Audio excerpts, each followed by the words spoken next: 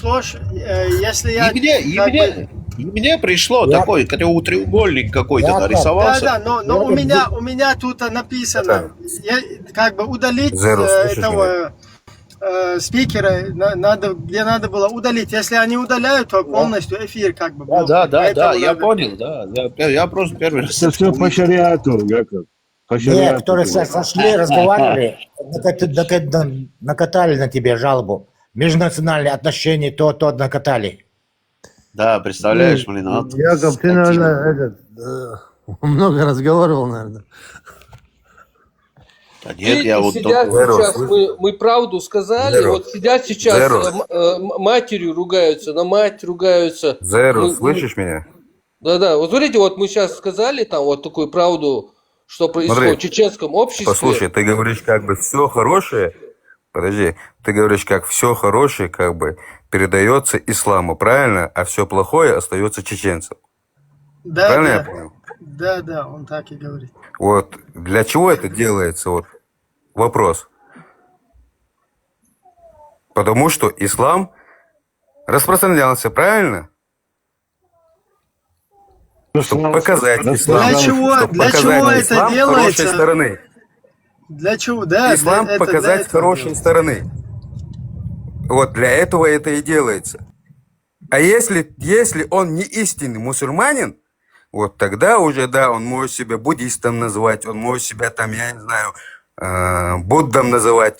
Там Чеченца моют? Чего? Чеченца моют назвать? Смотри, послушай. Я сам чеченец, если я хороший... Свободный, что он хочет сказать? Дайте ему договорить, я не понял вообще. Мысли я не понял. Вот ты говорил, что все хорошее исламу передается, а все плохое чеченцам, правильно? Да, выскажи позицию полностью. Вот, а для чего это делается? Для чего это делается тогда? Вот вопрос. Для чего делается? Чтобы чеченцев зачморить под видом, что распространяется ислам, понимаешь? Нет. Да, как раз... А ислам, да, чеченцы, кто не ислам, что ли, или что? Я не пойму. Во Франции от старика-учителя по сунне пророка из-под тишка сзади, как обычно, на спящих тоже нападал пророк. Сзади напал террорист гребаный. И именно по исламу. А вот этот учитель что делал? Подожди, а вот этот учитель что делал? Ислам чморил, правильно? Правильно, его не надо было резать, Да сказать, да, а ты что, у тебя что там, взорвалось, что ли? Дай ему, да сказать, у меня не взорвалось, если он руководствуясь... Алло, подожди. Руководствуясь исламом, совершил террористический акт. Сегодня этого чудака, этого террориста похоронили, повезли на чеченское кладбище языческое и туда похоронили. И на весь мир сказали, что это чеченец. Не сказали, что он мусульманин и что он их герой. Сегодня пойди к любому, к Тумсу Лубянскому, к любому блогеру, подскажи, что для тебя он герой или нет. Они от него как от прокаженного отрекаются. Понимаешь? Одним говорят, что это герой уммы. Вот этого героя своей уммы террористический заберите и похороните там, где срали ночью жены пророка, на Аль-Манасе Аль-Баке. Самые святые. Вот туда похороните его тушку.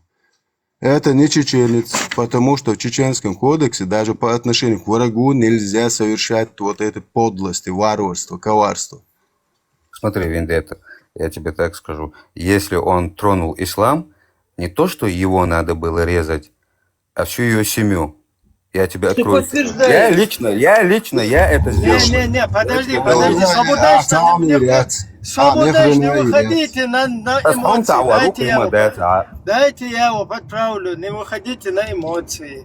Если он что-то говорит на ислам, свободнеца, Вендетта, свободнеца, петушица, дочь. Смотри, тебе подправляю тебя. Смотри, объясняю. Если он что-то сказал на ислам, если он что-то говорит на Аллаха, по аятам Корана ему велено человеку, от которых находится в среде мусульман, там 2 раза такой аят повторяется в Коране, и что-то на Аллаха, на религию наговаривает, тебе нужно отойти от него, то есть его присутствие не находиться, пока он не поменяет тему. Когда он поменяет тему, ты можешь дальше с ним общаться и все. Просто когда он на Аллаха, там, на ислам что-то говорит, тогда нельзя. А вот если он на пророка кто-то что-то сказал, на пророка Мухаммада, именно Мухаммада, ни другого, ни Муса, ни Иса, ни Ибрахим, ни так далее. Когда на Мухаммада сказал, вот тогда там нужно секир делать. Это четко в хадисах сказано.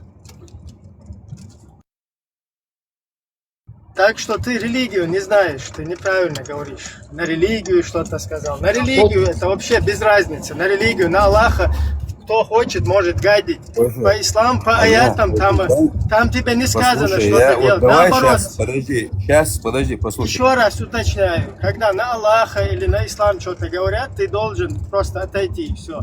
Когда на пророка говорят, вот тогда ты должен замочить. Я сейчас хочу спросить этого героя Уммы. Ты готов, короче, совершить террористический акт ради Аллаха, пророка?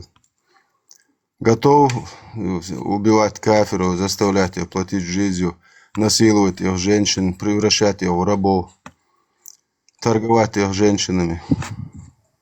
Ты где находишься, муджахид? Ты в Афганистане? Ты у меня спрашиваешь? Да, ты в Афганистане? Нет, не в Афганистане. Если ислам язык тронет, включая тебя, я могу просто... Путин сказал, что если нужно будет Аллаха... Я могу Аллах, поиметь, включая тебя. Аллах, Если ты ислам Аллах, тронешь, Аллах. я тебе еще раз говорю, Вендетта, включая тебя, я могу иметь. Аллах, что ты сделаешь? Вот, уточни, я не знаю. Я могу тебя что, поиметь, голубой? говорю. Ты голубой, да? Я Как для свой тебя пророк. стану на один день Вот пророк голубым. тоже был заднеприводным, Я мы знаем. для Ты тебя голубой? стану на один день Ты голубым, голубой? не переживай. Если ты голубой. если ты доступна, если где есть недоступна, а доступна, если ты была бы, ты вот здесь не сидела бы. Ты губной муджахид, да? У тебя губной джихад. Так, я Пропущенный. его выкинул, потому что у нас тут пропаганда голубых, она запрещена у меня на этой площадке. Можете заниматься сколько угодно, с кем угодно, короче, там, с мужиками, с собаками, нам без разницы. Просто не пропагандируйте, только не пропагандируйте свою постельную вот эту жизнь, да, с мужчинами. Не понял, он контраргумент хотел вроде привести, а сам наоборот подтвердил, что он сделал по-исламски, и все, что я говорил, он подтвердил, просто я думал, он там опровергнул хочет. Он, наверное, стрим перепутал, ребят. Да ничего он не Он хотел. подумал, что- Он вообще другой. Подумал, что к этим геям зашел, наверное, подумал, что он хотел тут, склеить кого-то хотел, да? В кого-то Это превратить. оставьте этот бред. Мы сейчас по теме, вот он хотел вроде бы опровергнуть, что чеченцы не так поступают, ну и мусульмане чеченцы не так поступают. Не все, их немного так прям, чтобы. Ну вот такое происходит. Хорошее в копилку ислама, плохое в копилку чеченцев. Вот это происходит. Он не так хотел сказать. Он при чем здесь это? Он хотел сказать, что ислам развивается, и из-за этого это происходит, потому что в целом ислам развивается. Он вот это хотел сказать. Да нет, он оправдал теракт. Теракт оправдал. Нет, это понятно, что я понял. Это уже потом, да, когда уже начали ему пример приводить, он говорит, да, что здесь такого как бы. А изначально он за другое говорил. Он же тебя спрашивал, почему так, да? Почему, типа, как бы в копилку ислама добрые дела, а в копилку чеченства, как бы, ну, такие отрицательные дела, да? Вы ему просто не дали договорить, короче, вы тему поменяли, и уже пошла там другая тема. Да, но дело в том, что он религию не знает, потому что он неправильно интерпретировал вот это дело. Нет, это он уже Не то, что интерпретировал, он неправильно это комментировал вообще. Почему? Потому что если кто-то Нет, ты что-то говорит Ты разделил Смотри, пророка и ислама, а он в целом сказал мне без Аллаха разницы. или на религию, Я понял. нет, ему без разницы, то есть, да, он это это просто говорит. там петушится он. Да, это он просто петушится. А в религии ислам я ему четко объяснил, что если ты на Аллаха или на ислам кто-то что-то плохое говорит, ты просто должен покинуть это место до тех пор, пока эти люди не вернутся опять к другой теме. И потом ты можешь к ним вернуться. В аяте так и сказано. Но когда ты говоришь о пророке, это сказано четко в хадисах. Как нужно с головой обращаться и так далее. Такого человека. Да, он еще добавил даже не только его, и всю семью бы, короче, со всей семьей так поступил бы. Ну, такой вот. Да, это уже, это уже он там от себя что-то. То есть он вообще религии полный лох. Полный ноль. От того, что ислам распространяется, не распространяется. Причем тут вот это вот делать, воспитанный в чеченском обществе с этими моральными устоями человечными, вот это все хорошее взять и приписать все исламу и наоборот. Вот это вот, как это связано, распространяется, не распространяется. Просто это очернение чеченского народа идет и обеливание вот этой идеологии. И в этом нашем чеченском обществе это идет эпидемия такая, можно сказать. И это все во вред нашему государству, нашему имени и так далее. Ничего хорошего от этого не выходит. Все хорошее дается чужому. Да, это совершенно верно.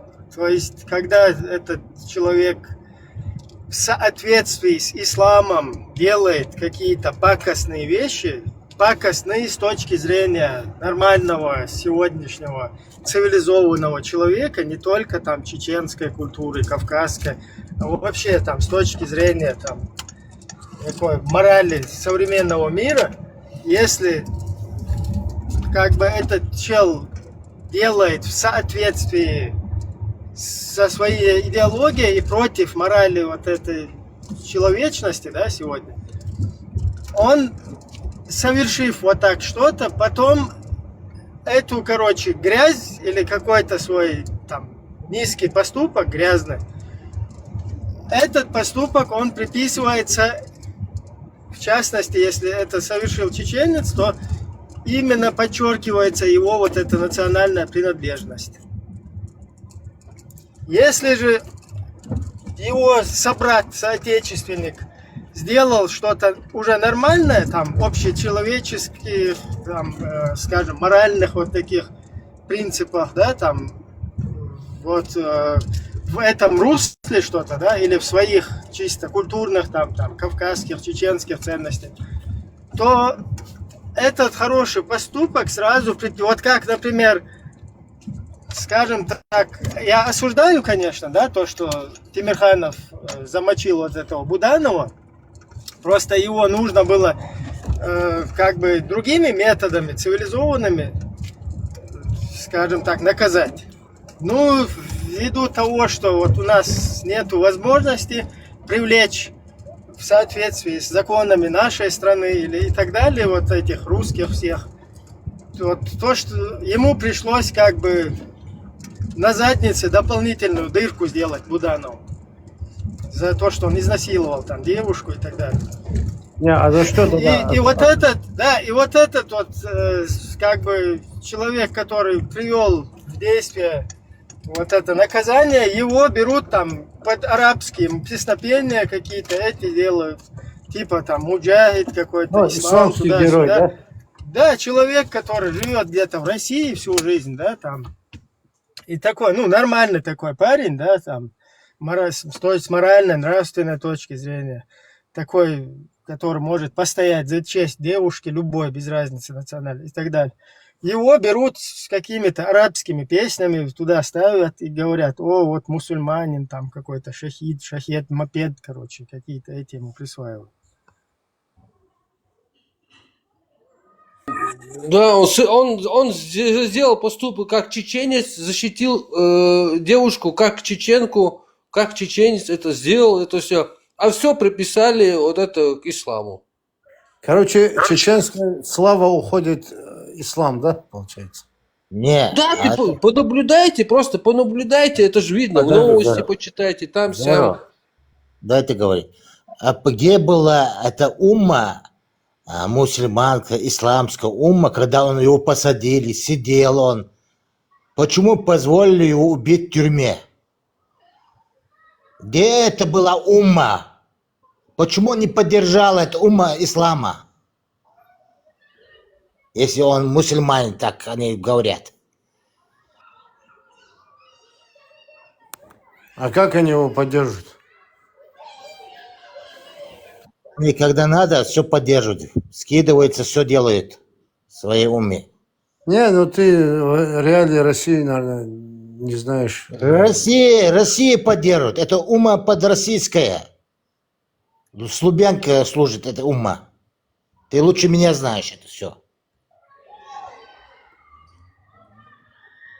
Я говорю, ты российские реалии, наверное, не знаешь. Да? Вот ты сейчас говоришь, где он. Я лучше тебя знаю, российские. Все это духовенство подконтрольно ФСБ. Ну, Ты тем лучше более, меня знаешь. смотри, тем более, если ты утверждаешь, что они под контролем ФСБ, тем более, как они его поддержат. Поэтому они же говорят, что их не герой это. Это исламская умма говорит. Не, ну смотри, вот если какой-нибудь русский или там какой-нибудь американец делает, Ума же не будет говорить, он наш герой, понимаешь? Значит, эти люди сами себя как бы причисляют к исламу, да, в той или иной степени. Кто-то вот 72%. Тимирханов себя причислял, что ли? Ну, в целом, да, в целом. Да не уже причислял, он, ну что Ну, ж, смотри, Зера, ну почему его Юсуф зовут? Почему его не Алексей, не Ваня Да зовут? при чем тут, Понимаешь? как его зовут? Зовут, потому что так получилось, потому что Ну, в вот неведении так жили получилось. народ. Его же не Ваня получилось. Его Да получилось при чем ты вот сейчас так. не смешивай? Он Нет, как чеченец поступил, сделал Я поступок. понимаю, Всё. что он как чеченец, как кавказец. Как Всё. Я А вот же это Ибраим не говорю. сидит, ну и что? Ну, Вот, отец вот его почему- назвал Ибраим, вот и что Ибраим, теперь? почему он Ибраим? Почему он не Ваня, допустим, не Иван? Да понимаешь? так сложилось, потому что Так мы я под тебе это и оккупацией. говорю, Зеря, вот я тебе это и говорю. Почему Ума его считает своим? Потому что он себя причисляет. Ну, если ты Юсуфа там спросил бы, да, скорее всего, с 99,9%, что он сказал бы, да, я мусульманин. Да, послушай сюда. А как Это он ума не исповедует имеет или не права, исповедует? подожди на минуту. Это ума не имеет права причислять себе, потому что по сунне пророка, по закону вашего Аллаха, он должен был совершить то же самое по отношению к его женщине. То есть изнасиловать и убить какую-то женщину Буданову. Мы осуждаем 32+, Аллах воскресе. По Корану и Сунне нужно было и его женщину отправить на концерт Кобзона нахрен. Какого хрена эта умма причисляет его к себе? Вот такой должен стоять вопрос. Вот А вопрос, я почему-то тебе вы, отвечаю. почему-то вы отрекаетесь от того, кто какую-то честь, которую нету пророка, защитил. Честь педофила защитил Франции. Я не от того не От отрекаюсь. него, вот его, вы не хотите говорить, что он ваш герой, да-да-да, вы его нахрен шлете. Нет, я ни от кого не отрекаюсь. Я Как нормально. нет? Это твой герой, да? А? Террорист твой герой? Я не знаю, ты о каких террористах говоришь. Как ты не знаешь? Безоружного, бедного старика, который напал сзади, убил. Это твой герой, да? Ну, ты же понял, Герой, ну, да, ты- твой?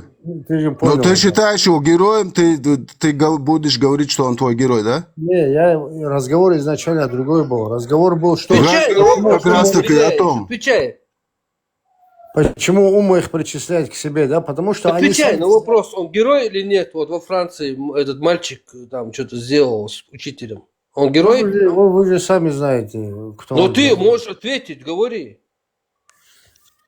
Мы-то знаем, а ты как думаешь? Нас Ну, Не, интересно. вот ты сейчас я- виляешь, я- ты вот это Мнение утверждаешь, но просто. когда тебя Слушай, спрашивают, смотри, ты начинаешь вилять. Что ты, Я- давай, говори я как ничего есть. не виляю. Что вы мне вот эти вопросы... Он действовал по задаете? исламу или нет? Он по Да, исламу да, действовал? Да, он по исламу действовал. Значит, да. он герой Уммы? Ну, значит, так получается, да. Ну, ты считаешь его героем Уммы? Тебе мое личное мнение сейчас... Да, твое личное мнение. Ты же мусульманин. Да, альхамдулillah, я мусульманин. Ты так, он герой Уммы? Ну, я это про себя оставлю, это мнение. Нет, тогда зачем ты здесь дискутируешь, если ты... Знаешь, тебе как получается? объясняю, Знаешь, как Джера, получается? я Ты таким, требуешь от нас какого-то честной дискуссии, а сам не ведешь честную Я от тебя дискуссию. ничего не требую. Я таким, как Тогда ты, молчи, объясняю. тогда Порядочно, закрой свой подожди. рот и сиди. Если ты не отвечаешь честно Ты на сам свой вопросы, рот закрой, тогда ты сам сиди свой рот свою закрой. пасть, закрой и сиди. Ты свою пасть закрой. Ты чё, закрой свою понял пасть ты? и сиди, короче. Если Пасть ты у тебя отвечай как на вопрос, собака, честно или нечестно. Что ты Я- сидишь, я- виляешь, там я- какие-то вот оценки одна, делаешь, у тебя- там это, у тебя- Тимирханов, там туда-сюда, короче, а сам на прямой вопрос ответить не можешь, потому что Да, ты трус. какие-то Ты двойные трус. стандарты. Ты Собакам трус. объясняю, ты вот собака. все, Я как тебе- все мусульмане, вы трусы. Вот ты трус.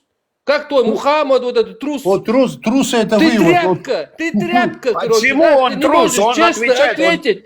Ты не можешь постоять за своего пророка, честно сказать, что я мусульманин, а этот мальчик герой умы, ты Ну, ты еще боишься увидишь, сказать. как постоим, ты Какая же ты трусливая, Тот, короче. что он увидит, Какая ты там же ты сидишь сейчас, трусливая тварь, угрожать посмотри, будешь, ты да, вот сидит он увидит. неделями, тут неделями Джекоб, сидит закрой вот этот ебал свой пират, пидорас, а блядь, теперь ебаный. полностью себя выявил, короче, трусишка ты. Все, твое имя трус, и больше с тобой не о Трус чем это говорить. ты сам, ты черт. Закрой свой рот, короче. Пират Вообще ебло свое, ты с тобой закрой, там вообще пидорас западло ебаный, ты разговаривать. там Зашкваренный, блин. Сам Зашкваренный зашкваренный. мусульманин.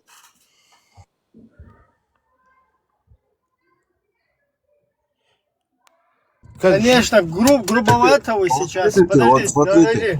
Не, да, это Дайте. истеричка, да, Дайте я. А Подожди, пошел ты, дай- истеричка, ты тварь, блядь, трусливая. Дайте сам ты тварь, Сиди черт, тут, разделить. лицемер. Ты лицемер. Подождите. Брат, Ты сам лицемер. Вот видите, все, кто слушает, видите, чеченцам говорят, что чтобы мы сказали, что это герой, а сами вот эти наши окружающие, Вот. которые нам этот ислам тирают, не хотят говорить, что он герой. Ни Вот, Тумсо вот не чётко. хочет, да, никто не хочет. Вообще ни Закаев не хочет, который нам шариат строит. Ни Ребят, Ламаев вот не говорит, что он герой. Тут смотри, Не те, вот- кто сюда приходит защитить ислам, свою пасть, хлеборезку боятся открыть. Ведеда, знаешь что, я просто два слова скажу. Ему неудобно это сказать, понимаешь? Он понимает подсознательно, что Тогда это... молчать должен в тряпочку, Яков. Он должен молчать тогда. Честную Согласен, дискуссию должен согласен, вести. да. Честную Согласен. дискуссию надо Он- вести. Смотри, да, объясняю, он понимаешь, подсознательно... не Мират, понимает. подожди секунду, по-братски, подожди, остановись. По-братски, вот смотри, да, вот подсознательно где-то там он же понимает, что, блядь, старик, да, вот старик, он подбегает, убивает, сзади тыкает, ну, это же ненормально, неадекватно, блядь. Яков, вы тему Это не- поменяли. И вот такие, как Зеры, говорят, почему Ума причисляет там Тимирханова, там других, третьих к себе. Они же чеченцы, говорят, он же из чеченских соображений сделал там с Будановым, там, да, и Ивановым, Петровым, Сидоровым. А я ему объясняю, если он не понимает, если он не хочет понимать, я ему объясняю, почему. Потому что и Тимирханов, и все другие остальные, они все себя причисляют к исламу в той или иной степени. Мальчик герой умы. Мальчик герой умы. Он причисляет себя мусульманам. Вот Да, это вот конечно, причисляет, почему да, ты вот просто не можешь Так тогда ответить, да? отвечай, вот? он герой умы или нет. Ну, я тебе зачем здесь буду? Ты как Так мусор. ты ты как- сейчас хочешь, там ты на двойных Нет, струнах подожди, хочешь брат, сидеть. ты сейчас объясняй, подожди секунду, Зеро, Зера, ты сейчас ты начинаешь тут ФСБшная рожа, рассказывать. ты как ФСБшник сидишь сейчас и провоцируешь, понимаешь? Вот Ты ты, пират, тебе блядь, потом- Подожди, ты при трус, чем тут блядь, провоцировать, брат? Ты начинаешь про тему рассуждать, ты приводишь примеры, он приводит примеры, ты за свое, он за свое, он привел тебе, да, вот так, вот так, вот так. Ты или да, или нет, ну это же элементарно просто. Что вот он меня вопрос. привел? Он меня провоцирует, понимаешь? Он провокационный вопрос задает. Он знает, как я рассуждаю. В что чем я, тут как- провокация? Я тут провокации не вижу. Это правда, это случилось, это есть. Вот оно происшествие, вот оно перед нами глазами Нет, такое. он спросил. И вывод Он делаешь, говорит, подожди секунду, делаешь вывод из этого поступка, правильный поступок или неправильный поступок. а тебе Вот и зачем, все. какой я вывод делаю? Тебе я зачем вообще? Мой вывод зачем? Слушай, ты Не зачем надо сюда болтать тут, поднялся? сидеть, Ты я здесь тебе говорю. разговариваешь. Если ты не Подождите. делаешь выводы, сиди, не болтай тут. Подождите, Да ты сам не болтай, ты успокойтесь. сам Смотри, болтай. смотри, Болтай, ты смотри. трусишка, блин. Да ты Подождите, сам смотри. трусишка, брат. Смотри, Мусульманский трус. пират просто, подождите, пират просто понимает, что вот это то, что Тимирханов сделал, кстати, он не Юсуф, а Юсуп, с П, буквой П. Не, ну как То бы есть там не чеченцы, было. чеченцы даже правильно там вот эти арабские имена там коверкали, да? У нас есть имя Арби, которое никогда ты у арабов не встретишь, что означает араб. Какого хрена его вообще это имя давали наши предки? И сегодня там, недавно кто давал, полный тупняк, да? Какие-то там имена Ихван, что означает братья, такое имя вообще арабы не дают. Просто услышали там звон какой-то на арабском языке. И через вот этих кумыкских, вот это понасадили эту хренотень. Тут дело в том, что ты подсознательно понимаешь, что то, что совершил Юсуп Тимирханов, это морально какое-то объяснимое дело. В любом месте, в любом обществе ты можешь этому оправдание найти. А то, что сделал петушок вот этот, которого вы подстрекали, ну, вы, имеется в виду все вот эти идеологи интернетные. Кстати, отмечу то, что когда этот пацан совершил это преступление, во Франции с 3 лет возраста ребенка, проживающего во Франции, на ломаном русском языке в интернете сразу делает отчет своим братушкам, которые там у него сидят, и на русском языке говорит: брат, я сделал это. Понятно, да, там, как отчет, то есть с кем он там якшался, с кем он там переписывался и так далее. И ты четко понимаешь, что вот это вот будулачество, то есть какое-то основанное на идеологических каких-то вот этих убеждениях, да, какой-то фанатический вот этот выпад, то, что это ты не сможешь оправдать. И поэтому ты от этого как бы отнекиваешься, отрекаешься. То есть не хочешь это подтверждать, да, что он, короче, герой Уммы. А он то, которое, наоборот, сделано из человеческих, там, моральных каких-то побуждений, да, хотя это тоже неправильно, но в другой ситуации просто наше государство, оно должно было этого говнюка посадить, да, там, я не знаю, осудить его конкретно, и вот так, просто нету возможности. Машалду Масади. Вот и все, вот и все. Вообще это было бы лучше, если вот так, если упор, если обратно вопрос задают, если не можешь отвечать, просто сидеть и слушать. Вот так было бы лучше, конечно. Но если уже вот ты сам лезешь в этот диспут, надо отвечать, а не не надо там заикаться. Я не заикаюсь, когда у меня провокационные вопросы говори, как есть, да, я вот так поддерживаю, или нет, что задаете вопросы, потому что ты сам спровоцировал это. Вот я что вот спровоцировал? Я вообще, разговор о другом был вообще. Это они сами провоцировали. Я слушал здесь, как это произошло. Ну, слушал, вы все слушали. Со стороны... Разговор вообще о другом был.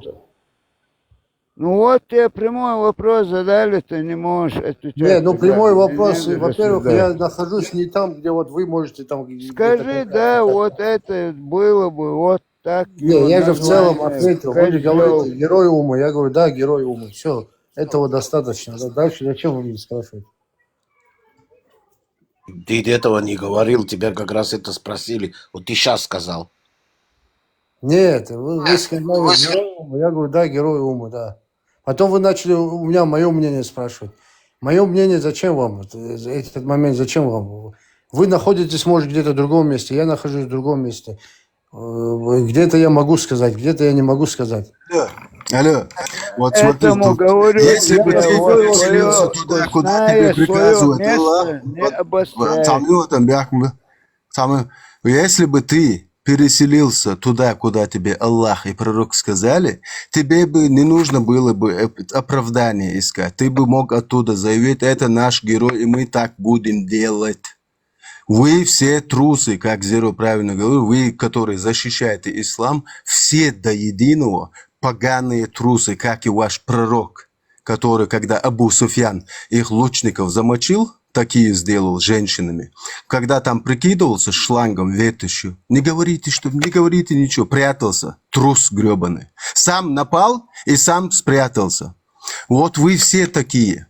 Вот переселись туда по 6 аятам, где тебе переселение, хиджу делают, и хадису, сахих хадису, 3 том сборника Абу Дауда, 2645 хадис, и 6 аятов, в которых Аллах и пророк от вас отрекаются, трусов. У вас намаз не принимается, ни ваш пост не принимает, ваша садака не принимает, у вас ни хрена Аллах и пророк не принимают, если они не балаболы. Мы сами разберемся. Нет, ты ни хрена сам не разберешься, это мы уже разобрались, мы тебе по факту предъявили, ты трус, ты не мусульманин, от тебя Аллах и пророк отреклись, ты балабол обыкновенный. Ну приезжай домой тогда, как мужчина. Не это самое, не агрессируем. Аккуратно как. Если ты не трус, давай домой приезжай как мужчина. Что вы там? Просто правильно можно объяснить это пирату. Проститутка, ты меня сюда послушай, дагестанская шмара.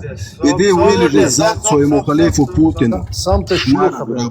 Тебе даже чеченцы чертом считают. Короче, осуждаю, да, вот эти все-таки на личность там вот такие нападки. Потому что пират, понятно, где он там находится, что он, я не согласен с его мнением, но он себя более-менее прилично ведет.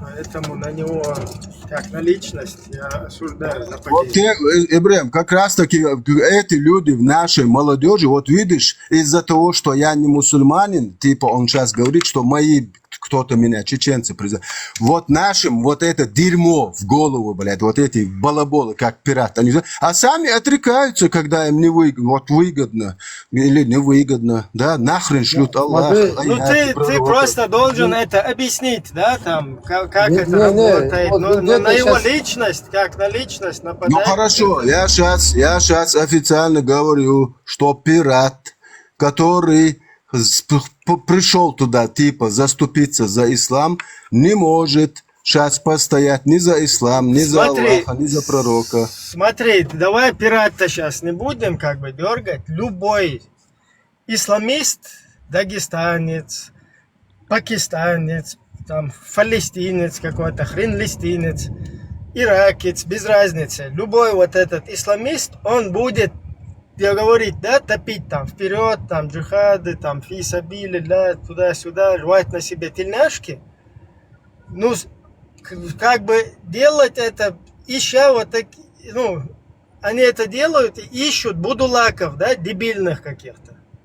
И вот это дебильный, когда находится, они все начинают отнекиваться от того, что его подстрекли к этому. И все, и вот это вот клеймо, вот это вот дерьмо, я извиняюсь, как есть правильно, если сказать, оно ложится очередным пластом на чеченский народ. Он в Америке, которые поехали, один дагестанец, Тамерлан, и его брат младший, у которого мама дагестанка, папа чеченец. Вот эти два пацана сделали террористический акт в Бостоне, который мы осуждаем, который мы там полностью, да, понимаем, что это человеконенавистническое действие, да, там, массовое. Но вот эти вот сделали там, почему это сделали? Из-за того, что они чеченцы, или они хотели помочь чеченскому народу, или они там в Америке, я не знаю, где-то возле русского посольства, это как бы за чеченцев пытаясь, там, за то, что там Россия на чеченцев. Нет! Абсолютно у них никакой чеченской темы там нет, тем более у Тамерлана, дагестанца. У них абсолютно чеченской темы. Вот эти два говнюка, уже назову их как есть, насмотрелись вот этих исламистов всяких в интернетах, которые их там вокруг пальца обводят. Вот это дерьмо в голову вливают. Насмотревшись, это потом Тамерлан, дагестанец старший, он ездил домой, встречался там с вот этими говнюковыми джамаатами в Дагестане где-то. Потом приехал туда, в Америку. Ему уже объяснили, как вот это говно подготовить там и заложить там людям. Они это пошли, этого мелкого взял еще за собой туда, потащил, пошли прямо он среди этих людей, которые марафон там, он собрались большая куча людей, там праздник идет, нормально, люди вышли отдыхать. пошли там это дерьмо замутили. Замутили ради исламской уммы. За Ирак им обидно было, потому что в Ираке мусульман Саддам Хусейна Шишани, Саддам, вы знаете такого? Абу Саддам Хусейн Шишани, Тумсо Абдурахманов, тоже у него, кстати, имя. У них вот этот кумир Саддам Хусейн, тиран, убийца, там, ничтожество. Вот пошли за этих иракцев, пошли там совершили, короче, нагадили. И потом что происходит? Иракцы, все какие там мусульманские муллы в Америке, общины иракские, арабские, всякие там боснийские, всякие турецкие, они в один голос все осудили вот этих ублюдков, террористов, чеченцев, где они еще за спиной там шептаются: о, смотри, это чеченцы. А потом там в своих интернетах опять возвращаются и говорят: маша Аллах, короче, тигры мазандаранские, туда-сюда, там умма, львы Аллаха, туда, где-то под этими левыми никами, там, туда-сюда, технично, да? А официально и Ирак, и Судан, и всякие Саудовская Аравия, и пластилинцы, и хренстилинцы, все полностью это осудили и отреклись. А на нас, чеченцев, вот это положили, это говно, понимаете? Тамерлан, вот этот дагестанец, и его брат младший, у которого папа чеченец, мама дагестанка. Даже вот этот американский министр иностранных дел чуть какие-то международные конфликты не создала. Уже со злостью где-то с трибуны высказав, короче, подлая Чехия, короче, мы вам сделаем туда-сюда. То есть вот это вот дерьмо, оно опять чеченцам достается. Зачем нам это дерьмо нужно? Алло. Поэтому мы не можем по-другому это никак, это дерьмо как бы от него, я не знаю, отделаться или остановить это. Единственный способ, нужно разделиться. То есть везде, где чеченцы есть, они четко должны проводить вот эту линию, осуждать вот это, всю вот эту вахабню, весь вот этот исламизм. И объяснять, что никакого отношения к чеченскому народу эта говнистая идеология не имеет. Она борется, наоборот, со всем чеченским. Так вы же и так разделились, Ибрахим, вы же разделились уже. Вот, Вендетта, Мы еще не разделили, мы здесь только в ТикТоке где-то находимся. Нет, ну я говорю, ну вы в ТикТоке разделились, да, вы же так не можете разделиться, вы пока в ТикТоке, да? ТикТок войска.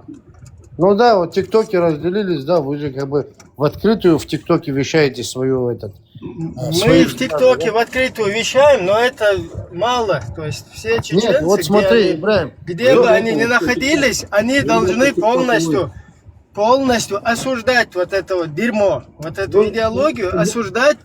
И тогда вот эти люди, которые следуют этому дерьму, чтобы они на свою задницу, я извиняюсь за откровенность, сели на свою задницу. Чтобы не было каких-то оправданий, там, о, наши чеченцы, наши, не наши. А наши ли наши, тут нужно определиться. Вот в чем проблема. Если эту вахабню, как и в былые времена, да, когда она появилась первый раз в Чеченской Республике, если это вахабню вот эту, да, там, исламизм вот этот весь, и вообще там ислам, просто наш народ еще не понимает до конца, что истинный ислам, он и есть вахабизм. Поэтому, как бы, когда ты полностью ислам скажешь, все это во штыки воспринимают. Я поэтому сторонник того, чтобы разъяснять тоже обществу.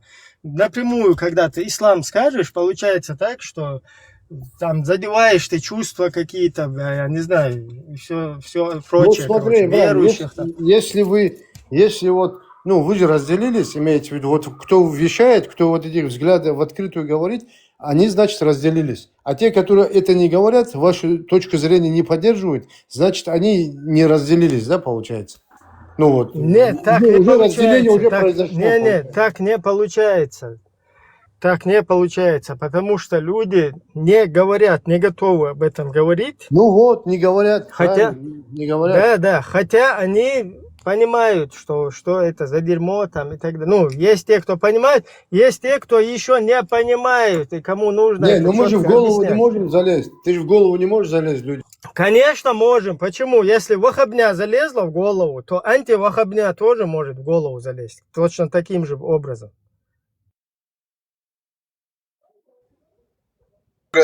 Сейчас, когда мы в лоб вопрос задали про террориста мусульманина, на него он, видишь ли, отвечать не может по соображениям своей личной безопасности.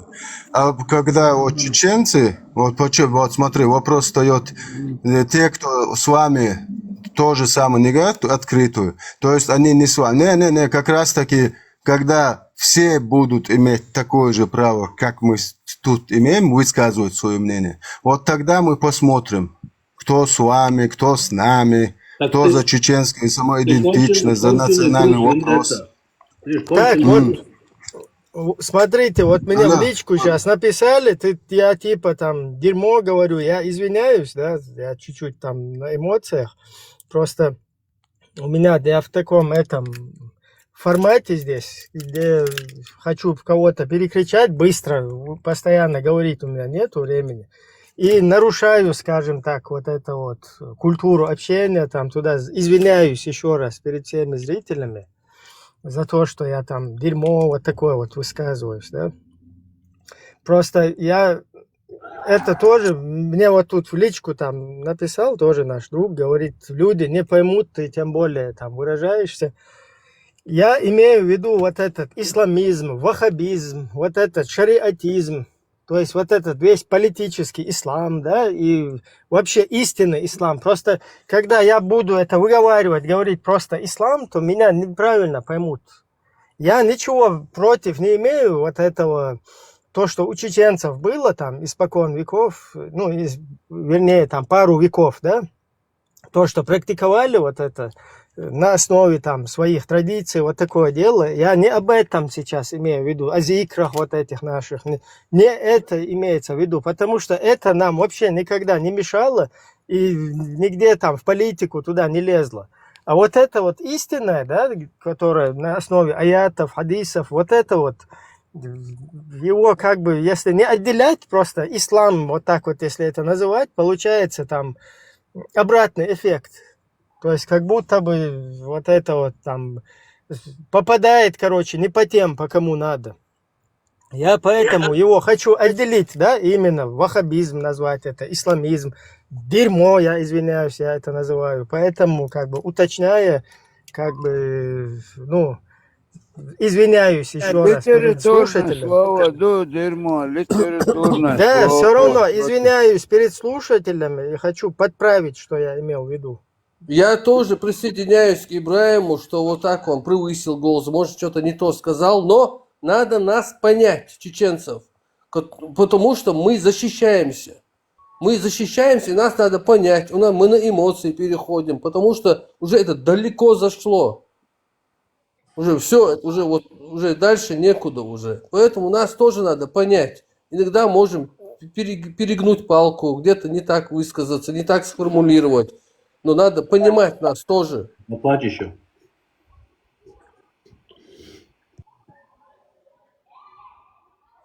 Ни на кого не нападаем. Сами в мирное время там ничего, ни на кого не нападаем, ничего не хотим. Мы просто защищаемся. И то, когда уже перелезли через забор, зашли через форточку и уселись на диван. Вот тогда мы уже начали защищаться. Да, и этот чат мы создали чисто для своих, чтобы объяснить, чтобы раскрыть. Кому не нравится, прошелкайте. Есть очень много чатов на одной волне, чтобы найти для себя. Я бы так не сказал, это чат. А здесь я постоянно вот евреи сюда. Свободный Ну, для вот всех. евреям, значит, Мы как... нравится с Подождите, я сейчас подправлю чуть-чуть. Вот Он кто как пока для это внутреннего, так и для внешнего пользования.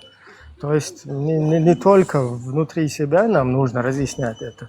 а еще и другим разъяснять, что у нас, какие процессы у нас проходят, и что у нас тут не однобоко все, да, чтобы нас не воспринимали какими-то этими, которые, вот, о которых мы сейчас говорим, да, здесь. То есть у нас огромная часть в нашем народе есть и другого мнения люди, просто которые, как мы, не могут здесь вот так высказываться. Приветствую всех, ребята. Вы меня слышите? Привет, привет. Да, приветствую. Можно сказать несколько слов вам? Ибрагим, я тебя знаю, слушаю часто, ведету слушаю, хорошие ребята. Любой нормальный человек, у кого есть мозги и критическое мышление, понимает, что вы стараетесь для своего народа свободу и привести свой народ, любите свой народ. И это любой нормальный человек, у кого мозги есть, это понимает. А вот многие заходят и начинают, вы там-то. Это только начало. 3 года, которые вы ведете, или 2 года, эти стримы, это капля в море для исторической, для исторического процента. Это только начало. И это вы делаете все четко и правильно. И я лично понимаю, что вы любите свой народ и хотите свободу. А что может быть лучше, чем свобода? Это дураку понятно. Понимаете? А вот эти вот многие, которые заходят и там глупости какие-то вам несут, там этот, там тот. Кто защищает? У меня лучшие друзья казах и азербайджанец. Но они достойные люди, я знаю точно. Если они услышали бы сегодня, что говорит их Коран, я тоже это не знал. Раньше мы даже не спрашивали это. Но они бежали бы от этой порожняка, от этого, как сказать. Потому что нормальный человек это не может принять. И все. Так я это понимаю. Мне 58 лет, у меня мусульмане были ребята очень достойные. Я считаю, что из мусульман есть 4 сорта мусульман. Умные, которые не заходят сюда, которые стесняются заходить сюда, потому что так как они узнают про свой Коран. Есть малоумные, это которые заходят и спрашивают еще иногда. А есть недоумки, которые верят, что там земля на киту, и всякие, что бурак летает, там, все шутки, про которые Ведета красиво рассказывает. Остро, но точно. Как-то так. Вот я это вижу. Дело в том, что мы ислам это не осуждаем. Мы не осуждаем другие нации, которые его ислам принимают. Дело не в этом. Есть очень много народов, до ислама у них же были такие же традиции, там женитьба туда-сюда. Но это к нам с нашими традициями, с нашим менталитетом абсолютно не подходит. Небо и земля разница. Мы боремся, хотим донести до нашего народа, до нашего. Мы ни в коем случае не хотим там наговаривать на ислам, чтобы другие или дагестанцы, чтобы уходили. У них тоже есть очень дальние, много народов, наций там. У них были традиции, как у них. Мы не осуждаем это. Мы своим просто стараемся открыть глаза, донести, что к нашим традициям она абсолютно разница, это чуждо. Вот что мы хотим донести. Это понятно, но с момента, когда мне рассказывают, скажем, я не христианин, я не верю, я знаю, что это религия, это инструмент, но хочу сказать, был бы я христианином, как я и был это раньше, если бы мне сказали, что Христос женился на 9-летнем ребенке, да, я бы сразу побежал, посмотрел, есть такое? Если такое есть, я бы сказал, что он шарлатан просто. И бежал бы оттуда подальше. Я это имею в виду. Любой мусульманин, мой друг, который есть, потому что покажи своего друга, я скажу, кто ты. Мои друзья бежали бы от этого, если им сегодня рассказали бы вот это, они бы не защищали вот эту туфту, про которую вы рассказываете. Понимаешь, я это имею в виду. Нормальный человек, у кого есть мозги, он будет бежать от такого. И все.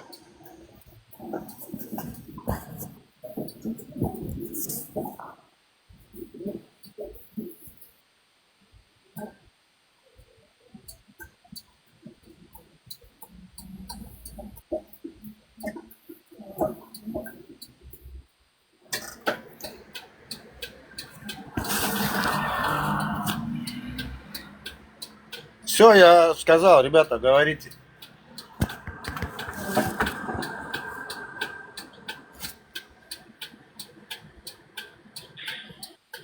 Я тут как еврей, на правах еврея скажу, во-первых, Вендетти, долг, все уже, ничего ты мне не должен. Ты помнишь, да, это 20% надо возвращать. Всем здравствуйте, кого не видел, шалом всем. Приветствую. С вами приятно познакомиться, меня Лазик зовут, можно Лазарь. Ашвол, кафир, многобожник, ягуд, безбожник, левобожник. Вот обратите внимание, после таких вот такого я сюда захожу еще. Мало что вот, они меня не любят за то, что я такой, так я еще захожу сюда.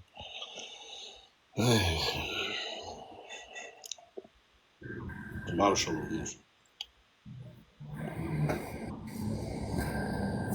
Так, я выхожу, ребята, чтобы вам место освободить. Может, какой-нибудь абориген запрыгнет к вам. Ладно, давайте. Сегодня Наша они, поддержка. сегодня наша они, поддержка они вам баранов будет режут. Они сегодня у них они заняты. Счастливо. Мне надо будет, кстати, чуть попозже к своим баранам зайти, посмотреть, что-то они сегодня стрим вообще не открывают. Может, поймали их там. Пока я не вышел, я хотел сказать о Ведете. Вчера мне понравилось, как он утром сказал. Я пошел по палатам пройдусь. Короче, вот это мне понравилось. Смеялся я тоже. Прикол. Ладно, счастливо выхожу я. Давайте. Алейкум, маршал. Приходи. 24/7 мы покажем чистоган ислама. Без каких-то укрытий, сокрытий. Как мусульмане трусы боятся. Мы не я лично не мусульманин никогда не был. Хотя когда-то думал, считал, что я мусульманин. 5 раз в мечети раком вставал. Оказывается, я даже близко не стоял к исламу и быть мусульманином. И я горжусь, что я никогда не был и тем более не буду мусульманином. Получается, твое хобби было такое, да? В мечеть ходить. Да, вместо спортзала-то нагибаться. Так я что-то скажешь, это что, да?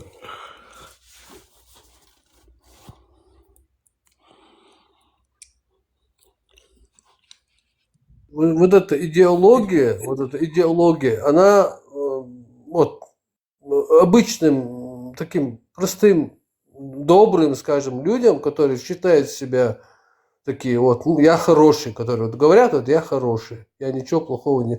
Вот таких людей заставляет эти идеологии оправдывать терроризм. Вот настолько она, как она работает, в голову вбивается.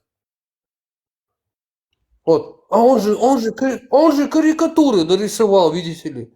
Да хоть он что нарисовал, какая разница, нарисовал он. Он что он сделал? Ну, нарисовал.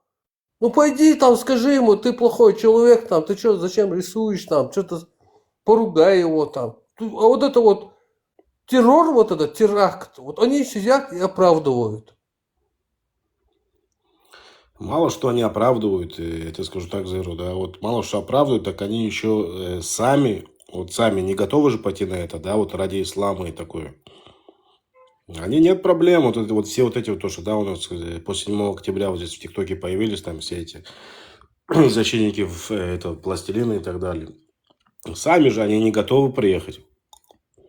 Вот, а сидит... Не готовы. А потом спроси его, допустим, эту женщину, которая оправдывает, или отца вот этого. Вот ты хотел бы, что твой ребенок пошел и там с этим учителем так поступил? Да. Конечно нет, он будет там всячески там отнекиваться будет. Ну, флажок он этого говноеда как бы повесит там, да, его себя там и так далее, как бы скажет, да, вот это наш шахид и такое, да. А сам он бы при этом будет порнуху где-то смотреть у себя дома. Да, Да, вот понимаю, в чем дело. подстрекают, сидят, оправдывают. А потом вот этот его сын, вот, допустим, сидит мужик какой-то, да, и сидит, оправдывает. О, там, шахид. А этот сын слушает в рот отца,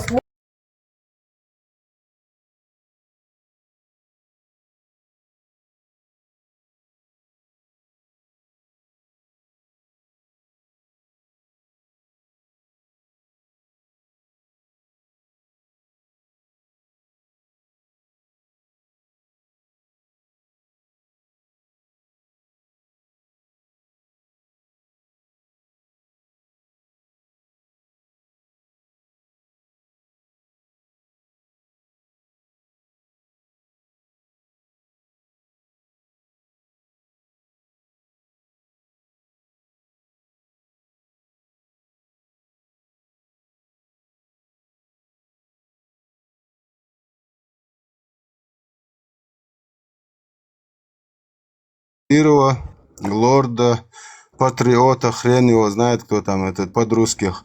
Почему вы их домашних не гнобите? Почему вы их, короче, не прессуете, чтобы мы перестали говорить об этом? Представляете?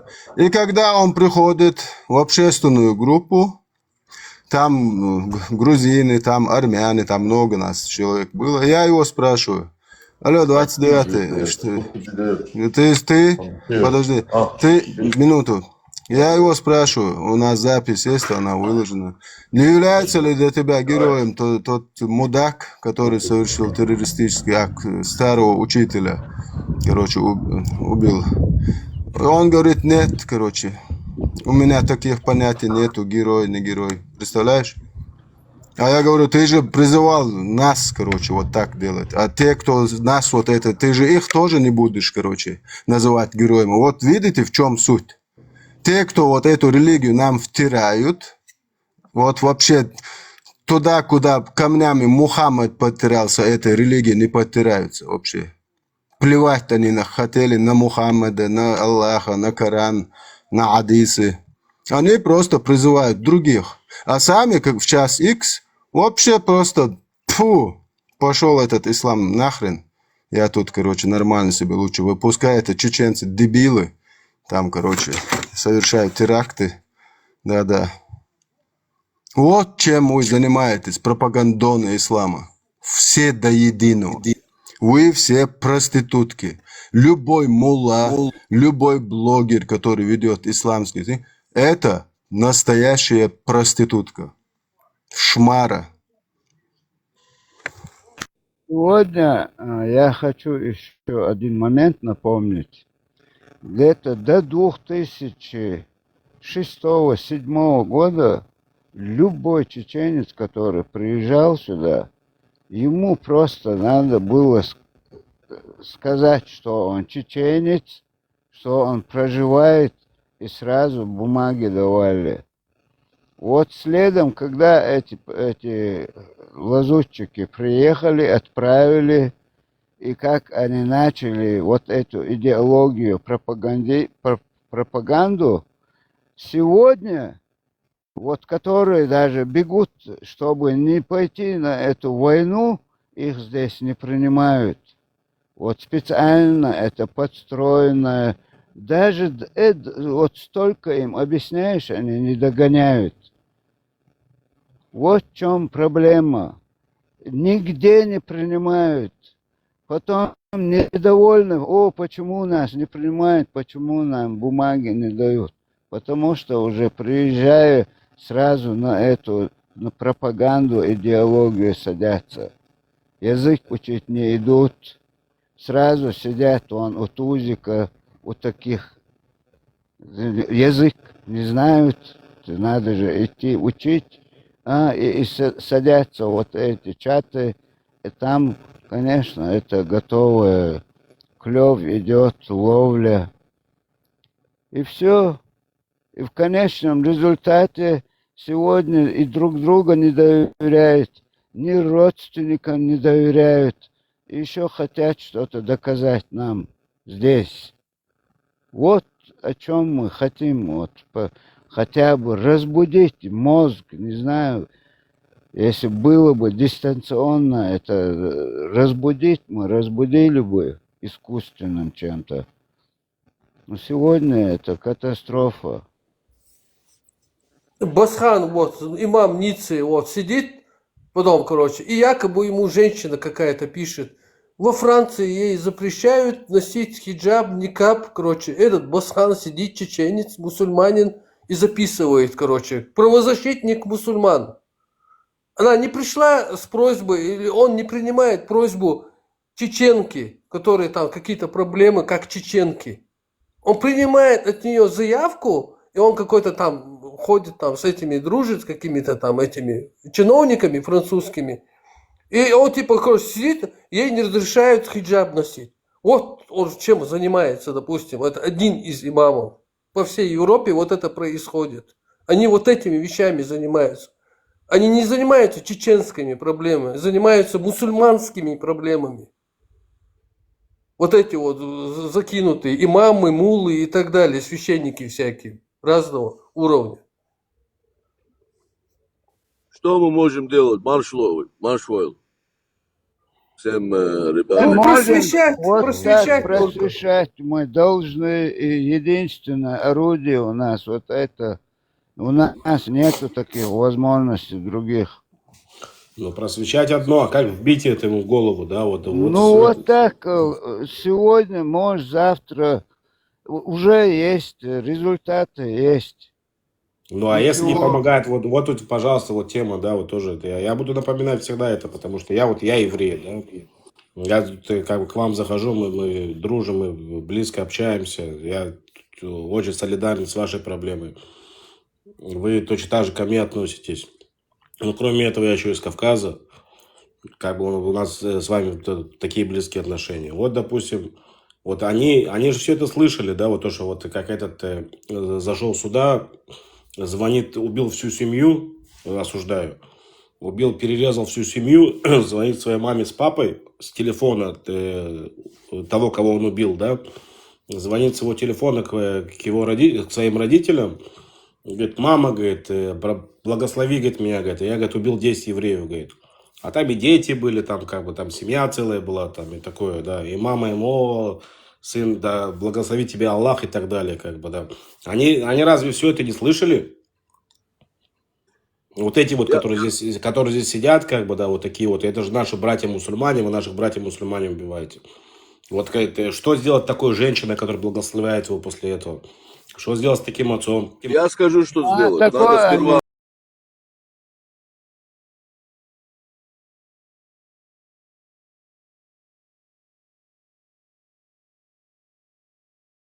Секундочку, Павел, по-братски, да. Они, когда ты им это говоришь, преподносишь эти факты, что они говорят? Ну, у них есть оправдание, как вы же, говорит, якобы оккупировали их земли, говорит, ни хрена себе, говорит. Ты не остановишь это. Ты не остановишь это.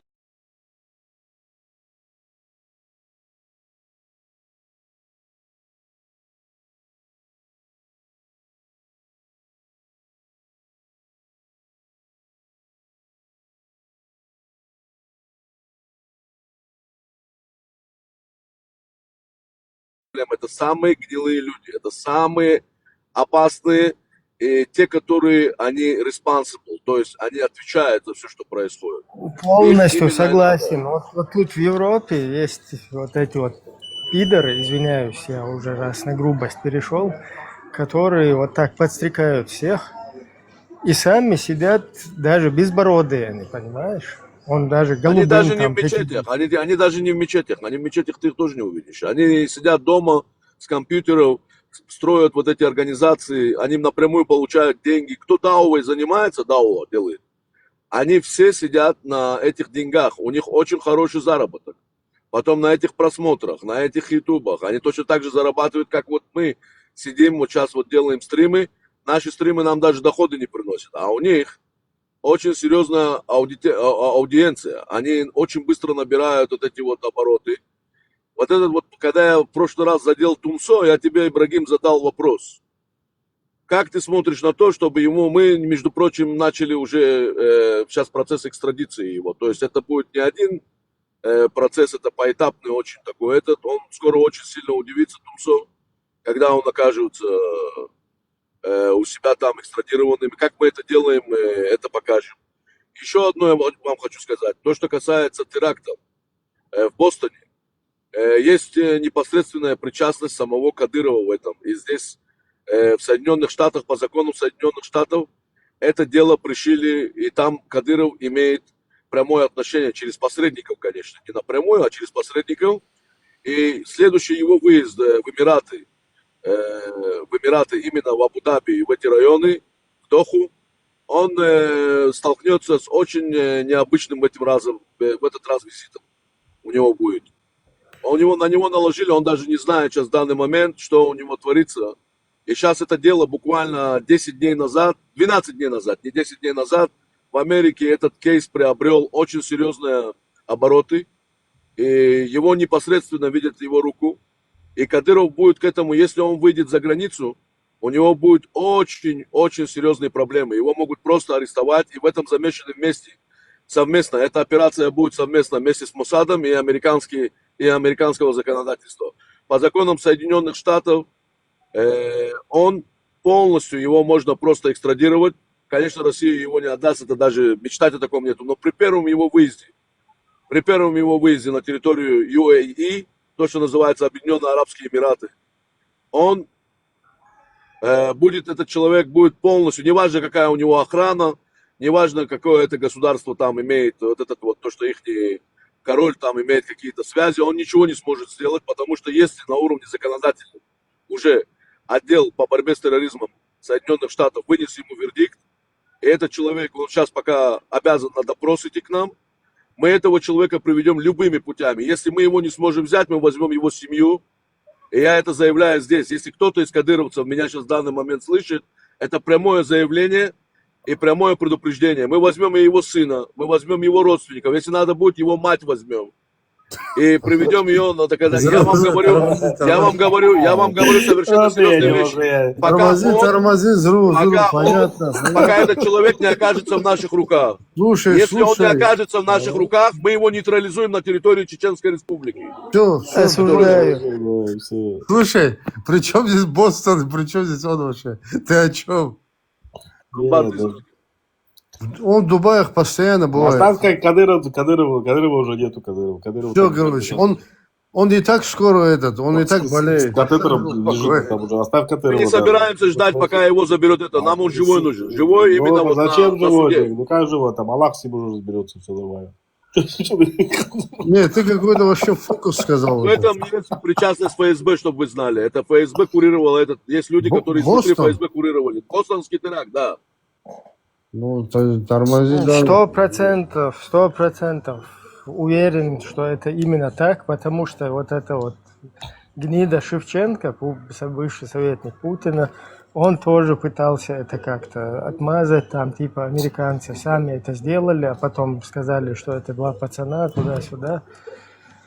Ля-ля тополя, короче. То есть вот такая... Я немножко Ибраим, я против, ты знаешь меня, да, я против теории конспирации, вся эта тематика. Жру. Не, там конспирации нету, понимаешь? Послушайте сюда, эти два говнюка, их просто я непосредственно имею отношение к этому делу, послушайте сюда, за неделю до теракта эти двое, оба брата, они были в Старбаксе на территории Брайтона, в штате Нью-Йорк, городе Бруклин. Они были замечены, за ними уже шло наблюдение. Там была сходка, они сцепились там. А как не перебивать меня, подождите, вы не знаете. Это часть этого дела. Я не причастен непосредственно, я непосредственно был все эти годы не причастен к делу с 2022 года. Я имею непосредственное отношение к этому делу, чтобы вы знали для себя, кто в данный момент разговаривает и почему я заявляю такие вещи. Я не распространяю теории конспирации и не заявляю какую-то ерунду, фантастику здесь. Я вам говорю, что этот человек по законодательству Соединенных Штатов на данный момент, он здесь сейчас объявлен в розыск и его должны арестовать. Понимаете? Это не делается сейчас на публичном официальном образе, но Хорошо, при любом хорошо, его да. при первом его выезде в Абу-Даби, со всеми его охраной, со всеми, кто там будет с ним, я хочу посмотреть, какой он мужик. Пусть в этот раз, вот сейчас вот, 12 дней назад, после вот то, что произошло, сейчас, если он мужик, пусть выйдет в Абу-Даби. Я хочу посмотреть, чтобы Кадыров выехал туда. Еще раз послушай, смотри, есть элементарное подстрекательство через свой язык, да, свой тупорылый язык, а есть такое, что ты специально это организуешь, как бы. Это две большие разницы. Организование, как бы, да, организовать тот или иной теракт, как бы, требует вот именно... Слышишь меня? Я объясняю, он курировал это дело через людей, Курировал. Как он Видишь, может что он это организовывал. курировать? Что ты ерунду говоришь? 100%. Тоже Не просто так. Факты, факты, где он является куратором. Да хорошо, Фредси, знаешь, что, надо ему Абел, сиди ровно. это другой разговор, это хорошо. То, что он должен быть наказан, как бы, но говорить другой разговор. про Кадыров, Опять что он этот что-то сидит здесь защитник Кадырова, он здесь свой, сидит здесь теории свой конспирации. курирует. Ты зачем лезешь, куда тебе не надо? Ты с Зачем кем? ты Ты с лезешь, кем куда тебе... разговариваешь? Ты знаешь, ты чем занимаешься в своей жизни, кроме этого ТикТока? Чем занимаешься в своей жизни, кроме этого ТикТока? Сиди там на своей сула, на своей дырке сиди и молчи там. Не кричи, ты что ты опять орать начинаешь? У тебя постоянно... Он не бабал, ебал, блядь. Секундочку, я извиняюсь, лично, секундочку. Как я с тобой в чем-то не согласен, ты начинаешь почему-то на меня орать. Что ты орешь на меня постоянно? Я непосредственно имею дело с этим отношением, я тебе Когда говорю. ты красавчик, непосредственно ты имеешь дела там и так далее. Лазик, Что дальше? Лазик, Хорошо, Лазик. что тебе не доказывают? Сабурду. Хорошо, что ты Вот кричишь подождите, постоянно? вот этот буддист личность, он что хочет сказать? Дайте послушать. Меня хочет услышать. Буддист, меня хотел? буддист или личность? Да, ты что Ты хотел, чтобы тебя услышали, говори. Смотри, ты меня путаешь. В первую очередь, я твою маму поимел. Личность. Буддист – это твой род. Не, твой род буддист. Буддисты... Не, подожди, буддистка. Ты о Кадырке что ты хотела сказать? Ты даже не знаешь, откуда ты вышел. Алло, петушица давай, ну его. Смотри, еще раз предупреждаю, не петушись, ты сейчас что-то хотел там высказать. Скажи спасибо, что ты дали хотел сказать сказать. после Да, твоих слов. по теме, что ты хотел сказать. Не петушась только. Yerden familya nokçuyor. Як дойчумя нокчуyor. Определить? Хунтир, Даделла Гук, Хуна, Хакадыркин, Даделла Гуксу. Полностью, начиная от Путина.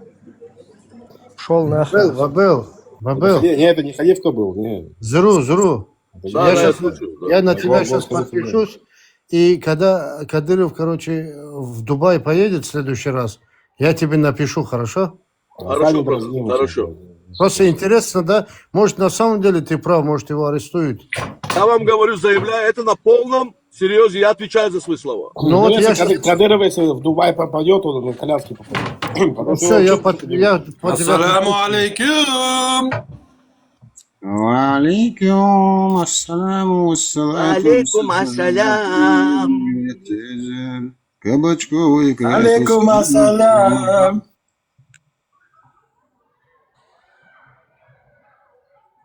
السلام عليكم ورحمة الله وبركاته يا مجاهدين يا И جماعة остальные сложные слова. يا جماعة المسلمين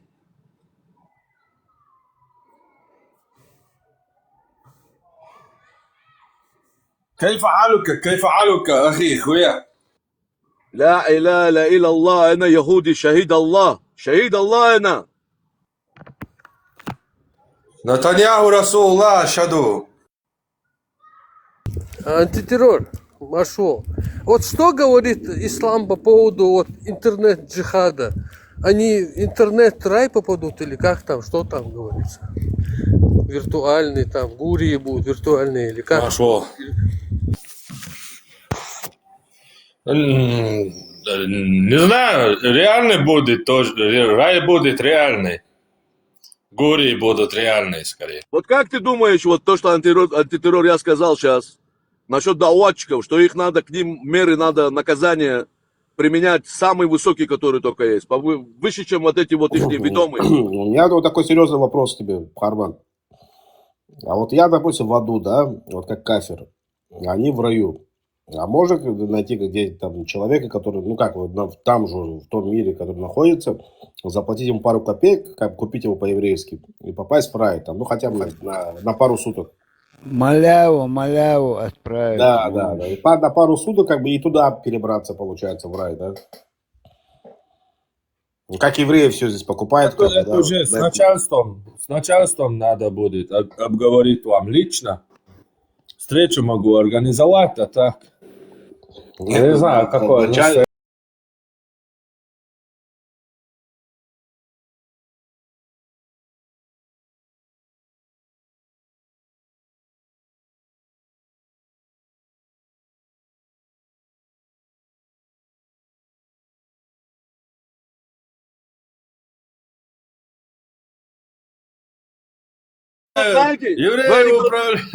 Вы анекдот знаете?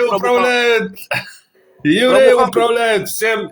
Не даст он сказать. Вопрос, да, добавил. Евреи управляют всем и Аллахом тоже. Давай. Короче, анекдот есть про Мухаммеда, послушайте, короче. Мухаммед, короче, отправляется в мир иной. Ну, не так было.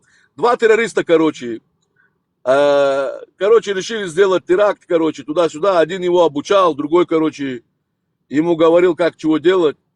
И один этот, короче, Абдулла, короче, решил пойти взорваться. Ему обещали там этот рай, там 72 гури, короче, все такое. И тот пошел, сделал теракт прямо в центре базара еврейского, короче, там. Пошли, короче, все, умерло там, короче, много людей, не дай бог. И, короче, поднимается он, короче, в этот, и там приемная, короче, на том свете, короче, очередь стоит, короче. Смотрит, все там евреи перед ним стоят, все национальности, короче, туда-сюда. И этот Абдулла, короче, доходит его очередь, смотрит, там хасид один сидит, короче, за таким этим, короче, как ресепшн, да, вот это вот, который принимает там все, он объясняет им, чего, куда, что, направление дает. Хасид сидит там в загробном мире, короче. И он ему говорит, говорит, Абдулла, говорит, говорит, мне путевку, пожалуйста, в рай. Я, говорит, говорит, Мухаммеда меня ждет, короче, там это самое. Он говорит, какой Мухаммед? Он говорит, Мухаммед здесь у вас, говорит, который после Аллаха, говорит, второй здесь, говорит. Он, говорит, меня там ждет. Мухаммеду мне, пожалуйста, путевку дайте, я с Мухаммедом должен поговорить. У нас написано в Коране, говорит, что, говорит, спрашивать нас будут, там все такое. Он говорит, подожди, какой Мухаммед? У нас, говорит, Бог. Он говорит, ну давай Богу, говорит, сразу, говорит, туда-сюда. Тот ему дает, короче, путевку, короче. Тот приходит к Богу. Бог ему начинает все объяснять. И он говорит, ты идешь по направлению в ад за то, что ты сделал, короче. Убил столько евреев. Он говорит, как? Мне Мухаммед сказал, короче, говорит, что говорит, если я сделаю этот теракт, я получу 72 гури. Я буду жить в рае, короче. Маленькие мальчики будут мне, короче, приносить мед и всякие, говорит, напитки, говорит, обслуживать меня. Никогда девственниц, короче, не будет заканчиваться их, короче. Ну, они всегда будут девственными. А он говорит, какого ты говоришь Мухаммеда? Он говорит, ну, Мухаммед, да, он говорит, Мухаммед. А Бог говорит, короче, Мухаммед, принеси, пожалуйста, сюда 2 кофе.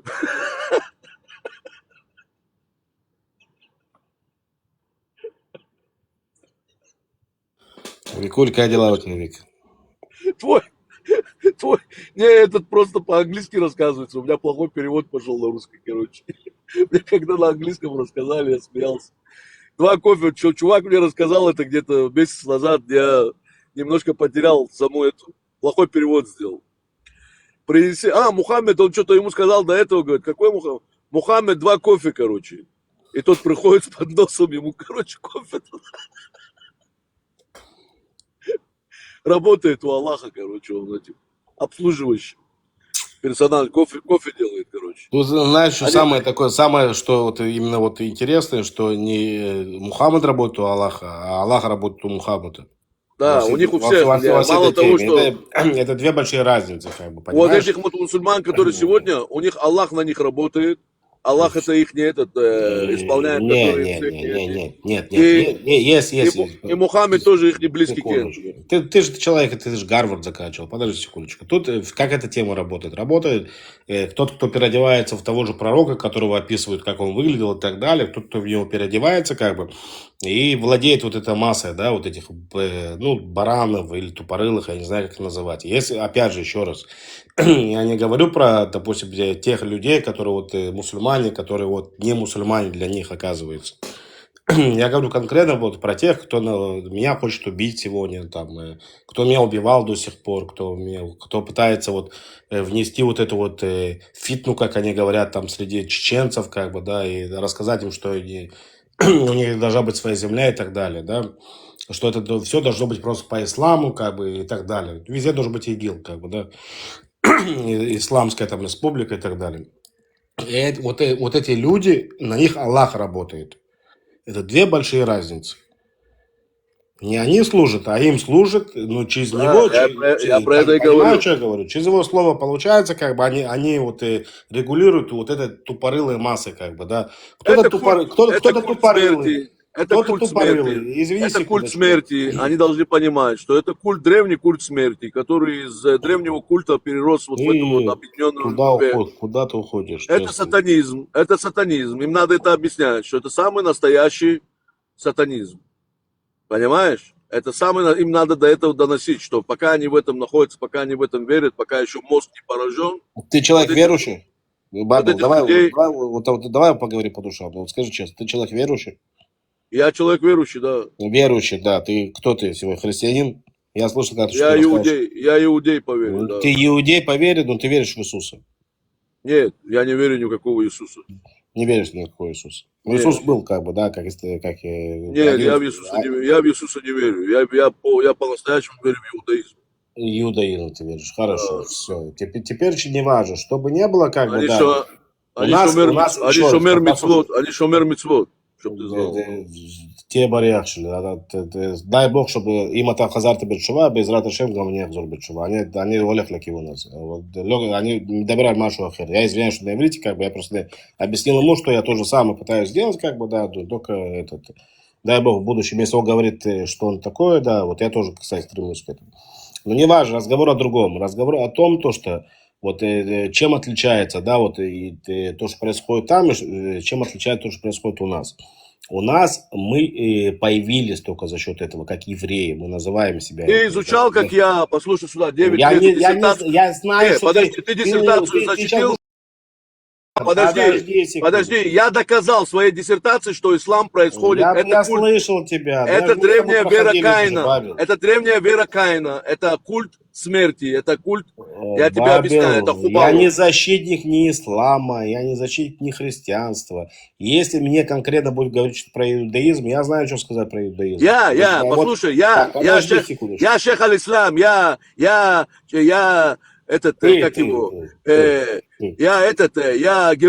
герой ислама,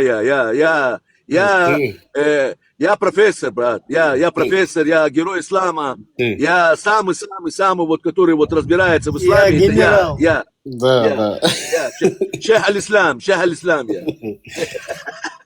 я брат, знаешь, какие операции на сердце проводил? Знаешь, я мозг пересаживал человеку, мозг, не то, что сердце. Да, 100%. Мысленно. Это даже не оспаривать с моей стороны. Я герой ислама, понимаешь? Ты. Я могу вам что сказать, тоже хотел сказать, или нет? Я говорю то, что... Я говорю, в чем разница, говорю, да, получается. Поэтому тебе, во-первых, когда ты говоришь что-то, да, вот ты не доказываешь, что ты там правдивее и так далее, как бы. Им надо объяснять что-то другое. Как я это вижу, да, вот, допустим. Им надо по-разному объяснять, кому-то так, кому-то так. Есть надо при исламскую тоже происхождение ислама. Объясняют, вот же люди здесь рассказывают. Они говорят, послушайте, говорят, вот, говорит, у нас в исламе такое написано. Говорит, мы, говорит, вышли с ислама только из-за этого. Говорит. А чего тут не хватает? Как бы, кому это должно не хватить? Или, говорит, оставайтесь, говорит, идите, говорит, ругайтесь с теми муфтиями, куда вы там ходите в мечеть. Иди говорить, что это не так. Идите им доказывайте. Все, доказывайте у себя дома, как бы, да, то, что это неправильно. Как бы то же самое, что у меня есть, у нас, вот как ты говоришь, ты иудей, я иудей. Нет, вот с этими Если бы у меня дауватчиками было мы бы- ведем, если у меня это было бы именно дома, дауватчикам мы ведем борьбу именно с теми, кто распространяет, и именно им доказываем, даже, кто чтобы они ты, знали. почему ты ведешь борьбу? Потому что это такая борьба. Я, вот лично я религиозную Я войну непосредственно не веду. по работе своей, брат. Это моя работа. А, твоя работа это. Я понял, Да. хорошо. Я Хорошо, работаю, давай я о на себе данный расскажу. момент, я с тобой разговариваю, я работаю в отделе Я по борьбе ему с говорю, терроризмом. если у тебя написано меня убить, я вот не настоящий, влазю. Я не единственное, влазю, кто что у здесь тебя там настоящий написано. антитеррор, Мне похуй, что единственное, у тебя кто там здесь написано. сидит. Но я Единственное, кто здесь сидит, настоящий антитеррор. Послушай, Лазик, единственное, кто здесь настоящий антитеррор, кто работает в отделе по борьбе с терроризмом, это я. Я Конечно, представляю да. отдел по борьбе, международный отдел по борьбе с терроризмом. Пока мы разговариваем, он походу еще он пересадку мозга делает. Делаю. И мозг пересаживаю, и сердце могу делать, все могу делать. Я профессор, я академик, я герой ислама. Я что-то Сколько не тебя понял. там? Сколько тебя? Пока ты сидишь в этом своем кабинете, я тут реальным делом занимаюсь. Я не понял. Я один, единственный антитеррорист. Ты в костюме сидишь там себе. Ты там, меня что? руки. Ты меня вчера почему не поднял наверх? Что с тобой происходит? Антитеррор. Что происходит с тобой? Да он меня выкинул. Я к ему пару раз поднимался. Он В меня смысле выкинул? Я вас твоих вообще не видел. Там О, много А вот бывает это, руки. который твой модератор. Вот этот, который Это Сейчас кто? Это вот этот, который, этот, да? Урус этот, да, вот этот вот, который. Да, вот это, да. Я не видел тебя вчера. Я вчера раньше начал эфир. Наверное, ты уже в конце позже пришел. Мне надо было уходить, поэтому я вообще не трогал, не А поднимал ты знаешь, никого. вчера мы что сделали? Мы вчера делали по экстрадиции Тумсо, мы начали экстрадицию Тумсо вчера. Ты знаешь, мы в Брюсселе были вчера. Зачем? Брюсселе. Оставьте его там, в Швеции. Он знаешь, что говорит? Если в Чечне не будет шариата, то ему и Швеции, короче, Но он же подходит. дауватчик, но он же дауватчик. Смотри, вообще тема такая по экстрадиции Тузика в Российскую Федерацию, это то же самое, как мультфильм, только в терновый куст не бросай, когда за это говорил. Потом в итоге, когда его волк туда бросил, он говорит, терновый куст, дом родной. Поэтому Тузика нужно вообще мысли такие, чтобы его куда-то вручную закидывать. Это как домой его закинуть. А вот помочь ему в Афганистан переселиться в шариатский. Вот Афганистан, вот и я и хотел сказать. Афганистан, надо его. В Афганистане, я думаю, он даже неплохо устроится. Не хочу я его туда. Да. Я его слушал, кстати, позавчера. Он там брится, он там якобы, да, чтобы обратить на себя внимание, говорит, взял себе машинку эту, якобы, которая с ним уже 10 лет. И сегодня, говорит, я, говорит, поброю свою бороду, говорит. И все вот так вот на себя обращал минут 20 внимания, короче, про свою машинку историю рассказал, в конце, что якобы он ей больше не пользуется, нахрен, и все, вот такой, и ушел. Вот чисто вот тупо обратить на себя внимание. Смотрите, он не идиот. Он, Типсон такой, как бы, да, у него там и подписчиков, там, я знаю, нормально, как бы. Ну, я, в принципе, сам на него был подписан еще года 3-4 назад.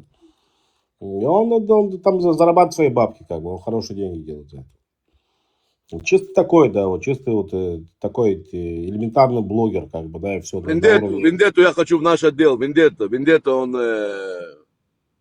в наш отдел хочу я. Паспорт он получил. Куда его? Теперь наш отдел? по борьбе с терроризмом он должен с нами работать постоянно, просто и все. У тебя там атеисты есть? Кто? Атеисты есть там у тебя? Там разные люди здесь, не имеет значения. Там есть люди даже, которые верующие, как бы в ислам верят, но они не такую версию ислама, понимаешь? А в какую? Коранисты есть у нас, такие, которые традиционные есть исламисты. Традиционные, просто. Так, подожди, еще раз. Нет, стоп. Подожди, секундочку. Традиционный ислам – это нормальный ислам?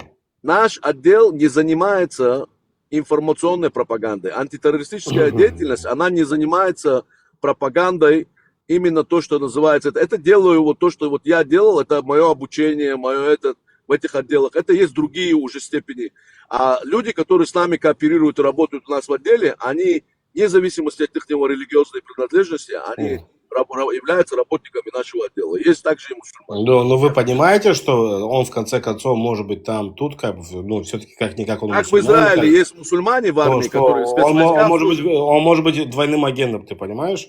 Как в Израиле есть мусульмане, которые работают и на израильский шабак, то есть Шимбет, и все, и на все остальные организации тоже есть мусульмане. Они своей версии такой этой придерживаются. Они работают. Шимбет, все агенты только мусульмане, начнем с этого, да? Не все. Это все. не надо говорить, что все. Но А кто? огромная часть из них. Не, Есть, ну которые они- вышли.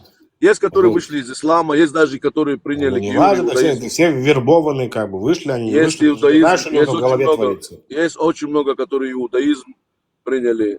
Вот, например, вот Ему этот так делать уже нечего, кто иудаизм принял, потому что не будет вот этот проживать сын в Сауде Аравии. вот этот сын Хамаса, который сын этого главаря Хамаса, который Ну, вот он работал, допустим, на то, что шабак. называется Green Prince. Он принял христианство, сейчас он по Талихе Гиюр, он проходит Гиюр уже он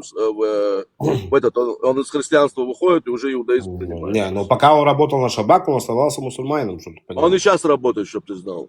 На кого, а чем ему работать сейчас на шабак? Он консультантом работает, он уже не работает в том отделе, где по внедрению. То есть он работает, Я не думаю, что шабак уже требует его он консультанта. работает как переводчик, он работает как консультант тоже. Он консультант. Он делает Асбару, ну что ты getting говоришь такой бабе, But ну how do you серьезно, он bridge that Асбару сейчас gap делает. Он without просто turning ездит a как бы да, simple по миру purchase и рассказывает правду. Это две, что значит работать на шабак? Он ходит и рассказывает Не правду. только, не только. Он не по миру уже не Работать ездит. на Он в шабак, Израиле. это, чтобы работать на Он в шабак. Израиле. Короче, Он вот сейчас в Израиле этот вот живет. Бабель, Он в Израиле кефир, живет. он вообще всех хочет полностью запутать сейчас. Вот этот Бабель. Он, Ну ты, я тебе говорю, ты просто что-то с чем-то подумаешь. А можно он это поздороваться самое. тоже? Вика, привет. Ва алейкум салам. Всем здравствуйте. Я просто хочу сказать, я когда его слушаю, да, просто вот это для меня как комедийное шоу, знаете, Ты как моя вот есть там- сладкая, ты меня любишь. It's a Ты моя comedy club. сладкая. Обожают они меня просто. Я, знаешь, я на работу еду, я его слушаю, это как я радио включила, знаешь. Ты, значит, ищи на комментарии, всё правильной волне. Ты на правильной волне, значит. Ты со мной, ты хорошо понимаешь меня. Дай бог тебе здоровья. Я не знаю, на какой фабрике делают таких персонажей, как ты. Надеюсь, что их много. А что, Вендетта хуже, что ли? Но нормально. Вендетта просто неподражаем, окей? Это 1 на миллион. Наши братья, дай Бог им здоровья, чтобы Господь хранил всех.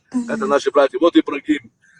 Я его недавно только с ним познакомился. У меня с ним стаж маленький, но человек просто, как тебе сказать, Иншаллах. вообще Ибрагим умнейший классный человек. парень. Умнейший человек тоже. И действительно Здесь, понимает. понимаешь, вот, Бабель, я знаю, что ты любишь немножко поговорить, но так как здесь у вас рядовая женщина есть, я все-таки воспользуюсь своими правами женщины, перебью тебя. Вот все ребята, которые здесь сидят, они на самом деле очень крутые, классные, они все делают правильно и свою работу делают абсолютно верно. И здесь сложно выбрать, что вот этот хороший, а этот менее хороший, они все одинаково прекрасны. Вот, все, что я хотела сказать. Дай Бог вам всем здоровья. Мы интернациональная семья. Мы не Вика, нацисты, я не туда тоже националисты. отношусь, Вика. Ты у нас делаешь, который Да. хунки называются. Конечно. Ты просто, да, хунки, 100% хунки. Это еще тот... Поселок такой суетолог. был в Дагестане поселок такой был. Суету наводишь постоянно, Лазик, везде. Ты, и вот теперь у тебя появился тоже твой сподвижник, Бабель, вы теперь на пару суету наводите. Куда мне хотя бы Мне хотя бы надо, хотя бы дверь в Гарварде поцеловать, чтобы я стал как бы рядом у него стал. Это, ты понимаешь, это просто настолько многогранный человек. И Гарвард он закончил, и в Шабаке он служил, и в Сирии он был, и в Ливане он был, и в Америке он служил. Как И говорят на нашем чумаросу. настолько многогранный человек. У него столько талантов, раскрытых и нераскрытых. Про нераскрытые не будем Ладно, говорить. все, я молчу. Ай, дорогие наши, ты как цветок на нашем сейчас этом, а то заходит к нам сейчас твою маму, твою папу, твое это на спине, под спиной, под столом, на столе, короче, там это, ай, начинается, все идет к ним потом обратно. Своих же ругают предков. Почему? Потому что все мы, люди, происходим, у нас общие предки.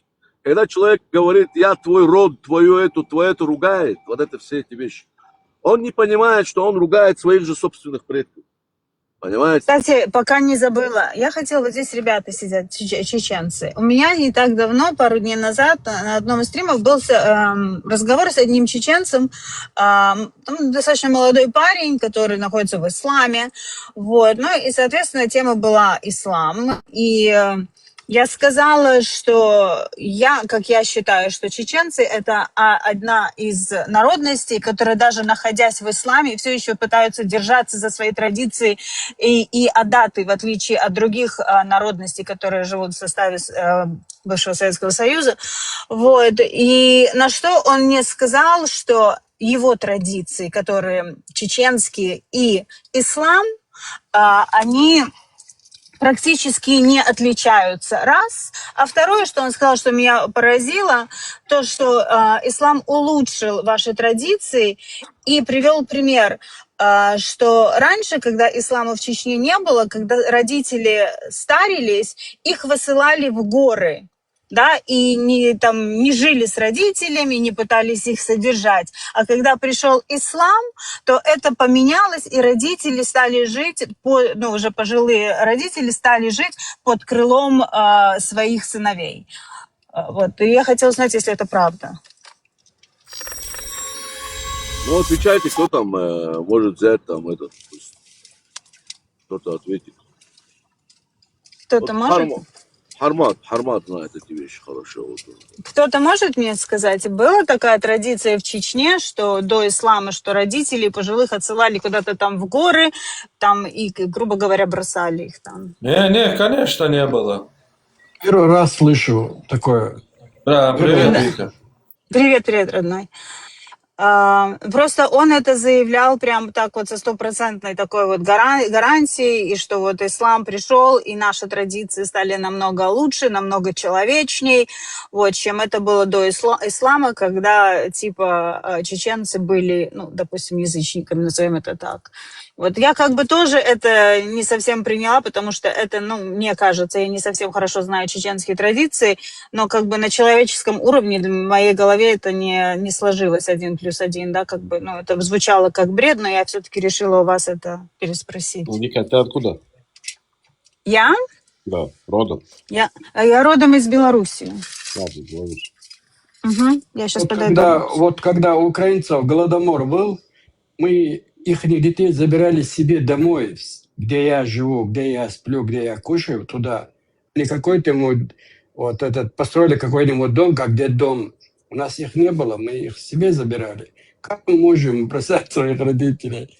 Это что-то... Кто-то очерняет, очерняет именно чеченский народ. Почему? Потому что они говорят, что если бы не ислам, то было бы как было раньше. Недавно дезинформация какая-то заходит сюда. Вчера тему разбирали, например, в чеченской традиции нету такого, что можно жениться на двоюродных сестрах, там, я не знаю, там, как Мухаммед женился на жене там своего приемного сына, там, или, например, там, если у кого-то там брат умер, там, он женился на его жене. Вот таких традиций нету.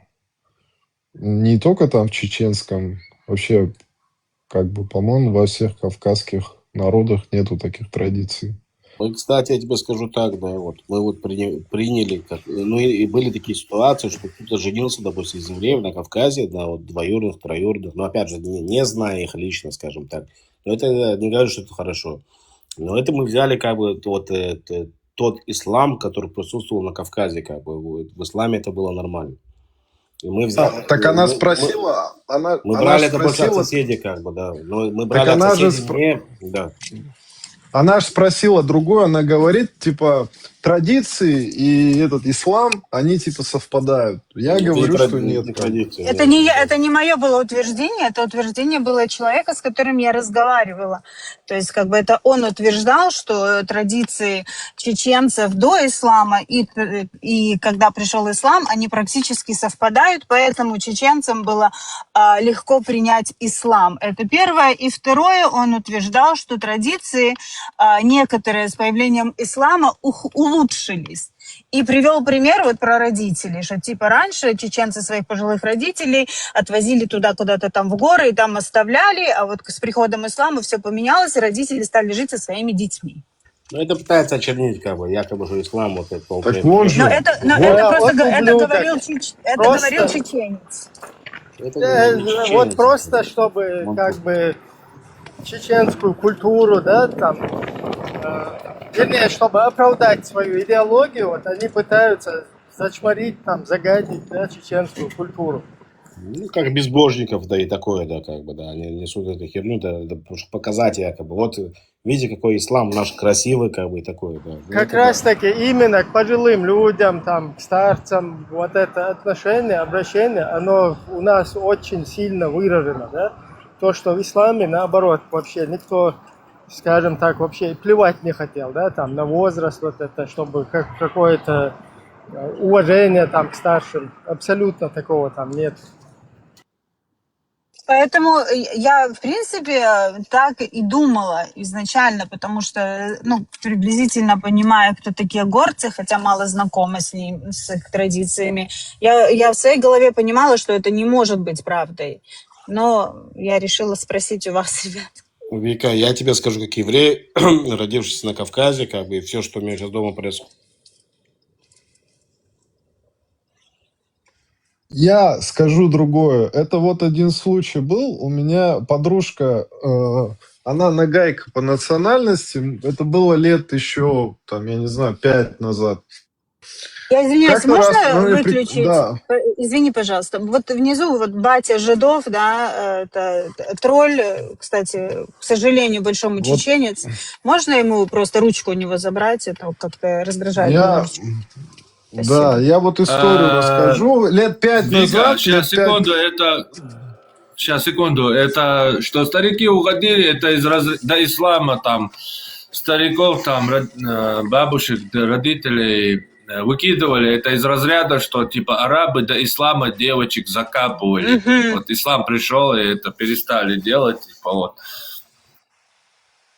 Я поняла. То есть Так это из вот, этой оперы. Да, я вот историю расскажу. Специалист, Да. это было в Греции, это было вообще-таки греческое. Я извиняюсь, мне телефон зазвонил, я секундочку, да.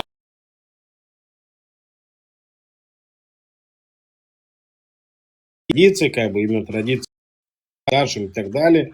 Ну, вот, мы взяли ментально, как бы, от наших соседей, да, вот, проживающих там, на Кавказе, там, будь то Чечня, будь то там Дагестан и так далее. Ну, да, эти традиции, они присутствовали, как бы, да, неважно.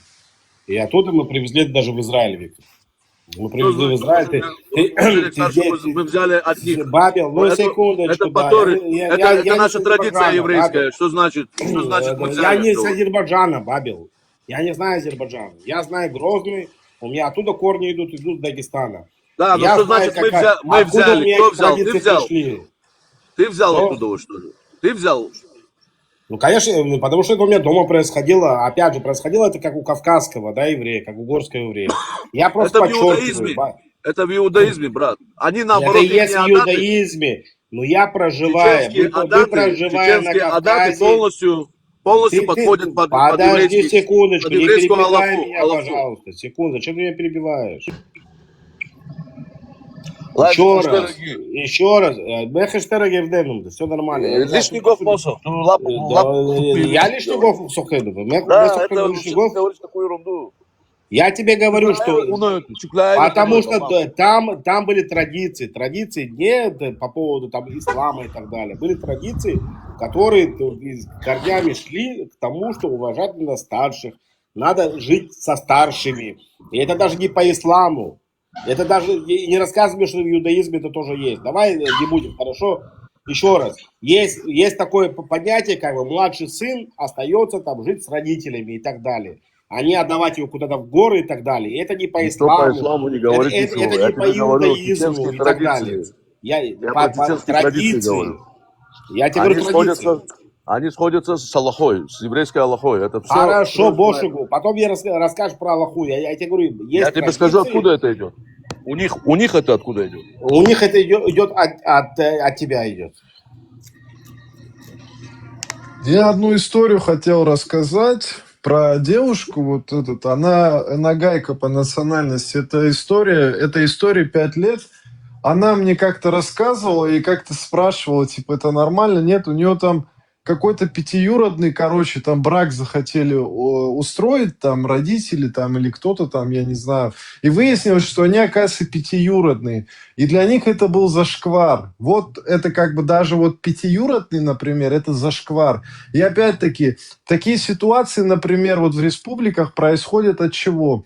Они смотрят пятиюродный, потом опираются на этот Коран, там, и вот эта ситуация как-то дальше продвигается. Но это речь идет о пятиюродных, например. А если это двоюродный, как там в Коране говорится, там типа этот... Это пятиюродный, это уже как тухум у них, как тухум, это уже типа, это уже клан, это уже на уровне клана уже. Нельзя у них, значит, жениться. Не, зашквар это даже пятиюродный, не то, что там двоюродный. Я говорю, это на уровне уже клана. У нас, если речь идет о нас, то у нас до 7 поколений считалось родство кровное, да? Да, у чеченцев у нас так. И кровное родство, да, оно запрещало браки между вот этими. То есть на протяжении 7 поколений. Кстати, это говорит о том, что на тот период, уже как бы в этот период численность народа, она тоже большая была.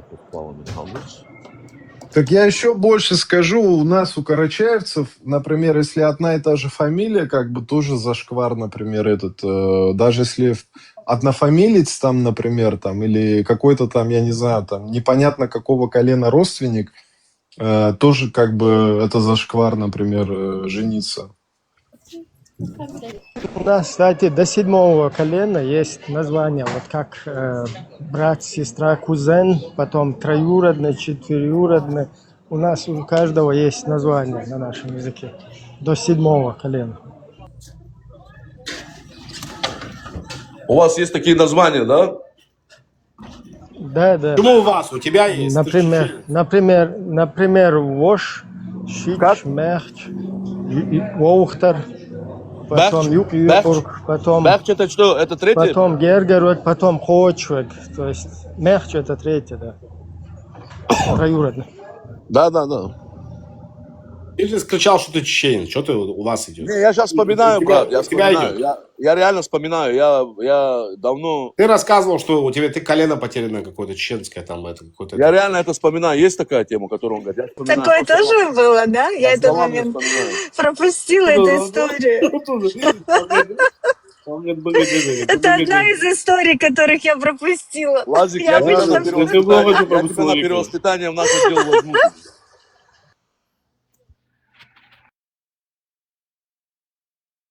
Он тут рассказывал, что он чеченец, как бы. Я говорю, так кто ты, еврей, говорю, чеченец? Он говорит, нет, я чеченец, говорит, ты просто не Он из колена Гноя. Он из колена Гноя. Гуси, знаешь, вот эти гуси маленькие бывают, которые за мамой ходят? Гони гусей на Енисей, Лазик. Да. А ты что, обиделся, что ли? Я если чувствовал обиду, вообще знал, что... А что ты ругаешься со мной, да? Ты рассказывал, что ты рассказывал, что ты чеченец, как бы, и уже. Я говорю, как это совмещается? Мы с тобой разговаривали. Чукля битбидоро, там, стэниту чукля битбидо. Чуглюби бидо, да. Это знаешь, на что Послушай, похоже? ты Как туху когда бейли. Жириновский, подожди, когда Подожди, боже, все, я Ты поняла.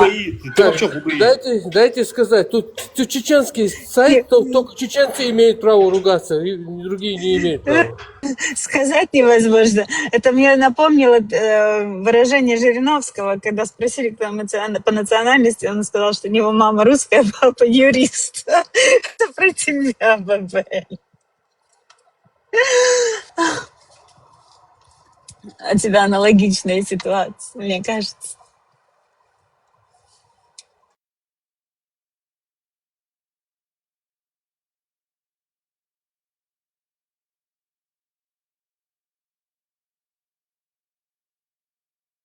Ты сейчас реально так вот выглядишь, доча? Как вот на этой фотке? Приблизительно, да, только у меня на фотке линзы. Ты по Так у папе меня глаза темные. услышала папу, сразу зашла. Что говоришь, Лаза? Я говорю, сколько ему лет, говорю, он тебе дочь назвал. Я не Чем знаю, Сауту? сколько я... Вполне возможно, мы ровесники. Доча моя, доча. Сколько тебе лет, Бабель? Мне 40, Да. 49. Сколько? 49? Ну, мы с тобой одно поколение. Но все равно ты мне дочь, я твой духовный отец. Ты же любишь слушать мои...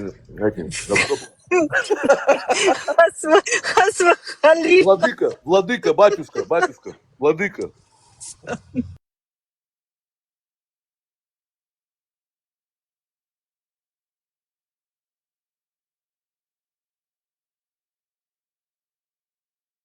Аджун Кунан Кадыров. Джон Куду. Только надо бы памперсы менять, если ты говоришь, уже Кунус вспомнил. Может, давайте все-таки дадим хозяину стрима открыть какую-то тему. Я пока в замешательстве. Тебе весело, да, Ибраим? Да, я походу слушаю здесь. Немного занят. У нас все намного сложнее. Там внизу пишут, что опять евреи оккупировали чат. Я это уже давно вижу, братан. Это даже не надо писать. Они зря свои пальцы просто так напрягают.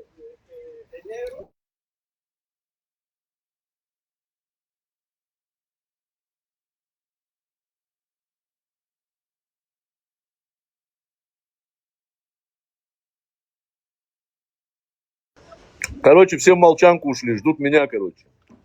Я вот вспомнил теперь, Мухаммад вроде где-то в хадисах сказано, я сейчас антитеррор, может, опровергнет или подтвердит, он обещал, я не помню, 5, 6, 7, 8, сколько людям, своим каким-то сподвижникам, обещал рай при живых. Они еще живые были, он обещал им рай. Есть такое?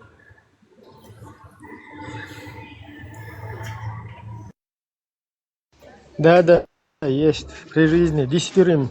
Я знаю, даже где этот рай находится. Бангладеш, знаешь? Потом я чуть-чуть выяснял, если я помню, это еще лет 20 назад я еще это изучал. Кажется, они все были олигархи на тот момент.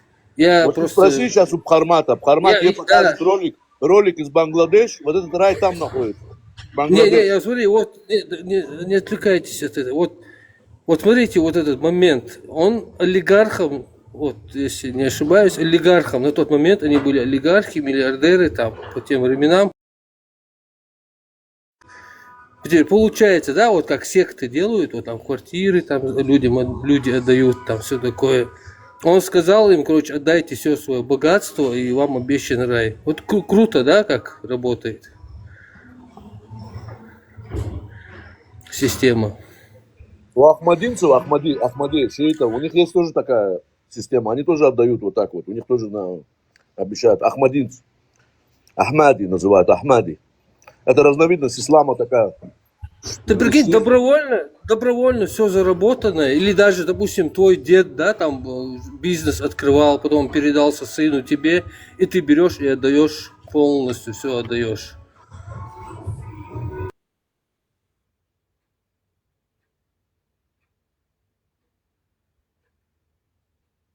Да, это так, да. Есть такое. Но я не знаю, про какую ты говоришь ветвь. Одну я знаю такую ветвь, как минимум. Антитеррор молчит, я не знаю, или он... Да, Бхарман что-то это так, да. Боится правду сказать, что-то там не то, нечисто с ним. Бхарман мне, кстати, он меня выкидывал, Бхарман, чтобы вы познали. Бхарман мне вот, я когда только в ТикТок зашел... Это не он, это модератор. Это не Бхарман это был. Не, это модератор его. Не, ну ты давай мне сейчас Бхарман там на фиту не наводи у нас здесь. Я просто вспомнил. Тем более это не по чечено-еврейски. Традициям как бы фитну наводить между чеченом и евреем. Ну, конечно, ты меня выкинул бы. Не? Ты, наверное, против ислама что-то сказал, наверное. Вот. Да. Не, ну и там. Ребят, я извиняюсь, я подъезжаю на работу. Вам хорошего стрима, я буду слушать вас внизу. Ну, давай. Давайте. Тебе тоже всего хорошего. Хорошего вечера тебе, Викуля, как говорится. И это самое главное, чтобы вас Господь и железный купол вас охранял там. Сейчас напряженка опять идет, что-то в Израиле. У него в Канаде все нормально, он в Канаде живет. А, Канада здесь.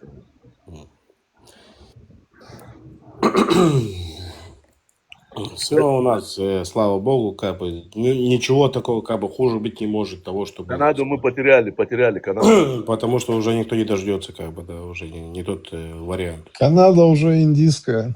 Давно. Канада пакистанская уже и афганская. А, в Нью-Йорке, извини, да, Вик, в Нью-Йорке. Это я в Канаде говорю.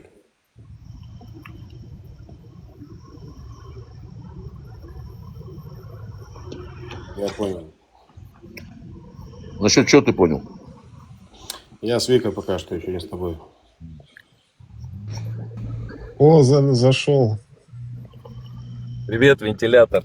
Ребят, всем остальным салам алейкум. Опа-на, какие люди в Голливуде. О май гад. Эй, Бабел, это твой голос. Я не вижу, но узнаю его. Ну что, решил подлечить, зашел подлечиться немножко.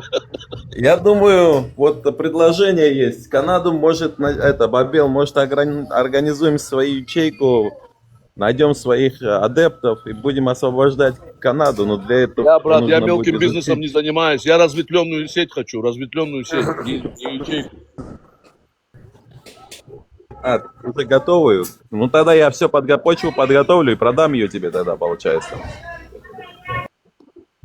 Да, братан, мне разветвленная сеть нужна, целая.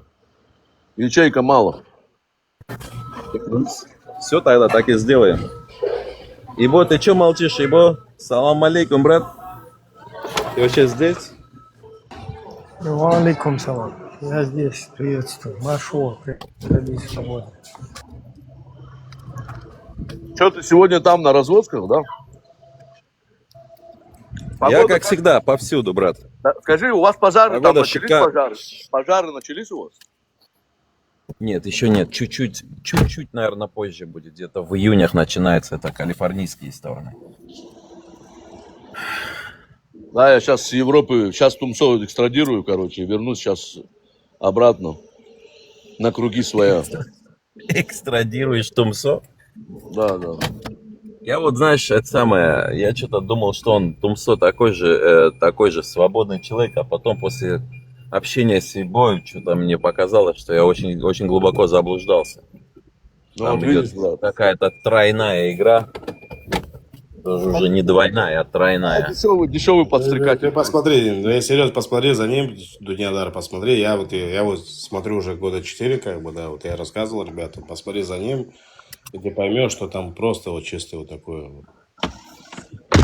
Последний раз года 4 назад, наверное, его смотрел, он у меня в YouTube, я в YouTube уже перестал заходить. Вот я в Ютубе сидел, до ТикТока, как бы, года 3, как бы, сидел, смотрел его. Так невозможно на одних этих стримах зарабатывать такие деньги, сколько он зарабатывает.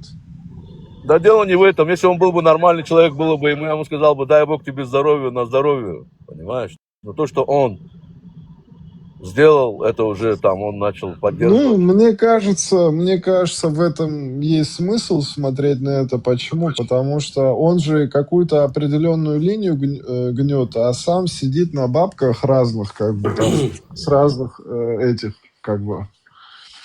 Источник. Да, вполне возможно, даже противоположных источников. Как У бы. него, он, Ему когда был недавно... не расслаблен, когда он, этот Фогель был не расслаблен, когда он сидел в Польше, у него была там истерика, потому что хотели депортировать. И у него была прям истерика была. И он прям пытался Польше доказать, что он такой политический беженец и так далее. То, что там его там держали в подвалах, кадыровцы, как бы там бил его сам как не этот муфти сейчас, то, что Чечни, а вот если вот каратист, это псевдокаратист, потому что многие не может поднять там выше своих яиц. Как его звали? Не важно, короче, он его, говорит, лично бил в этих подвалах. Ну, там такая у него была целая история, да. И он сидел в Польше, в конце, как я понял, что он был дан депортации, и вот он попал в Швецию. И там он начал вот эти все уже ролики снимать, там якобы то его там пытаются убить, то ли его пытаются потом... Он сам про себя снял, какой-то якобы, что приехал какой-то киллер, там его где-то убил. Вот сценировал как бы сам эту тему, и пропал на 3-4 недели. Я за ним следил так нормально. Как бы. У меня было интересно, почему? Потому что он, во-первых, не выражался. Я не смотрел так как бы на тему ислама. Я смотрел тематику мусульманин, или там не мусульманин и так далее. Он говорил грамотно. Он и Израиль поддерживал до тот момент. Мне было интересно. А потом я вижу, что он уже все, как бы он тупо сейчас Но у нас не было этой информации, вот у Ибрагима была. Ибрагим мне сказал, что он еще оттуда был замечен, когда в Грузии был, в поддержке этим радикальным организациям. Понимаешь? И сразу у меня зажглась вот эта вот красная лампочка, короче, что у него, значит, он относится к какой-то сети, там не просто так, короче. Какой сети он относится? Я знаю, что из Турции. Кроме того, как он разговаривает. Говнюковой сети. Я знаю, что у него дома, он обеспечивает, он помогает с Турции, кто переезжает, вот эти вот террористические вот это вот. Я не знаю, кому помогает, так как он разговаривает сегодня. Я знаю. Это только может быть с поддержки ФСБ. Если он проживает в Швеции, как бы и так далее, это только поддержка ФСБ. Там нет никакой сети. Только поддержка ФСБ. ФСБ ему жопу порвет, если он ему руки попадется. Ибрахим, расскажи, пожалуйста, про ситуацию с молотком, эту старую, то, что у него там еще в Польше. Вот видишь, вот этот Бабель, смотри, Бабель как раз таки поверил, потому что неверующие не поверят в это, вот только уверовавшие могут в это поверить. Поэтому его этот чувак бил молотком по голове интенсивно, и он проснулся от этих ударов. Представь, люди засыпают, когда их молотком по голове долбанут, осуждают. А этот, наоборот, проснулся, когда его Пробуждение у него. Да, у него что-то там, короче. Хорошо, что этот Руслан оказался не насильником, потому что, когда он спал, там еще неизвестно было, что произошло, хотя будем надеяться, что он действительно не это. Есть какие-нибудь подробности? Я тебе сказал, я ему не желаю зла, да. Он, если бы вот это вот не начал, я тебе говорю то, что там вся вот эта сеть его, которая сейчас вот начинает только сейчас проясняться, вся его вот эта связь со всеми этими делами, понимаешь? А внутренние подробности есть этой вообще ситуации, которая с молотком смотри, брат, послушай, можно пару минут, секундочку? Вот я свое мнение выскажу. Я не беру Патрушева, да, как это главнокомандующего ФСБ и так далее. Вся ФСБшная структура, как бы вот... Патрушев давно не в ФСБ. Ну, не важно, я не беру Патрушева, говорю. Патрушев был. Сейчас я не знаю, кто там в ФСБ, я как давно не проверял, не интересовался этой темой. Я в ТикТок попал, все, я отсюда беру всю информацию, видишь как. Не важно, разговор о другом. У них всегда, ФСБшники всегда ненавидели этого Кадырова. Всегда ненавидели. Путин стоял, получается, как бы вот так где-то посередине, да, вот ФСБ, вот тебе Кадыров. Поэтому я оттуда беру как бы вот такую мыслю, ну вот я вот комментирую, да, вот как это может происходить. То, что все вот эти вот, такие как Тумсо, такие как там, допустим, ну, некоторые такие там индивидуумы, там сейчас не будем что-то проходить по всем фамилиям, они то, что и могут говорить так, и при этом могут работать на ФСБ, это не отменяет тот факт, что они работают, как бы, если они там оскорбляют, там, я не знаю, там, поносят Кадырова, как бы, это не обязательно, что они работают с ФСБ. ФСБ это прямой враг вот этого Кадырова. Там есть, очень много есть таких, после первой чеченской, после там, второй чеченской, как бы, да, вот эти вот ветераны. Ветераны, секундочку, Бабел, секундочку, да. Там есть дохрена этих ветеранов, как бы, да, которые, они вот просто, они вот кровно ненавидят, да, вот всю вот эту вот кадыровскую семью.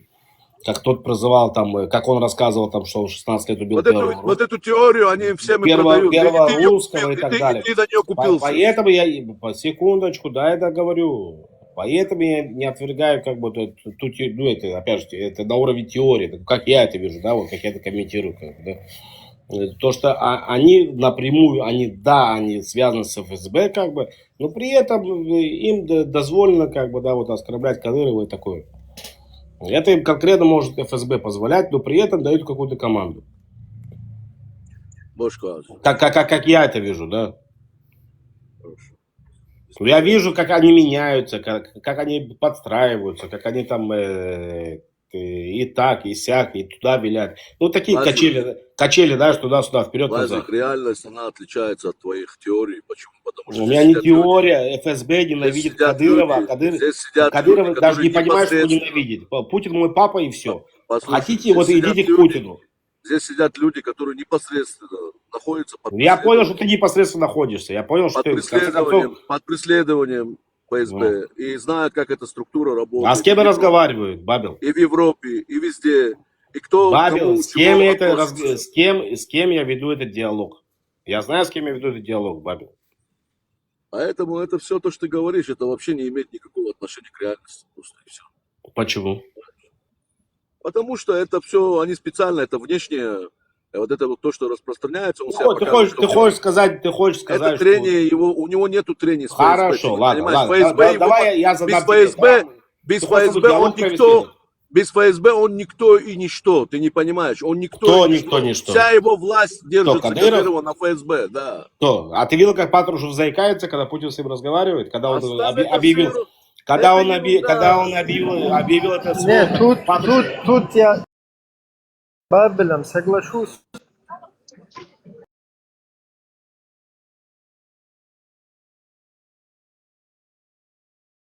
Как бы тому же Путину, Ибраев.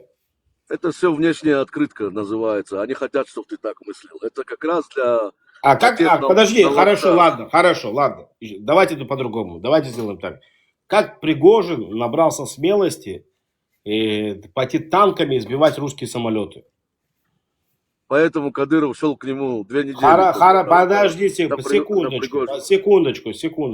Со всей этой внутренней, как бы, да, вот этой разведкой, как бы, и там, и тут, и внешней разведкой, не знаю, как у них это работает, я знаю, как у нас работает, да. ФСБ, как я знаю, это и внутренняя, как бы, и внешняя разведка. Как упустили вот такой момент, что Пригожин, в конце концов, сбивает вот эти вот самолеты, как бы, российские, да, вот, и идет там, оккупирует какой-то там городок. Потому что у него своя армия была, в чем причем ФСБ не было, при такой армии там не было ФСБшников внутри. Он сам ФСБ, он отдельное отделение ФСБ. А что ты сейчас со мной соглашаешься, Бабел? Он сам часть ФСБ. Ты о чем вообще говоришь? Ты со мной сейчас соглашаешься? Какого хрена ему так унижать Путина? Какого хрена, если ФСБ полностью получается, если ФСБ полностью... Его папа ему открыл дверь в эту ФСБ, и с тех пор он сидит там, и все. Он по наследству. Я согласен тут с Бабелем, потому что Кадырка это просто продукт ФСБ полностью. Там. Они его контролируют, заряжают и так далее. Они его называют ФСБ, у него есть название, проекты они его называют, чеченский проект. Ну то, что он там из себя что-то в этой системе представляет, это неправда, это просто вешалка, на которую все вешают. А так, у меня телефон зазвонил, извиняюсь, я не слышал, Ибраим, Знаете, эти посты, они не просто так раздаются, знаете, как постоял в очереди, тебе дали, или папа тебя туда посадил. Именно позиция Кадырова, даже папа тебя туда не посадит. У тебя Путин держит Это личную свою обратная охрану, сторона. у себя Это в обратная этом приместье, там, обратная держит свою сторона. кадыровскую охрану, Владик, держит тебя лично. Лазик, подожди, пожалуйста, брат. У меня свое мнение по поводу этого, но я никогда не слышал за человека, который разделяет мое мнение. Я думаю, что и вы будете против. Я считаю, что ему пришлось пожертвовать своим отцом для того, чтобы заработать такое место. Как вам это? Ну, это теория, это ставит. Насчет того, что он конкретно в этом замешан сам, это не факт. Но то, что он должен был быть рядом со своим отцом в этот день, а он был в Москве, это тоже факт. Это специально тот, ФСБ это... разделило. Специально ФСБ тот, могло кто... само Да, так тот, сделать. кто это проворачивал, они как раз таки сначала сделали ставку на отпрыска и потом загасили пахана. Я не верю, никогда не поверю, что он собственного отца в этом замешан. Это неправда. Я это не исключу, потому что там у этих людей нету ничего святого. Святого, правильно. Да, точно как бы говорить об этом, настаивать я тоже не могу, потому что не знаю. А вот Нет, то, что психогенез Кадырова не дал бы ему дальше продолжать жить. Он жить с этим не смог бы, с таким грузом. Я просто знаю его психоаналитику. Ну, он часто плачет, вот это у него как бы изнутри постоянно вырывается. Вот это тоже какая-то у него психологическая травма. Постоянно он плачет. Плачет он может потому, что что он сделал, и обратного пути нету. Может, поэтому он плачет. Ну да, по всей видимости. Но что-то у него там есть психологическое. Постоянно он вот на камеру, там, на молитву где-то спокойно может заплакать в любой момент. Пока он синагогу не построит там, вот это, Чечне, которую он обещал, мы с ним не будем разговаривать на нормальном языке, потом должен уйти со своего поста. Вы уже там в Абу-Гош построили синагогу, которую, короче, братья эти хамасовские будулаки взяли туда, долбанули ракеты. Разбомбили, да. А потом он им сделал заявление не трогать этот, короче, мечеть. Не трогать мечеть, да. Как они попали именно туда, прям по мечети? Это надо было так еще попасть, да, чтобы... Евреи будете жить, блин, я не понимаю. Мечеть все разрушили. Как дальше жить будете там? Братан, мы такие же, как ты. Мы от тебя ничем не отличаемся. Как ты живешь на Вильнюсовском вокзале, точно так же мы будем жить. Хармат. Пока не придем мы туда все вместе и не порешим мы это дело. Эта политика, она, в принципе, с самого начала себя показывала. Только она постоянно, как это, апгрейд, как на русском говорится, апгрейд. Улучшает себя, да? Кстати, Хармат, Вендетта, мы вам приготовили 2 версии новые железного купола подогнать вам тоже, чтобы вас не цепляло сверху все эти... По белу. Да, один из адептов просто поставил фотографию, нет? Это реальный наш формат, что с тобой? Понятно. А почему ты молчишь? По голосу, ты имеешь в виду по голосу другая, голос другой? Нет, я голос его тоже не слышал. Он молчит все это время. Я думал, просто ходят очень много аккаунтов с его аватаркой. Я думал, это он сам. Вот что Моссад говорит? Даджаль, он уже на земле или нет? Не в курсе? Он должен в вратах Луд такой город есть. Его там, короче, хотят задержать, там битва должна случиться. И этого одноглазого не могут. У него, видимо, еще один глаз пока еще не поврежден. У него 2 глаза, наверное, начально. И вот, короче, его вычисляем, его никак не можем его найти. Вот это вот все, знаешь. А знаете, ведь я знаю, что за ширмой вашего сарказма находится именно непонимание всего этого, лишь только догадки. Ну, просвети нас, просвети там. Ты же там это самое, короче, просвети там. Даджал, он в каждом из нас. вот эти вот сказки про то, что Иисус придет и будет пиздиться Если бы ты сейчас это Кадырову сказал бы, что Даджаль внутри него, он бы тебе сказал: валлахи, билляхи, таллахи, нет у меня никакого Даджаля, можешь везде искать, если найдешь, все, ты забирай его себе, вот, возьми его просто, я тебе дарю его просто. За место Мерседеса тебе его подарим просто. Не Понимаешь? знаю, зачем ты перевел разговор, тем более перебив в непонятно. Потому что Ладно, это мне неправда. звонит. Какие симптомы бывают, когда даджал, если в тебе, в меня, что какие-то есть там симптомы? Фогель там сидит уже, короче, там не знает.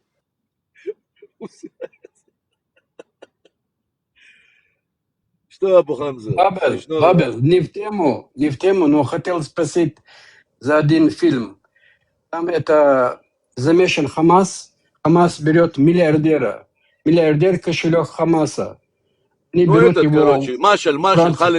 Халид Машаль, ну. Как называется этот фильм? Халиф Машер? Да, ну, что там? Ты серьезно? Я тебя серьезно спрашиваю, просто хочу кому-то передать Да. это. Они миллиардера берут во Франции, подставляют девушку, через нее все, они подставляют все эти. Вот она как будто актриса этого французского, там, я не знаю, чего-то. Это она в Иране была, которая, это в Йемене сперва, потом в Название Иране. хочет узнать, название фильма. Я тоже его название забыл. Это же миллиардера они берут, не простого какого миллионера. Она вышла за йеменца замуж сперва, за йеменского мусульманина. Есть серия документальных фильмов. Сейчас я вспомню, как кто этот режиссер снимает эти фильмы. И там я смотрел тоже про эту историю. Там очень много есть этих именно историй. Бери просто миллиардера, у берет, них там замуж миллиардеров, выходит и понимаешь? выдаст. Я говорю про миллиардера, который снабжал во Франции этот Хамас, и они берут его. У него есть дипломатический паспорт неприкосновенности, но тем не менее они их берут. А Франция недовольна тем, что они делают или делали и сделали. Да, вот так текст набери, он выдаст тебе название. Я устал эти тексты. Я давно это ищу, давно уже полчаса не могу найти. Я смотрел это.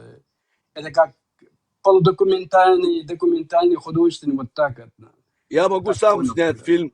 У меня уже есть хороший сценарий. Я могу сам снять фильм скоро. Сейчас уже есть искусственный интеллект, можно спокойно делать такие программы хорошие.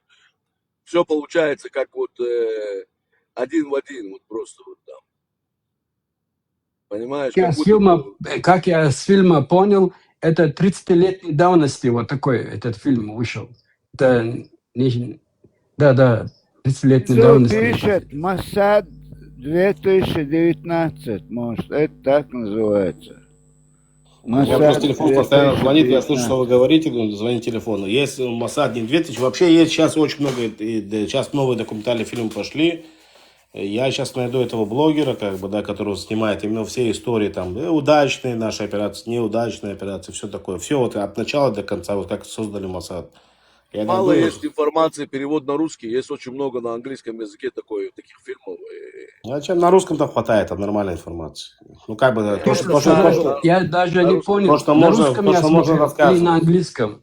Я даже сейчас не могу понять для себя. Я на русском смотрел это или на английском смотрел? Халида Машала, его и не было бы, да, уже, если бы тогда не взяли бы, да, вот наших моссадовцев.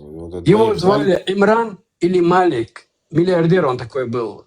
Он где-то лет под 45-50, вот такого возраста. И за эту женщину он попал туда. И они с Франции увезли в Израиль его. И посадили в тюрьму. Кого? Халид Машала? Да, вот этого миллиардера. Я не знаю, я не говорю, что... сажали, по молодости его сажали, но это тогда не Моссад работал в этой теме. Халид Машал это тоже вот этот, получается, которого отравили. Которого отравили тогда и дали противоядие дали. Вот это Халид Машаль. Эта девушка его отравила, в шампанское что-то она подсунула ему. Не, его кололи. Потерял сознание. Его укололи тогда, как бы, ну, в него вкололи. И он и потом надо было дать противоядие. Почему? Потому что поймали тогда вот масадовцы. Поймали вот этих 2 масадовцев. Его укололи. Шампанский, Халид Машер шампанский не пьет, он харам не пьет.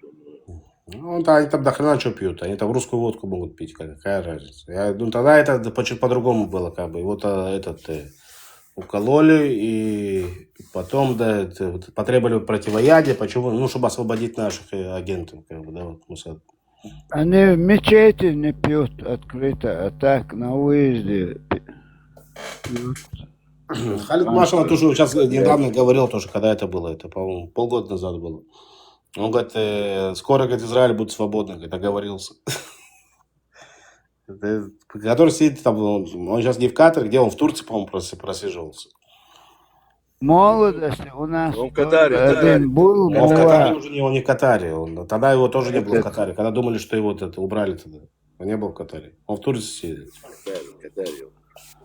Ну, ты знаешь лучше меня, что он в Катаре. Если бы он был в Катаре, тогда его уже не было бы, если бы был в Катаре, когда мы по Катару дали. Мы думали, что он там. Их английская разведка предупредила, ты не знаешь ничего. Хорошо, английская разведка, пускай вот предупредила. Он просто не пришел туда, он на полчаса опоздал.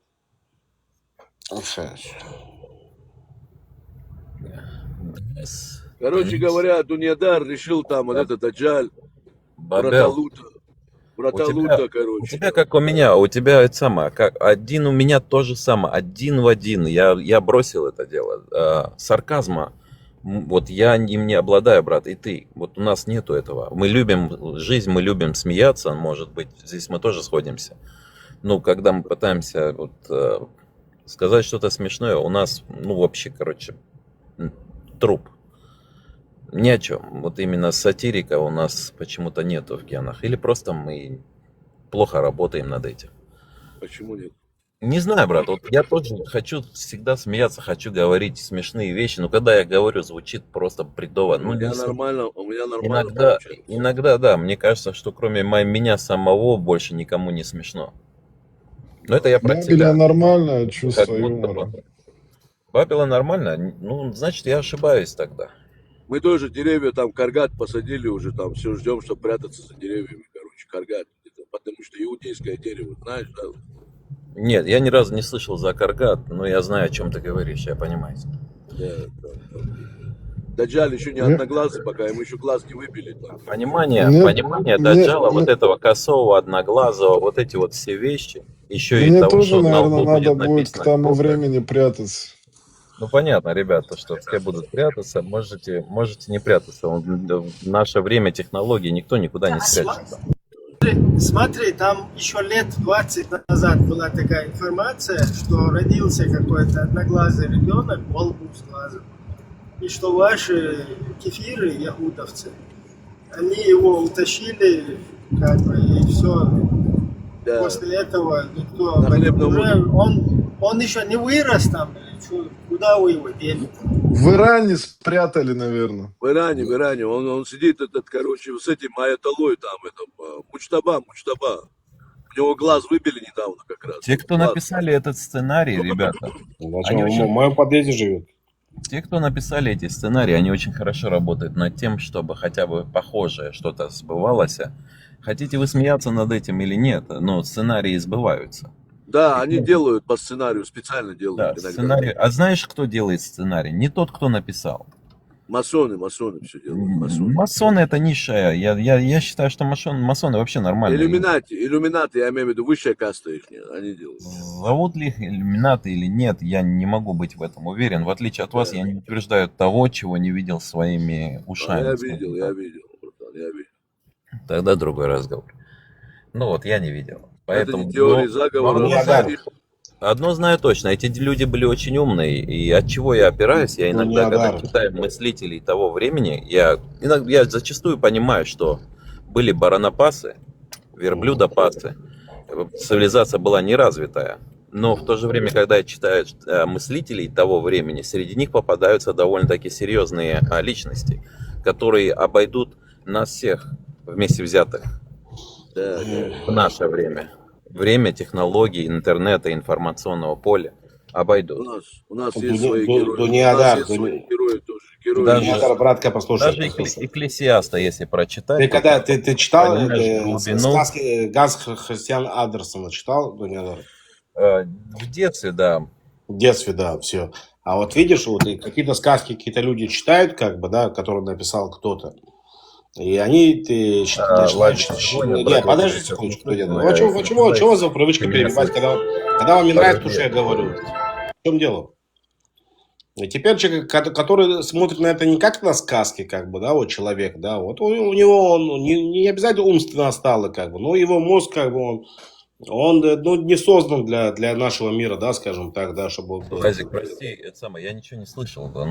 Я дал пример, допустим, какого-то писателя, да, Ганс Христиан Андерсона, да, ну, неважно, есть очень много других, как бы, братья Гримм есть. Вот я тебе, братья Гримм, это, я думаю, это самый лучший пример. Братья Гримм это прям ужастики, да. И кто-то берет этого брата Гримма, ну, их двоих берет, как бы, и делает для себя как пример, как бы, да, для подражания. И, ну, кроме этого, как бы, сколько времени прошло от этого рождения этих братьев Гримм, как бы, вот они умерли и так далее. Кто-то называл сегодня его пророком, это их пророками, этих братьев Гримма. А ты знаешь вообще, какие сказки они писали?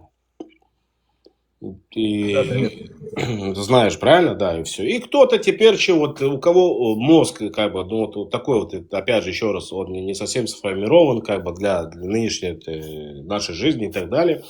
Они говорят, вот, они нам проповедовали, короче, сделать так-то, так-то, так-то, короче, и делать жить так-то, так-то, так-то. Ну, там вот какую-то ведьму сжечь, как бы, там, или какая-то ведьма придет, или придет какой-то хрен одноглазый, короче, да, вот, и нам надо остерегаться, как бы, там, не знаю, там, повесь себе там, какой-то чеснок от вампиров, как бы, да, на входной двери. И эти люди, к сожалению, проживают среди нас. У нас, кстати, здесь было... Понимаешь, в чем дело? Секундочку, да, Бабел, да можно договорить секундочку? Эти люди проживают среди нас, среди людей, которые в эту ахинею не верят. И они мешают жить всем нормальным людям, которые вот, просто хотят жить, как бы, вот, просто вот это, знаешь, по 7 заповедям Ноя. Там не убей, не своруй, не получится, мама не переспи, с папой не переспи, ребенка, как бы, да, не тронь и так далее, как бы, да, вот по поводу педофилии. Не все.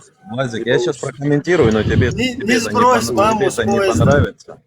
Тебе это очень сильно не понравится. Смотри, я вчера об этом говорил. Действительно, есть такое явление, когда... Даниадар, Мухаммед пророк? Для меня он пророк, конечно. Конечно же, посланник. А у тебя что там? У тебя там, короче, полное... Все признаешь. Шиву, Вишну, Кришну, Зевса, Одина. Всех признаешь или что? Масхаб какой он спрашивает? Масхаб. Оставьте, да, Дуядар, пускай у меня Харман по-братски, пожалуйста, Харман. Харман задал мне вопросы. Да, пускай. Я просто эту ахинею не удупляю. Я давно пытаюсь понять. Хорошо, я не сказал, удупляю эту ахинею, Мухаммед пророк. Хрен поймет, что там. Он лечится, Бхармат, он потихоньку лечится. Я задал вопрос ему, если можно, пускай он мне задаст тоже вопрос. Извини тогда, Лазик. Я оставлю твой вопрос. У тебя это не вопрос был, это было твое мнение. Ну, это мое мнение, да, это больше было мнение. Я оставлю, как это твое мнение, имеешь полное на это право. Нет, я тебе просто... Нет, я ассоциацию даже сделал. Лазик, ты дашь поговорить нам? Тормози, брат, давай по очереди. Говори. Хармат, дело в том, что ты вчера сам сказал, было несправедливо было... Нет, go ahead. Было несправедливо. Нам не прислали. Чеченцам не пришел.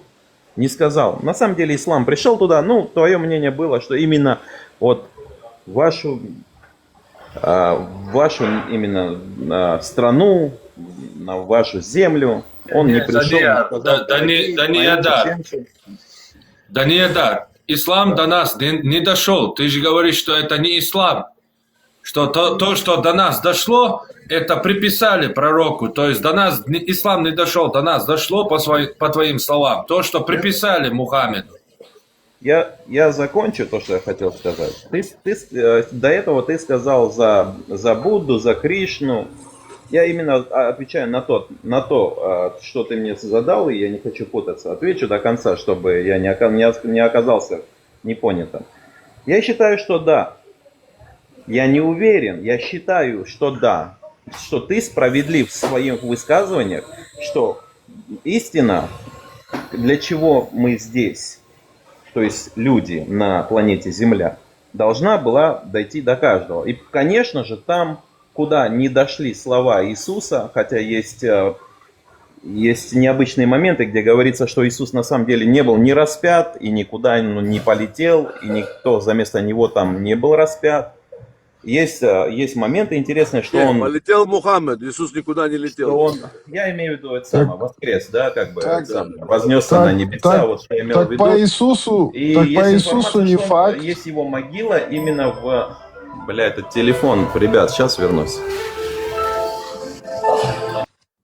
Кстати, по Иисусу хотел добавить, как бы всего два источника есть. Это Иосиф Флавий и другой, я зовут Тацит, по-моему. Который примерно, Иосиф Флавий, по-моему, 5-7 лет после Иисуса, как бы...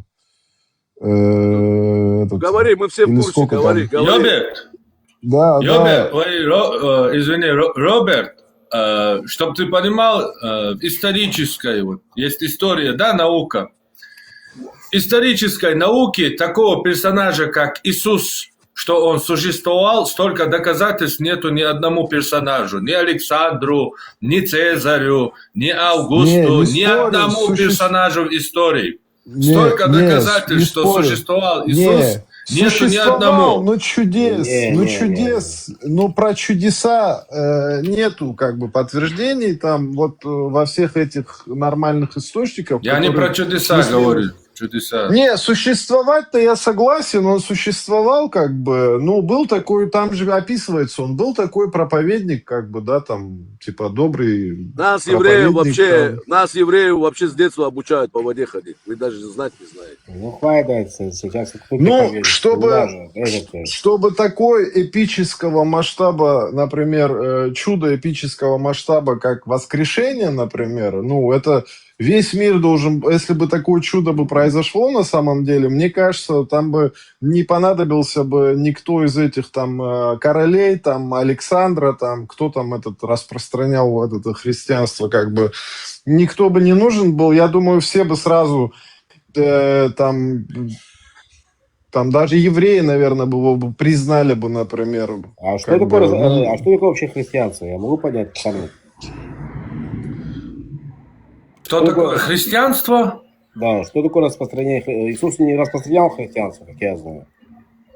Как христианство, да, вот само по себе разумеющее. Ну, как сегодня оно присутствует. Он иудаизм распространял, между прочим. Ну, он распространял, но он был таким... Нет, такого иудаизма во времена Иисуса, четкого, единого иудаизма не было. Был. Есть версия, что это изначально... Это его апостолы. У неверующих. У нехристиан, короче, есть версия, что это была секта иудаизма, короче, изначально, потом отдельно религией стала и так далее. Евсей, да, но это не секта, это не совсем секта. Это... Так если не было никаких чудес вообще, как бы, и Роберт, Коран подтверждает эти чудеса, как бы. Роберт, а как ты себе представляешь исторический, нерелигиозный источник, в котором будет сказано, что Иисус был такой Бог у нас тут, проживал, ходил, ушел, короче? Как ты себе это представляешь? Чудеса описываются в мифологии. Нету никаких источников. Нету же никаких источников про чудеса. Вообще никаких нет. Алло, Роберт, как ты себе представляешь исторической науке какие-то чудеса? Ты с головой дружишь? Ну, как не представляю. Он же мог же описать, что был такой вот чудесный персонаж, который вот творил вот такие вот удивительные вещи. Нет, не мог бы. В таком случае, не мог бы. В таком случае он стал бы просто мифическим источником, религиозным источником, религиозное предание. И в истории не имел бы никакого веса. Мифологическая, чудесная, любая история, рассказ, он не входит в науку истории. Понимаешь? Это уже мифология, отдельная наука. Чудеса, они находятся в мифологии. Смотри, А существование смотри, я лично- персонажа или несуществование устанавливает историческая наука. Смотри, мое мнение такое, что вот все вот эти евреи, которые его там гоняли, например, да, если бы он был бы, например, таким чудесным, как он описывается, например, да, там, я уверен, его бы никто бы не гонял. А как бы не источники вот эти, как ты говоришь, хорошо не описывают. И его там гоняли, я не знаю, как кого, как бы... Фогель, Все это ты опять как-то... опять ерунду несешь, да? Опять начал. Опять Ну а начал. почему ерунду несу? Почему ерунду несу? Потому что ты ерунду говоришь здесь. Не, ну а разве не так? Если бы он бы, например, чудеса делал бы, его бы, наверное, признали Я бы. тебе как объясняю своего. еще раз. У нас, у евреев, уже с маленьких лет, с 3 лет по воде ходить обучают просто. Ты понимаешь? Это нормально. Для нас это нормально. Это чудо. Это вот для Бхармата это чудо, понимаешь? Он думает, что это сказки. А для меня это не чудо. Я могу, потому что сейчас взять, пройти спокойно по воде без проблем. Да, вот, никому не интересна твоя ходьба по воде. Из воды вино можешь сделать? Давай, серьезно.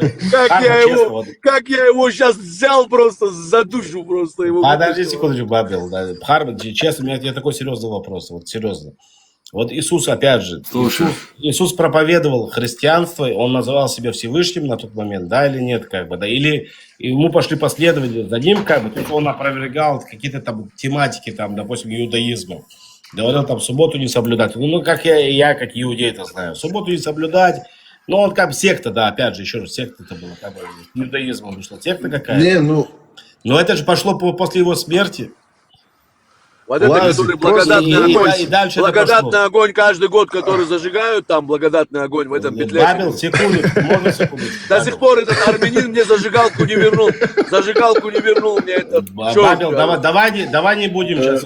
Может, Не, ну просто давайте еще раз, серьезно. у меня нет просто, привычки да. как бы не оскорблять ни ислам, и нет привычки оскорблять. Так я тоже не оскорбляю. Это Так не я мое, тоже я не говорю, оскорбляю. Я здесь единственный пострадавший, мою зажигалку не вернули. Вместо того, чтобы Так за меня я- здесь писаться. О. Так я тоже не оскорбляю. Я просто говорю, что, например, просто По вдумайтесь, поводу не например, оскорбления, а именно рассудить, как бы, да, вообще, как это происходило. Интересно понять мне, допустим, да, вот у тебя, вот, допустим, Бхарман, у тебя сидит там этот модер, армянин, там, ну, прям такой христианин. вот как бы, смотри, да. вдумайся, например, А мне такой власти... Молчи, Господи, Боже Да, мой, подожди Роберт, ты у тебя с головой проблемы, что ли?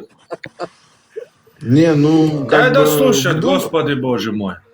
Бхарман, секундочку, можно задам один вопрос? Один только дайте Глазик мне в натуре, да. Ну дай людям сказать, да, брат. Дай, да. Лазик говорит, Лазику надо дать, сказать, зру. А, это Лазик должен был? Еще раз. Да. Люди после него это сделали или сделали при нем? Что? Христианство. Не, христианство, оно же само, из самого термина понятно, что это после него, это его последователи. Те, кто пошли за ним, да. Ну, я так и Он сказал, сам же это не его- был христианином. Это производство Рима, это Рим уже произвел это уже, все. Так, смотри, Я не насколько смотрю я вас, знаю, опять, Павел, опять. Павел, Правильно, я не хочу этого делать. Павел честно. никогда Они не... потом ругаться будут, потом будете меня ненавидеть. Да. У меня есть модер, я воспользуюсь модером, честно. Дайте, пожалуйста, секундочку, да, вот у меня вот такой Я серьезный- Кадырова нюх топтал, Кадырова, блин. Достал ты уже. Никакой власти, не знаю, никто не получал там, как оживлять У мертвых. Роберта Если из бы- у Роберта из Ру не терпешь.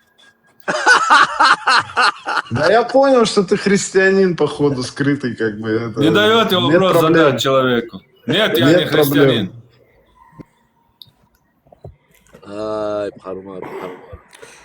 Я честно, Христиан Иисус это... я никогда этим не Иисус, пользовался, Иисус я воспользовался, Ибраим. мне просто близка христианская философия, что все мы боги. Все, теперь, ну, есть, опять же, православные, а есть вот католики, да. Вот православие, был какой-то Иоанн Христитель, тот же еврей, как бы, да, который крестил Иисуса. Они говорят, А куда ты не родился?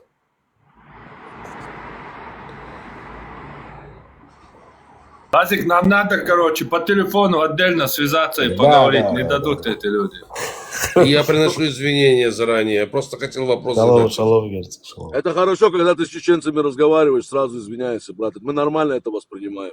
Не обращаем. А мне, слушай, давай не надо умничать. Я влез, я извиняюсь, культурно, начинать извиняться. Ты не чеченец, ну все равно. Ну ты же извинился сразу, извинения. Говори, что у тебя на душе належало. У меня все нормально. Просто хотел Даниэлу задать вопрос. И как он выкрутится с этого вопроса. Но его нету. Оставит. Герцог, ты его догонишь. Рамстерн его удалил, короче, с этого. Снял его. Да? Да. Я не знаю, он так любит Мухаммеда, что это такая любовь, я не могу понять. Но это чудеса. Не, он на теории, Хорошо. ты просто не знаешь, он распространяет теорию общей религии. То есть он верит и в ислам, и в иудаизм, и в христианство. У него Хорошо, у меня вопрос. Потом Даниэль У него свой Мухаммед, герцог. Да. У него свой Мухаммед. Как у Дуньядара тоже, как у Дуньядара.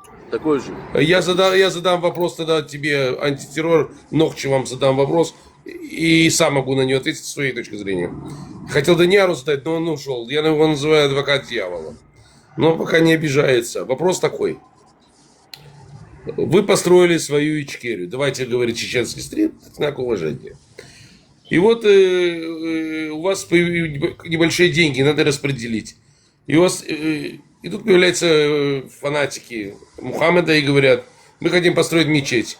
Или появляются сторонники одного из лучших людей в этом мире, я считаю, для чеченского народа Дудаева, и говорят, мы лучше университет построить. Что вы выберете? Это кому? Ну, мы 2-3 человека выберем университет, а там 99% выберут мечеть. Ну, я задал красивый вопрос. Я отвечу, как я понимаю. Я понимаю... Не, я не соглашусь, потому что у нас был уже опыт строить мечеть или строить университет, но если не проводить информационную такую разъяснительную деятельность среди чеченского народа, и вот это под русская оккупационная система, это еще продолжится, скажем так, на одно поколение, да, то тогда, да, действительно там такое может быть, потому что вот эта система установленная, она уже из общества сделает овощи. А вот если противодействовать, то этого можно избежать еще. Вот это красавчик. А я хотел Даниару это задать. Мне просто интересно ему, что он скажет. Но Даниара нету. Я отвечу с моей точки зрения. Ну вот так, вы послушайте. Я все понял. Я считаю, что это правильно. А вообще я считаю так. Для будущей Ичкерии нужны университеты, образованные люди. А если кому-то не втерпешь молиться, неважно. Я не знаю, кто хочет чему молиться, своим предкам. Ну там. Я считаю, дома может помолиться и все. Бог в сердце. А вот университеты, вся эта показуха, это вот мне напоминает сейчас, как Афганистан, то есть Дагестан. Строили эти мечети, строили, образованных все меньше людей, и там все смыло. Вот это вот все. А потом они говорят, все это Бог делает. Я понимаю, Бог есть, я верю по-своему, но образованных людей надо иметь в Чечне больше. Гладиаторов можно подготовить, а вот мозги накачать — это проблема. Да, что это делает? Это делает страна третьего мира. Что это делает? Это канализация у тебя не работает. Когда у тебя не работает, ни хрена не работает. Вот это делает. А смотри, но у них есть... Это все естественно, да. Ну Всевышний как бы, давай сделаем так. Всевышний, да, все это... Ну давай скажем... Как бы, да. Ну, Лазик, давай посмотрим. Надо же постраховываться, правильно? А там это страна третьего мира получается. Республика третьего мира. Ну, значит, ну они рядом. Самый нищий регион России. Но они при этом готовы умирать за эту страну, как бы, да. Самый главный институт, который мы построим в Чечне, это будет институт антитеррора. Вы о какой вообще независимости? Подождите, вы о какой независимости говорите? Мы еще в Африке не все колодцы вырыли, в Европе не все мечети еще построили. Какая независимость? По колодцам это аварцы занимаются, аварцы, они колодцы делают. Слушай, да, получается такая... за чеченские эти самые пожертвования. Смотри, чеченский секундочку, давай. Все-таки у чеченцев больше стержень есть. У них есть стержень. Никого, Смотри, у а? них какой-то Подобные. противовес. Они как-то группы встречаются, не обсуждают, мы хотим. А у этих, как я пообщался и в рулетке с дагестанцами, попадает очень маленький процент адекватных. Они все и Мухаммед, и Фри Палестин. Все, больше ничего не знают. Сейчас будет. Вот Сейчас у тебя Щукин стал главой республики, как бы, сейчас будет. Сейчас у тебя русский стал. Он первый раз в Дагестан приехал. Да, сейчас Он сейчас, да. Он сейчас. Щукина евреем объявили. Евреем. Главное, когда его фамилию называете, 3 пальца надо в рот положить. Спасибо за такое. Ну я серьезно говорю, я в шоке. Как я обещаюсь с ними. Ребята, вы же вроде Кавказ. Вроде Кавказ соседи. По щучьему велению, по моему хотению, ловись рыбка большая и маленькая. Желательно в долларах. Да. Можно еще ответить на тот предыдущий вопрос? Я бы все-таки более позитивно к этому отношусь. Чеченский народ при свободном выборе, он 2 раза проголосовал за демократию. И на этот раз то же самое произойдет, если будут условия не в разрушенной республике, никогда люди будут искать кусок хлеба, а когда будут свободно, достойно, комфортно голосовать при наблюдателях мировых, я уверен, просто там как раз-таки будет наоборот. 3 человека проголосуют за мечеть, остальные проголосуют за университеты. Это было и будет. Просто у нас никогда не получается нормально, без внешнего вот этого влияния, нормально проголосовать.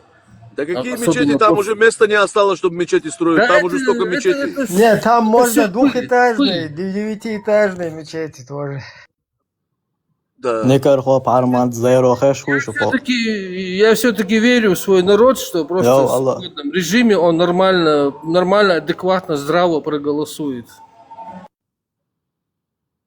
Кажется, что у вас должно получиться. Я извините, я задаю вопросы, да, я иудей, как говорится. Но я задаю вопросы, я поэтому Данияра хотел. Потому что он все так и так он защищает. А я ему и такие задаю вопросы.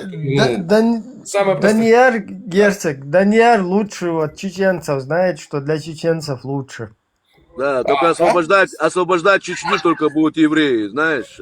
Я пока не вижу, что там это.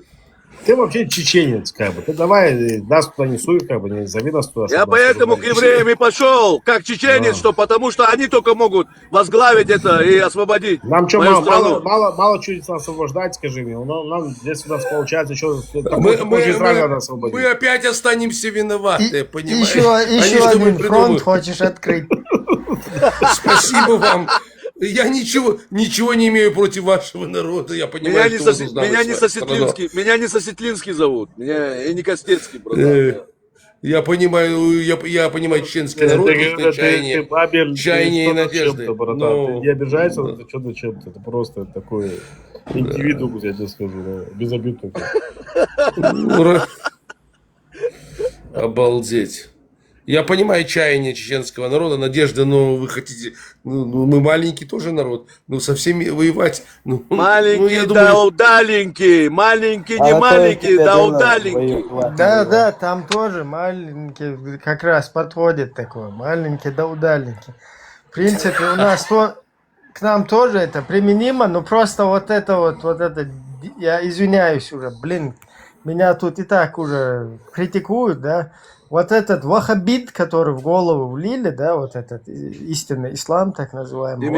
Ты меня имеешь в виду? Из маленького удаленького сделал вообще непонятно шейх аль-Ислам, я шейх аль-Ислам, я профессор, я академик, я герой ислама, я.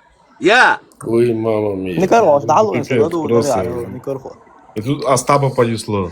Так, вот один этот хочет что-то сказать, Тайрон, говори, Тайрон. Николай, мировой изгой, что он делал, что? Це гупает буває Оман. Кутаеви, брат-то мать. Ответ к вам вопросом Гутаев, не Гутаев. Кутаев, он как раз борется с американскими сионистами. Ты можешь к нему присоединиться в его джихаде и полностью себе Гурии завоевать в раю. نه و نخچلو دویچ مدایش لقا میره و izgojuši, a uvaja izgojuši da ver čuo. Oš dinē ne te saločilum, šā vajnu upaidabu. Dēlā mirovой изгой, šo audlalu, Hasanol šuna ist Kutaev boštol, проститутка санол šo, ist auch noch Chiqoma, изгой din sašta, masuna büyül, ist pelbe naqash, изгоем цахасун, büyütşeram şiye, paça halkol, şiye, liyel şdoşdol, şkudunen çua, şiye, nitra bolş, tat meta, şöy, tat korm tal liyelo qid, tat deh kükstol, sahundu, Hins vay Ne kükşüm şuten o dünyada tanin tabiyoskoş, tammo yürüyorskoş gidin.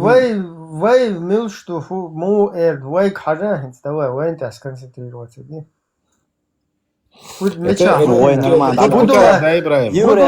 Budulak kuy Francavol budulak kuy işte tuodenak işte muhiyetu. Do ca Francavol. Abdullah. Да, Будулай. Это Кутаев, который борется с русскими сионистами, с американцами, с западными не борется, правильно? Сейчас, подожди, Лазик, коротко, я просто вот хочу понять. И Будулак, Мухьев... 14 тысяч ночи, 14 тысяч в Сирии, Ираке, из Мухьев. Из-за Иран хиетхсен. Ну так, позитивно метти гюйца, вай цана хайқали хумдина, я цана дунен чук метти глиелуашу, я цадик бол хабела хок нохчишкар, дуйха иштадицум. Ой, лгужим маду иштум хылла қам лгужим ду. Не, аса иштат вухум шлюйцар духун, хок газечти деш дуния мелду, да? Цахуне один исламиш, бу бандич, цахуне один нашу бабушк шигер кашелок шая метти гю. Цадик бол бама бат цанна дабит. Ибрагим. Ваюреш, мабу масара бючу до Нью-Йорка, туняш ах на младенчин. Каннибализм, особиом, а гайра мадуда. Начинается.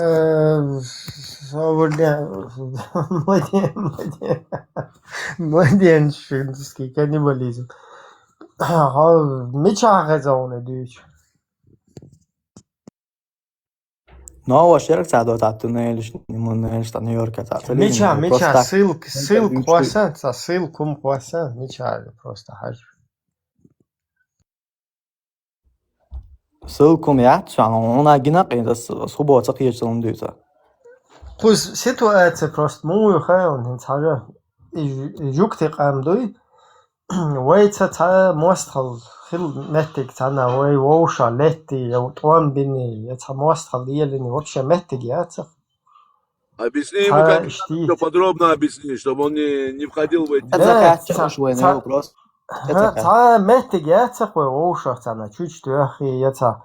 Цул соунах тайол üyeş mette işte ne postal diye ne postal dinmettik şu. Вот это наровно месте юктишит сахунаден Филистин бош. Да я что не за Филистин и хумасун аханю адек даду as просто вейтсбек ба. ويقع связанных уже идупас вай изгой изгой шамбат шай дошли елш масу да я шанжу измел страна его изгнать бина Португалия, Франция, Испания, масу мето легче изгнать изгнать понимаешь хабиц бухабат я диц короче худуден чё я хай паспорт да цакисна я хок амду элтана призна дакетчига русский пидерец о короче ца дабиц буха боч ахца изгой вайшим да камел да цакизиш туснаа я бухта таган жукте бала гюрже бала Эрмлой бала Азербайджанч бала худунен темел был там европейский почалшка немцой бала Сөйли бала Ha Französisch valla. Amerikanisch valla. Mülşa tert yukmettik. Tuya hints masala суна эйс бючбол мата как бы сун хушвал матбуй цига дуатхал тас хожа рухса мечана он нагасан английский матхай американчиц да он американчиц англичан любой короче немцош ويوق مهتك دوات خلطات اسميز ما سيرتي وتا يوشوان كافرشي يهودشي تا موستخي هم نش وين يوش عورت ما باتس وين да вообще от идеологиш белхил яцэца в жизни табусол сагвен я вен годин я даже джихач дуичхана даже исламишвай большхана хаца вен вацхой вообще даже нюху духу не было никого. Зачем нам вообще штады квахи на досуге? Подумайте, что они харфу палю, как это, харфу идеологии, харфу вообще воюют уги. Хунд уешуэн и пал. Хунд лило, что мост хала, инстаган европейский почалхший, но 4 лет 300 тысяч. 300 тысяч здесь приняли, дали убежище, дали гражданство, дали возможность на ноги встать, лечат людей, я не знаю, помогают полностью. Любая цивилизованная страна, если с ней вести отношения, вот можно любые вот такие вот дружеские, я не знаю, все что угодно там сделать. Теперь вот это то, что здесь в европейских странах происходит. Зачем здесь мне слушать каких-то говнюков арабских, я не знаю, каких-то там исламистских, вот эту вот хренотень, которая мне говорит, что кафиры вам неверные, вам враги, короче, ягуды, враги вам, а мусульмане вам братья. Да где эти братья? Я вообще духу их не видел нигде. Я вижу, что эти братья только каких-то исламистов присылают, подстрекают мой народ. Потом он в ООН, где бы они ни были, когда на русских санкции накладывают, они вето накладывают на это, да, то есть против этих санкций они выступают, чтобы санкции на русских не налаживали, когда они нас в сортирах мочат. Какая ислам, какой мусульманский мир, я не пойму просто. Да, я маленькую вещь.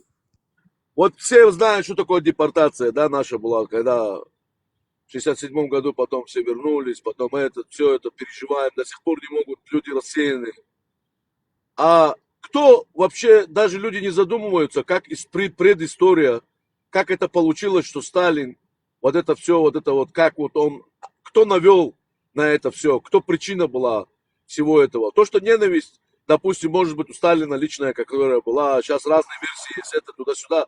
Все, что хочешь, можно говорить. Но давайте я скажу сперва то, что я знаю.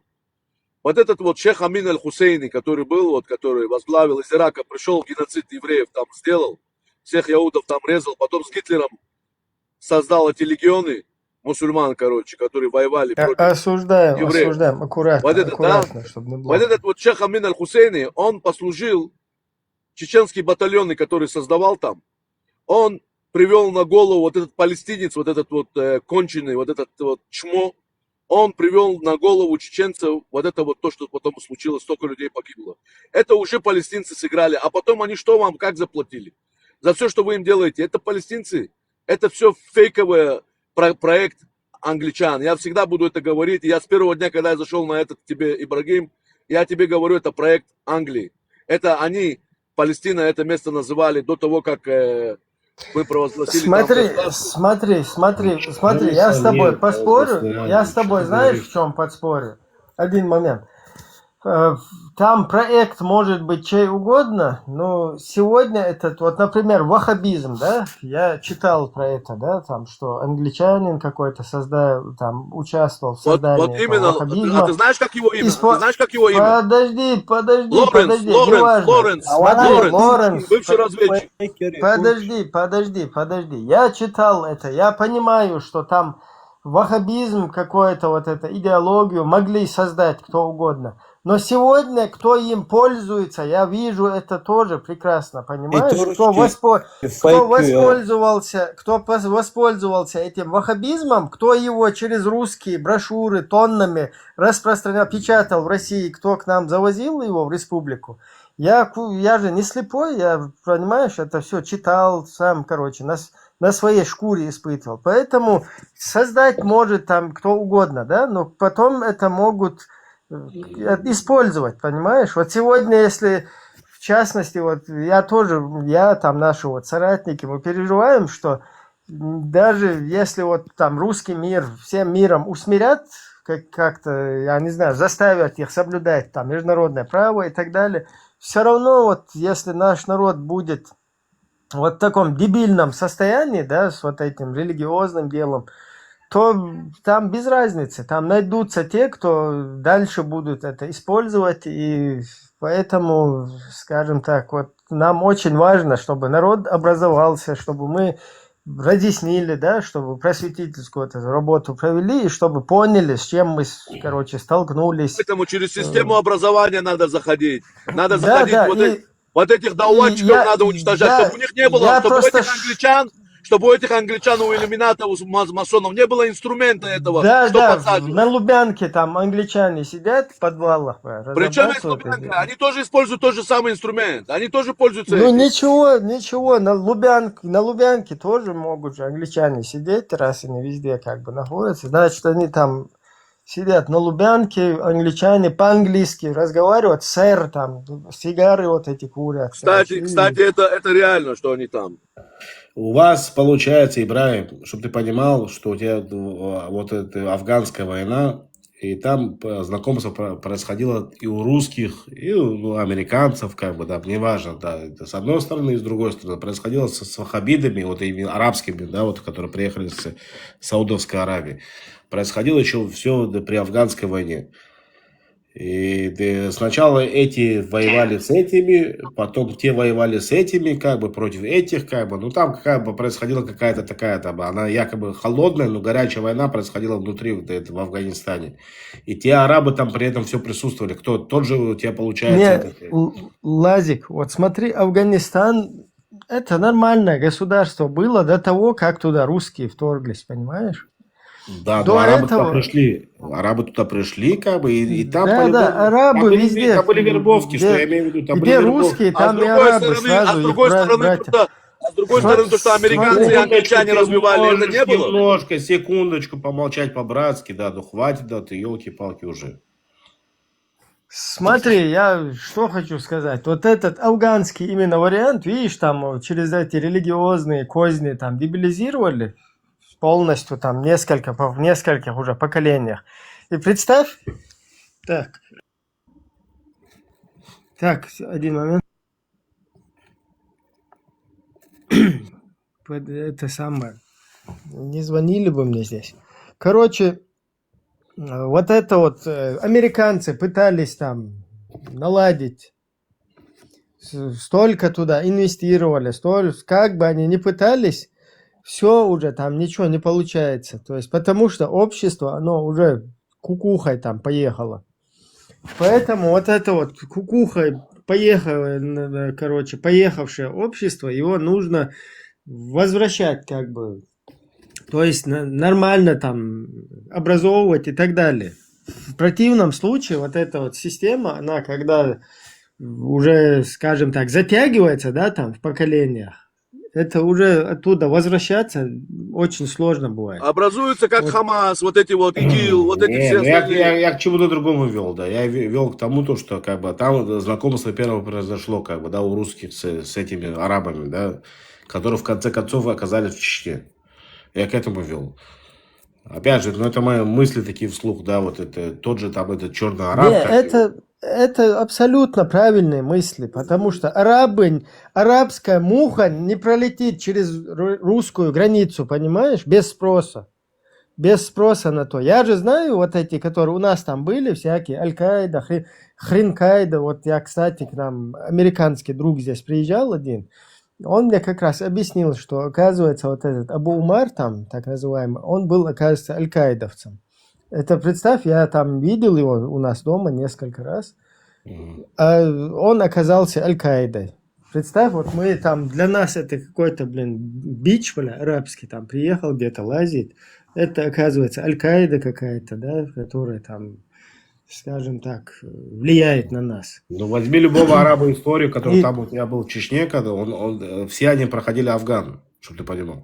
Почти все проходили Афган. Да, ну я что хочу сказать. Вот этот вот свободнец, да, он просто послушай немного, разговор, может, полезного, там что-то наберешься. Вот этот вот Абу Умар, короче, он тоже, понимаешь, связан был с Саудовской Аравией. Он оттуда звонил по спутниковому телефону, то есть у них на уровне там государственных вот этих деятелей, то есть это все, скажем так, согласовано, понимаешь? И если он с этими встречается, а эти с Путиным там встречаются, через руку вот так вот, блин, саламы дают, улыбаются друг другу. То есть это... Какой араб? Почему, вот, например, если даже там... Кстати, Россия, она никогда не обвиняла Ближний Восток вот в этих террористических движениях, а обвиняла Запад. То есть постоянно западный мир, типа там американцы, англичане, вот как сейчас Бабель говорит, они обвиняли... Из-за внутренней исламской политики это было. Они как раз-таки обвиняли западный мир. А вот этих своих братьев, откуда эта вся идеология, откуда Абу Умары все поступали, они как раз-таки молчали про это. И по сей день молчат. Почему, если там вот это дело, они... Ибрагим, я тебе скажу почему. Потому что все эти террористические организации, они наемники, ты не понимаешь. У них кураторы сидят, вот которые наверху. Да ты меня не рассказывай, Бабель, они со всеми работают. Они со всеми работают, кто им платит, они со всеми работают. Я этих прекрасно, которые там у нас были, вот этих вот, я прекрасно знаю, кто там был, там, где они лазили, короче, какие наемники вообще, хренемники там.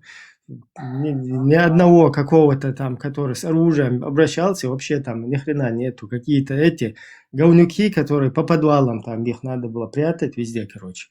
Единственное, вот этот Хаттаб какой-то был, и то он такой хитрый был, когда там где-то военные действия, мог технично там спрятаться куда надо и так далее. А так эти арабские, которые там лазили какие-то, они где-то по дыркам, по подвалам, по дыркам, каких-то этих боевых действиях, там вообще ни духа арабского не было. Ну, добивали, получается, уже при Доке Умарове, когда вот последний был Дока Умаров, получается, да, и провозился Эмиров, он возле себя арабов держал там, их добили, получается. Но там по-любому там была какая-то тема, наверное, то, что это... Дока Умаров, хотели создать. кстати, Лазик, Дока Умаров, вот я его в 2002 году видел, там, в лесистом, когда они вообще там где-то глубоко в горах, там перезимовались с территории Грузии, там туда-сюда, где-то там кто-то лечился, там что-то такое. И они, короче, ближе там к предгорью появились. И вот мне тогда сколько лет? 21, 22, вот такой вот. И он, вот то, что он говорил, так, у кого это микро? То, что этот Дока говорил, он вообще ни капельки ваххабистом не был на тот момент, да? То есть вот 2002 год, вот такое, 2003. Потом уже, я что хочу сказать, там, ваххабистами, исламистами с детской кроватки не становятся. То есть это потихоньку вот так вот идеология, она туда в голову залезает. И то, что я слышал, даже мне это немного так неприемлемо что-то было, что он говорил тогда. Ну, более близкой, честно говоря, по духу, да, потому что он там объяснял там о наших традициях, там мы где-то вместе чай сидели, пили. И он говорил, что вот эта арабская вот эта движуха, да, там женщин прячут там друг от друга. У нас такого никогда не было у чеченцев.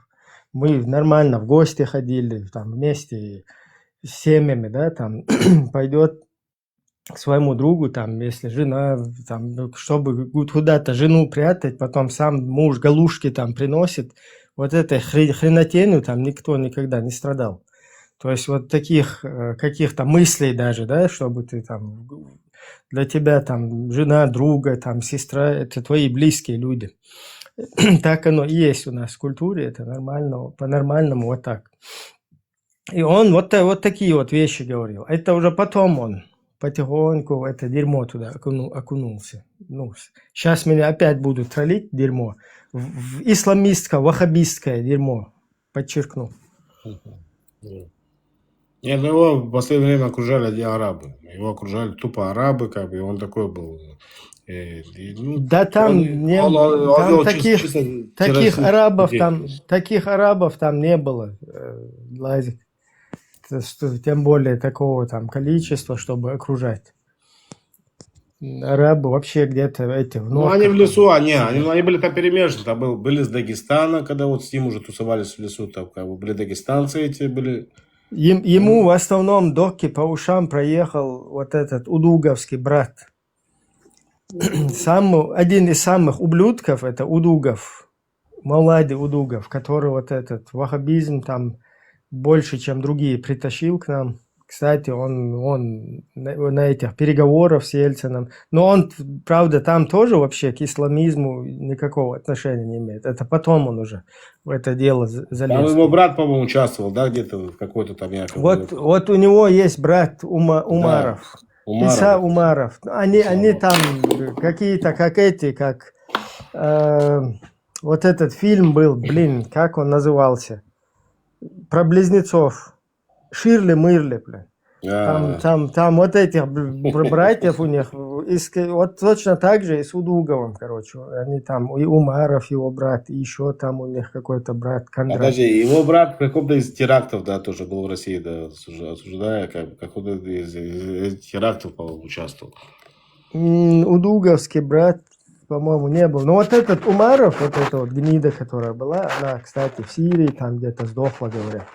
Вот этот Умаров, кстати, его слова цитирую.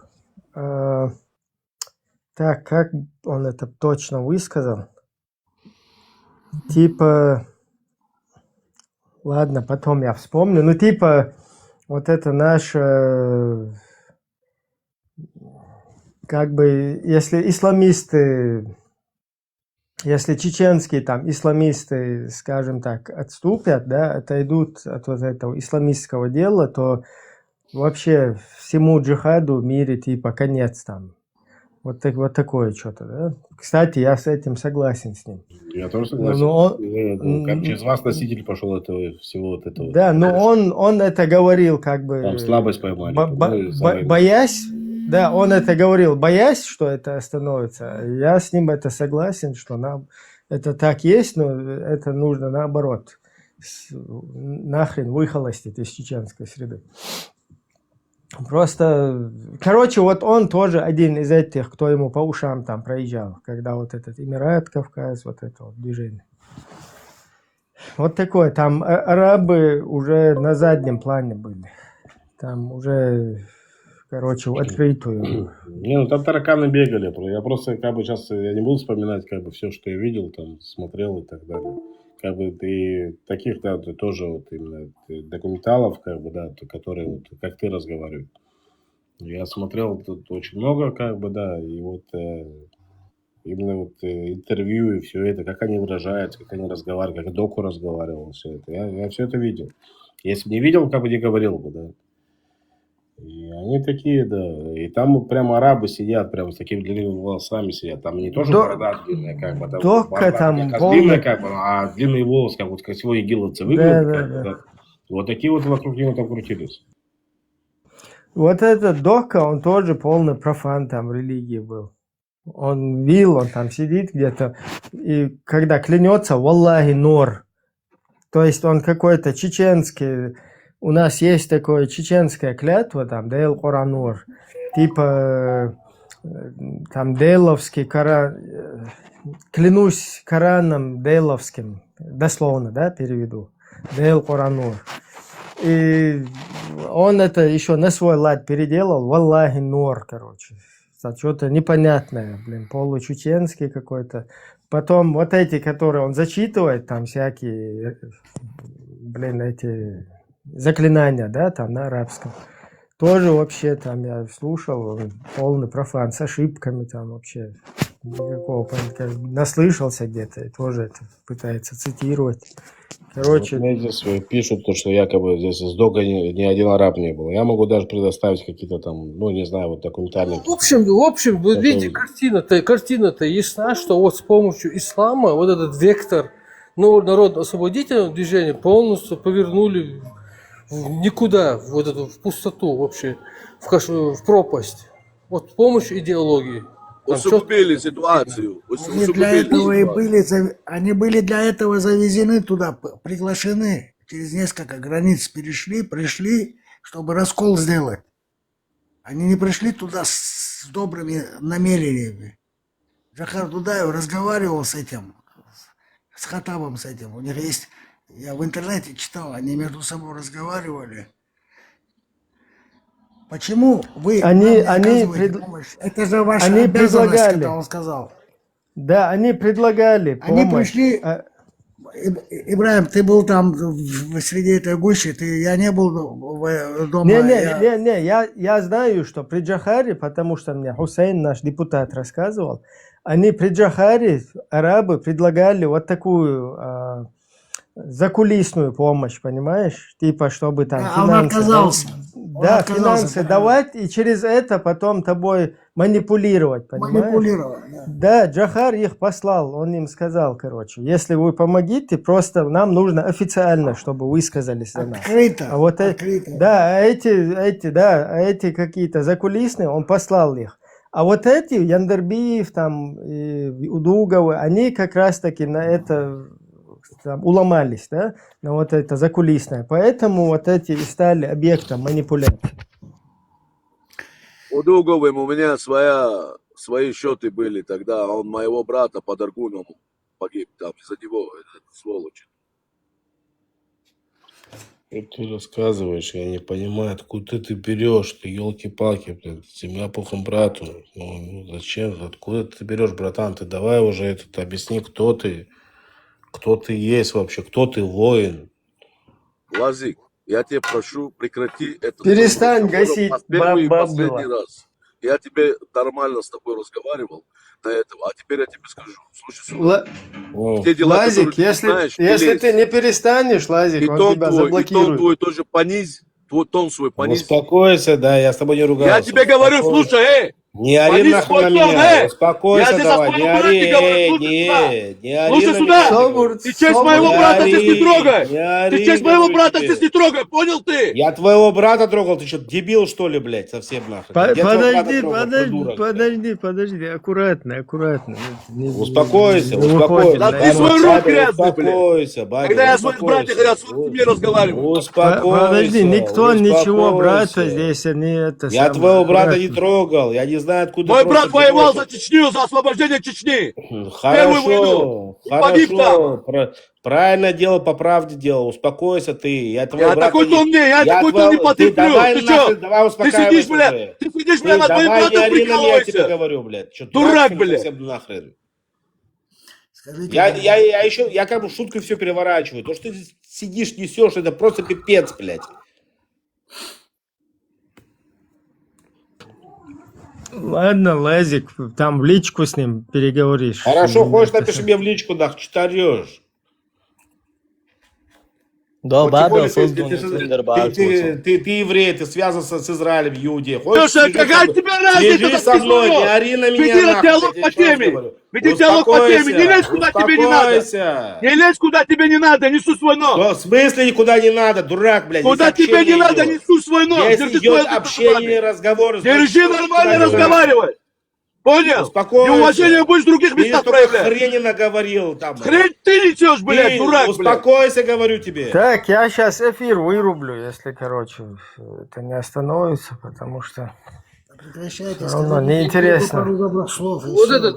Так, вот к нам Над гость моим зашел. братом, который погибшим, прикалывается он. Ты откуда это несешь, блядь? Не. Ты что, дурак, что ли? Когда я прикалывался с твоим братом, блядь? Ты ненормальный. Никто не прикалывался, перестань, никто не понял. Давайте вот слово криджейр или кригары, я не знаю, как это правильно, блин. Говорите. Микрофон. Приходите свободным. Добро пожаловать, будучи свободным. Марш Вога, марш Вога.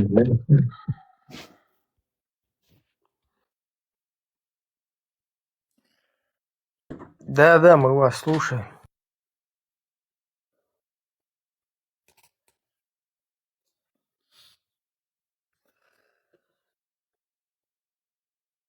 Пока Так. вот настроиться, смотрите, вот после победы, да, вот казалось бы, вот там разрушенная республика полностью, все это, и надо было вот инвестиции, да, какие-то стройки начать, какие-то помощь оказывать, кредитование, там, я не знаю, какие-то транши, вот, и вот они же вот эти исламисты там вот наши, исламские страны, все такое. И вот вроде бы от исламских стран должны прийти инвестиции, да, вот эти транши, чтобы вот поднять республику, все победили, освободились от гнета, от оккупации.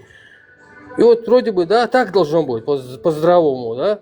А что произошло? Присылают каких-то типов с долларами хрустящими, и они, короче, начинают открывать эти шариатские суды, там вот эти медресе всякие какие-то, учить каких-то шариатских судей. Ни одного домика не построили, ничего не построили, сразу начали шариат туда водить. Вот понимаете, вот как это произошло?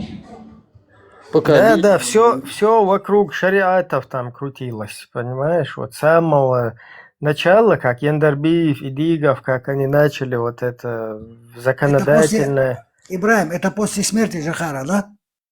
Да. Да. Понятно.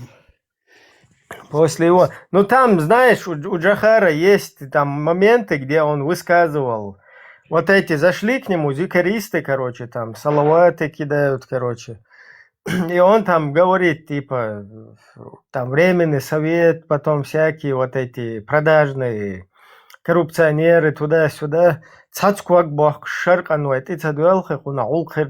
есть, если мы потихоньку не подойдем хотя бы к шариату, нам сложно будет, короче, там выстроить, типа, государство.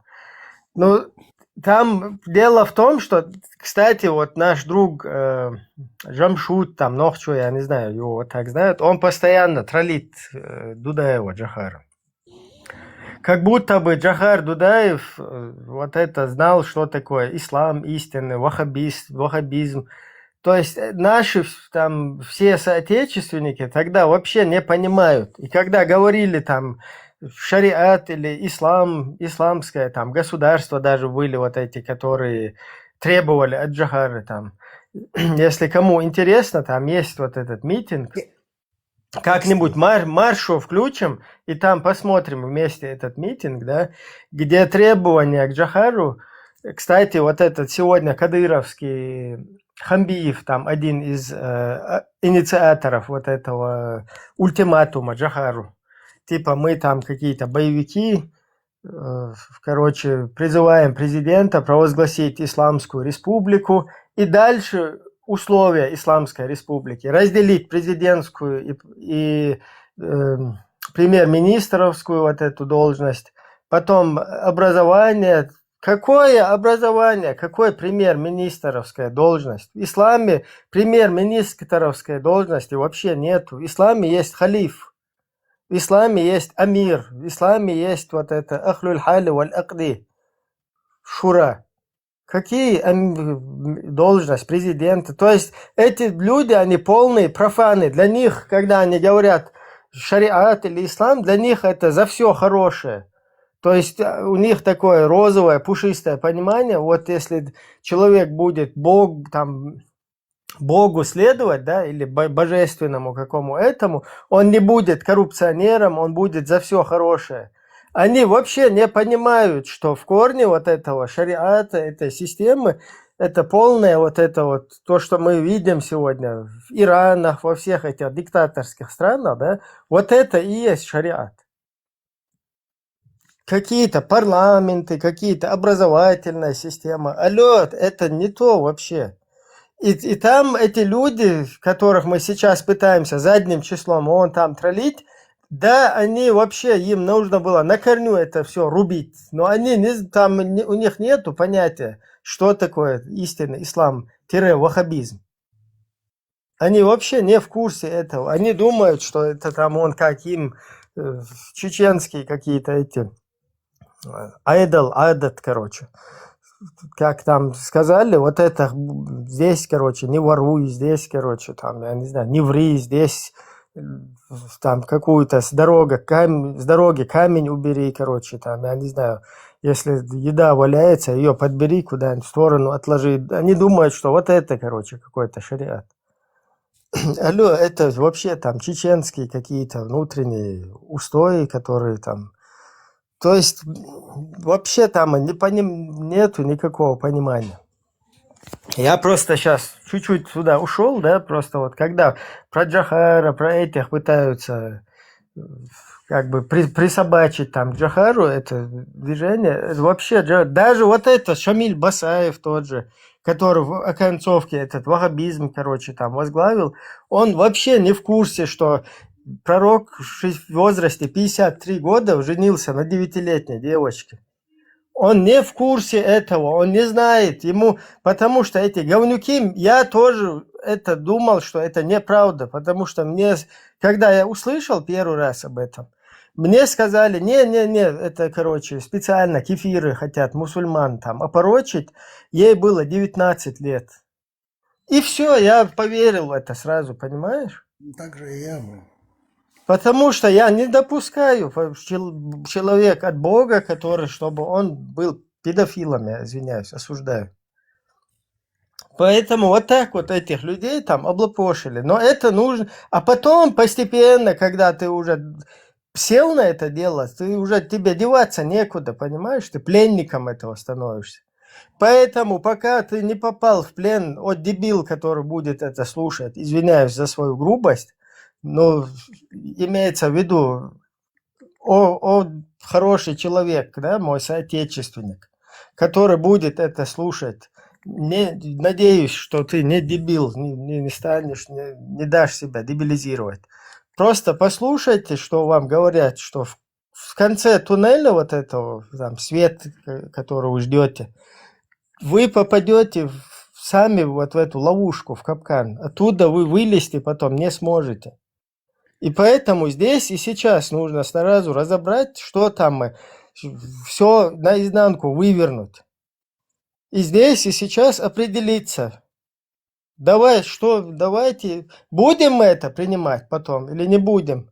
Будем мы довольны, если наши там дети, внуки станут вот такими? Короче, микрофон даю. Можно слово термолог? Такими Брайан. Да, вас хотят использовать. Это понятно. Я говорю про вещи прямыми именами. Вот Даниил пришел. Я как раз вопрос, извиняюсь, Ибрагим, просто хотел ему раньше задать. Даниил, ты пропал, я хотел тебе вопрос задать. Я знаю... Герцог, просто на секундочку. Что ты сказал, Тайрон? Что ты сказал, Тайрон? Такими ба, мухарду бау. Какими? Окей, объясняю по-быстрому. Такими, которые оправдывают изнасилование женщин, нападение подряд всех ночью. Такими, как...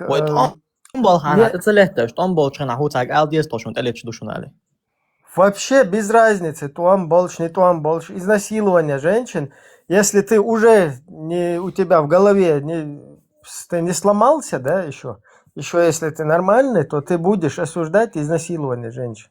Ты будешь осуждать педофилию. Ладно, потом об этом поговорим. Это, Герцог, передаю микрофон.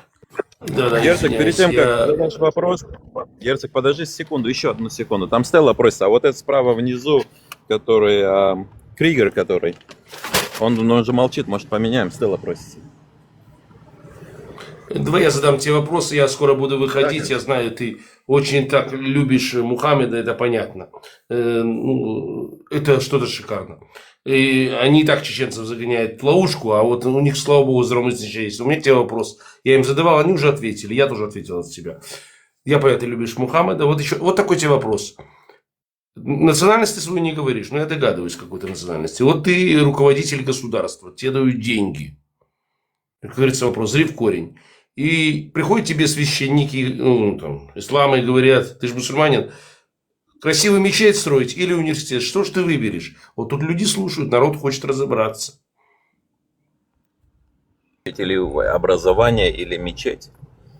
Ну, конечно, люди хотят, люди слушают. Здесь глупых нема. Я бы построил бы одно простое приложение, подключил бы каждого туда, и там не было бы никого, кто бы смог скрыть свое имя или еще что-то. То есть открытое голосование. Выбирайте. Почему мне решать за народ? Я тебе спросил вопрос себе лично, ты бы Как бы что? я- Не как надо бы- мне отвечать за как бы- общее. как бы Ты, я не за пошутил. народ отвечай. Герцог, Ты, твой вопрос лично понятен. ты. Нет, Герцог, твой вопрос понятен, брат. Я бы проголосовал, бы, чтобы построить университет. Мечети хватает. Всё. Чтобы Я бы университет. свой голос, да, Или- я бы или свой ты- голос да. отдал бы за образование. Я сделаю... Хорошо, я понял. И я сделаю... Я скажу так, тут все слушают. Или ты очень сильно скрываешь что-то, или очень порядочный, что-то такое, или очень шикарные такие. Ну, пускай решать. Вот в этом случае я отвечу, народ будет решать. Здесь сидят люди, они слушают, что ты говоришь. Слово не воробей, вылетело, не поймаешь. Поэтому я и задал тебе такой вопрос. А то, что чеченский народ хотят оболванить и сделать второй Афганистан, с соседями им очень сильно удалось. Именно с дагестанцами. Чеченцы у них пока стержень, они пытаются выйти. Потому что Ты был в Россия рано или поздно Дагестане? будет проблем. Ты был в Дагестане? Был проездом. Ну, я вижу по дагестанцам, что в Проездом. рулетке. Ну, скажи мне, пожалуйста, ты дагестанец? Нет, Или я ты чеченец? Чеченец, скажи мне, пожалуйста. У меня родственники нашлись только в Кабардино-Балкарии, извиняюсь. И у меня такой к тебе вопрос. Ты чеченец, вот сам подумай. Я ничего не говорю. Но я почему сказал, что у чеченцев есть стержень? Потому что таких выходит. Я не видел дагестанцев стримы, чтобы были такие, как ваши. Чтобы они говорили, вот я не верю. Чеченец должен 100 раз, один раз увидеть, чтобы 100 раз послушать. Говорят, они проверяют, должны понять. Их много обманывали, они хотят разобраться. А вот дагестанцы, я общаюсь, он только видит, если ты написано Израиль. У него сразу включается лампочка, он же зомбирован, и у него фри Палестина. Ему не надо, что у него там будет в доме строиться. Ему главное Палестина. Это и до победного конца. И он пойдет, куда его пошлют. Так как до аэропорта они бежали. Поэтому я и задаю вопрос. Дагестан это, я не говорю плохой народ, я не говорю про народ. Народ нельзя говорить. Я говорю про религию, которую всовывают. Потому что Россия зашатается. И она рано или поздно, она будет проблемой. Нет населения страны, рождаемость низкая, Путин ее добьет. Вопрос в другом. Кто придет следующий? Какие благодетели придут облагодетельствовать чеченский народ?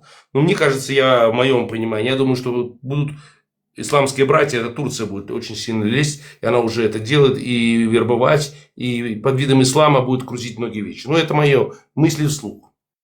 Ничего личного. Но что... Я согласен Я с просто... тобой. Согласен с тобой. Будут. Я просто говорю, чеченец это не турок. Извините, это другая культура, это воспитание. Я еврей, я говорю, как я вижу, я сбоку смотрю. Потому что турков очень хороший талант есть такой, да, над этим должно. Они умеют использовать народы, ну, они даже чем лучше, чем русские, в какой-то своей возможности. Они, допустим, грузин набирали кого-то, они там в мамлюки их брать. Этих кого-то из грузин делали солдат. Ну, как народ, У другой тебя народ вопрос они... лично затянулся. Какой у тебя вопрос? Да, я понял вопрос такой. Но я хотел Данияру задать насчет университета. Он ответил. А это меня интересовало, потому что я понимаю, что образованные чеченцы хотят построить университеты, знания, и чтобы не дать оболванить свой народ. Герцог, а при чем здесь вообще чеченцы к Дуниадару? Я не понимаю вообще. Потому что... Объясню. Он между двумя этими баррикадами, знаешь. Я прям по Нет. Но я не Смотри. Я не один. Нет, ты тоже там. Если тебя спросить со справедливости, ты, конечно же, будешь за мир, за добро. Я знаю тебя, Герцог. Не, ну Так зачем что его я брать тебя как понимаю пример прекрасно. сюда, как бы ставить его как в пример, вот ты против Не, чеченцев. не надо меня в пример ставить, я не Мухаммед. Не, я говорю, я Э, имею в виду, я Дунядар имею в виду, как бы, зачем его ставить в Не, пример? я объясню, почему... У них, Лазик, у них подожди. тематика среди Лазик, он мусульман. пытается понять, граф про меня грязь льет просто так или нет. Он до сих пор не может одуплиться. Он не может понять, что я просто человек. Извини меня, пожалуйста, есть такая хорошая у христиан фраза: благими намерениями дорога в ад. Поэтому я пытаюсь понять, ты искренне такой любишь и веришь? Потому что вот здесь читали про, Ибрагим читал про Мухаммеда и другие что-то, но ты говоришь, это все, это святое. И поэтому я пытаюсь понять. Нет, зачем? Он максимально пытается защитить то, что ему якобы дорого. Опять же, еще раз, якобы, не якобы, как бы дорого, да, но он даже понять не имеет, что что-то происходит, как бы, да, вот. А теперь Вот, но у меня получается, что он как адвокат дьявола. Слышите, ребят, верите? Нет, я даже не защищаю. Я просто помогаю мыслить и пытаюсь себе помочь. Все, и для себя что-то берешь, какой-то, правильно? Вот с Ибраимом, конечно. Ну с хорошо, Ибраимом ты отвечаешь? Что ты не докопался, Герцогий, честно не понимаю. Я не докопался. Нет, извини, Лазик, не влезай. Я не докопался, я спросил, я не оскорбляю. Я просто пытаюсь понять, потому что вопрос нормальный. Я задаю вопрос, потому что... Хорошо, монолог, может и монолог, но я пытаюсь разобраться, что каждый человек что собой представляет. Я слушаю Просто его, этого он человека мне все про оскорбляют Мухаммада. как бы мусульмане, да, и вот эти все бараны, которые сегодня вообще, по идее, даже не выжить, как бы, да, вот эти вот мои бараны. По идее, сегодня праздник такой, что они даже не выжить, да, осуждаю, как бы, да. Ну, чтобы, вот я сегодня пройдусь, проверю, что они все живые, как бы, еще бэкают и так далее. Хорошо. Как, сегодня тот день, где их кушают, как бы, да. Так и вот я знаю, что они называют его кафиром. Не знаю, кто кого называет. Я просто говорю так. Вот здесь чеченцы. Они хотят создать государство. Я приведу другой народ, у которых больше их в 10 раз. Курды. Вот их все так и так. Но никто им ничего не дает. Вот это надо понять, кто приходит к вам, кто разговаривает. Они рассказывали, к ним приходили ваххабиты, к ним приходили то, к ним приходили то. И надо понять. Я просто думаю, что если они создадут, им надо будет хорошая разведка, чтобы разбираться, кто к ним заходит в гости. Потому что многие заходят и говорят, мы братья, все мы братья. А потом оказывается, то втянули, кого-то потянули воевать в Сирию, то туда-то воевать, то в российской армии должен гибнуть на Украине. Вот таких вот, чтобы таких вещей не было, надо разобраться, кто рядом стоит. Ну, давай мы два еврея с тобой разберемся. Вот смотри. Почему ты не поднимаешь Стеллу, Лазик? У тебя же есть модель. Все, я извиняюсь, Я если смотрю, что-то да, кому да, не да. так. Меня слышали, у меня свое мнение. Я сказал, как Стелла я говорит, понимаю. еврей, говорит, кто хочет, говорит, выйти. Говорит. Я говорю, Ибраима, говорю, Я тебя выхожу. поменять, да. Она взяла бы я выкинул. Хорошо, вот есть место Стелла, заходите. Я Стелла. Ты мне можно мне ответить, попрощаться уже, Влазик. Да. Я попрощаюсь, как у вас фраза, вы будьте свободными, свобода. Вам желаю, все будет Ичкерия, я сказал так, как я вижу. И чтобы у вас все это получилось. Я так слушаю сбоку. Все остальное я буду заходить на стрим, потому что здесь здравомыслящие люди, а это самое главное. Всем всего хорошего. Да. Взаимно. Давай, поняли мы. Пока-пока, Герцог. Ты давай, не давай, ты молчи. Тут сами, хозяева, скажем так, эфира. Кто надо, админы сами, админы сами ответят. Вот это я этому Тайрону, который давай там, не давай что-то говорить. Да, я же говорю, да, по привычке, да, но евреи что-то просят, попрошают. Евреи увидел, так давай. Ты на русском говоришь, чтобы я тебя понимал, что ты говоришь. Хубара, Тайрон, админ, шведжи, еврей, хуба.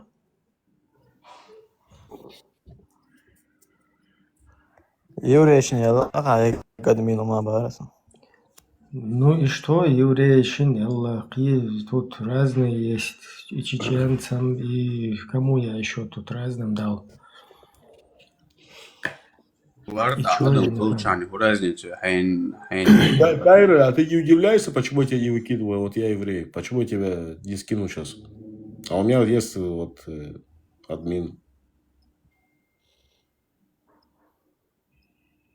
Ты на Вот русском поэтому я разговариваешь. Никору, а инсан ты- гундела. тебе же надо в России как-то жить, правильно? Потом вернуться в Россию и так далее. Тебе надо на русском разговаривать. Тебе потом придется в Москву ехать, потому что ты хреново будешь все дома жить.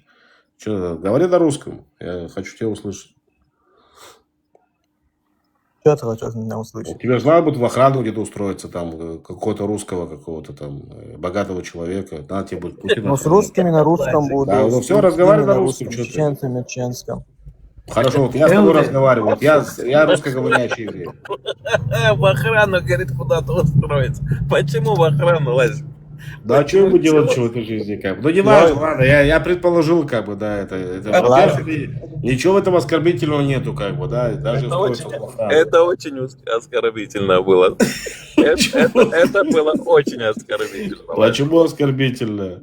А Ну, ты- все равно, нет, ну, во-первых, там сейчас есть Это такая еще тематика. и оскорбительно на, я бы сказал бы, на таком прям высоком уровне. Это было Ну, я спросить. знаю, что есть тренд такой, как бы, в ТикТоке сниматься на СВО. Это когда ты едешь, допустим, в Украину, как бы, да, и, ну, тебе, как бы, надо...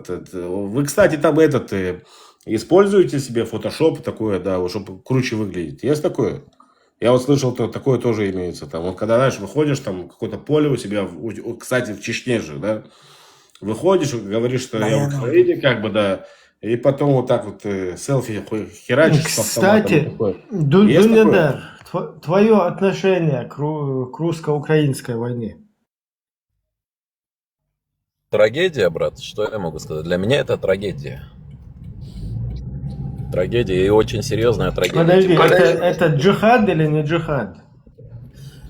вот тут нужно понимать, что ты понимаешь под словом джихад. Потому что то, что арабизация показала, это один джихад. А то, что, о чем говорил наш пророк, что такое Подожди, джихад, это другое. объясняю. В России есть такой военный.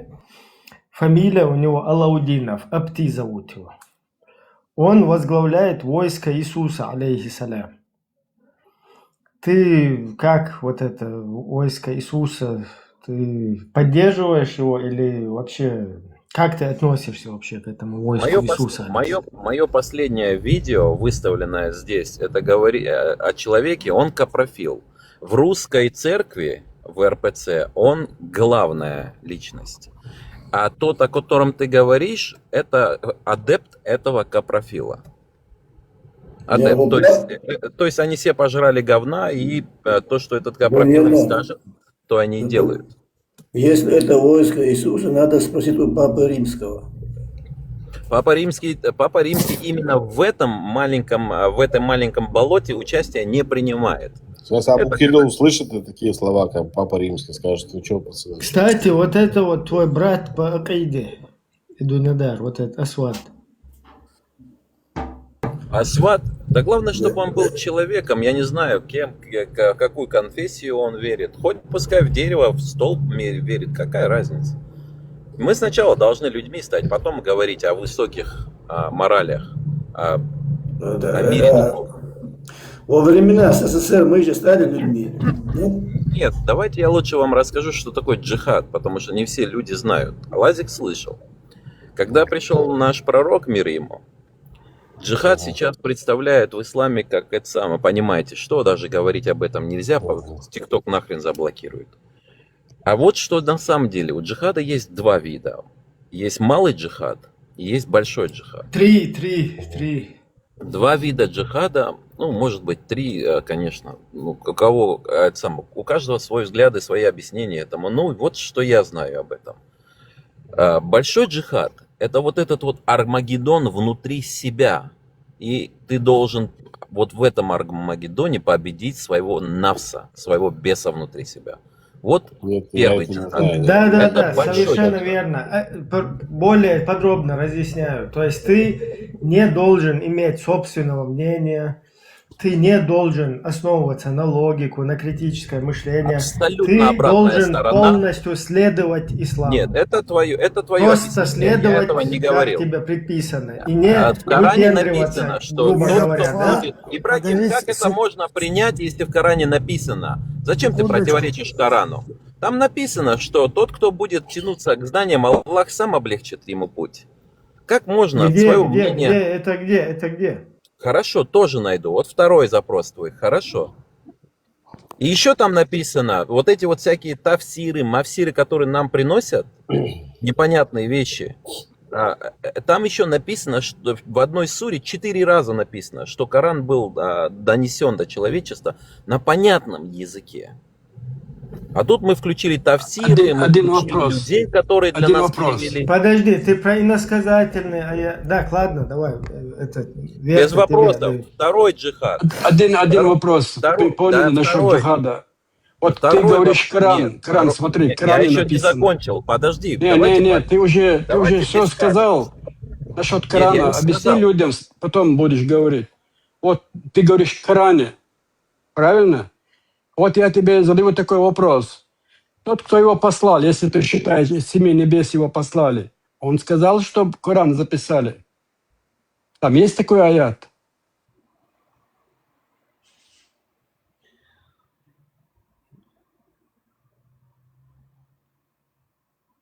Не, его выучить надо. Ладно, это другая тема, пусть он докончит сначала. Так вот, это был большой джихад. А малый джихад – это распространение истины, как прийти к духовному освобождению. Вот это нужно было просто дать мне сказать, а потом задавать вопросы. И эфир получился бы даже лучше. А теперь, пожалуйста, кто хочет задать мне вопросы, кому угодно. Я Дополню. отвечаю. Сейчас, один момент.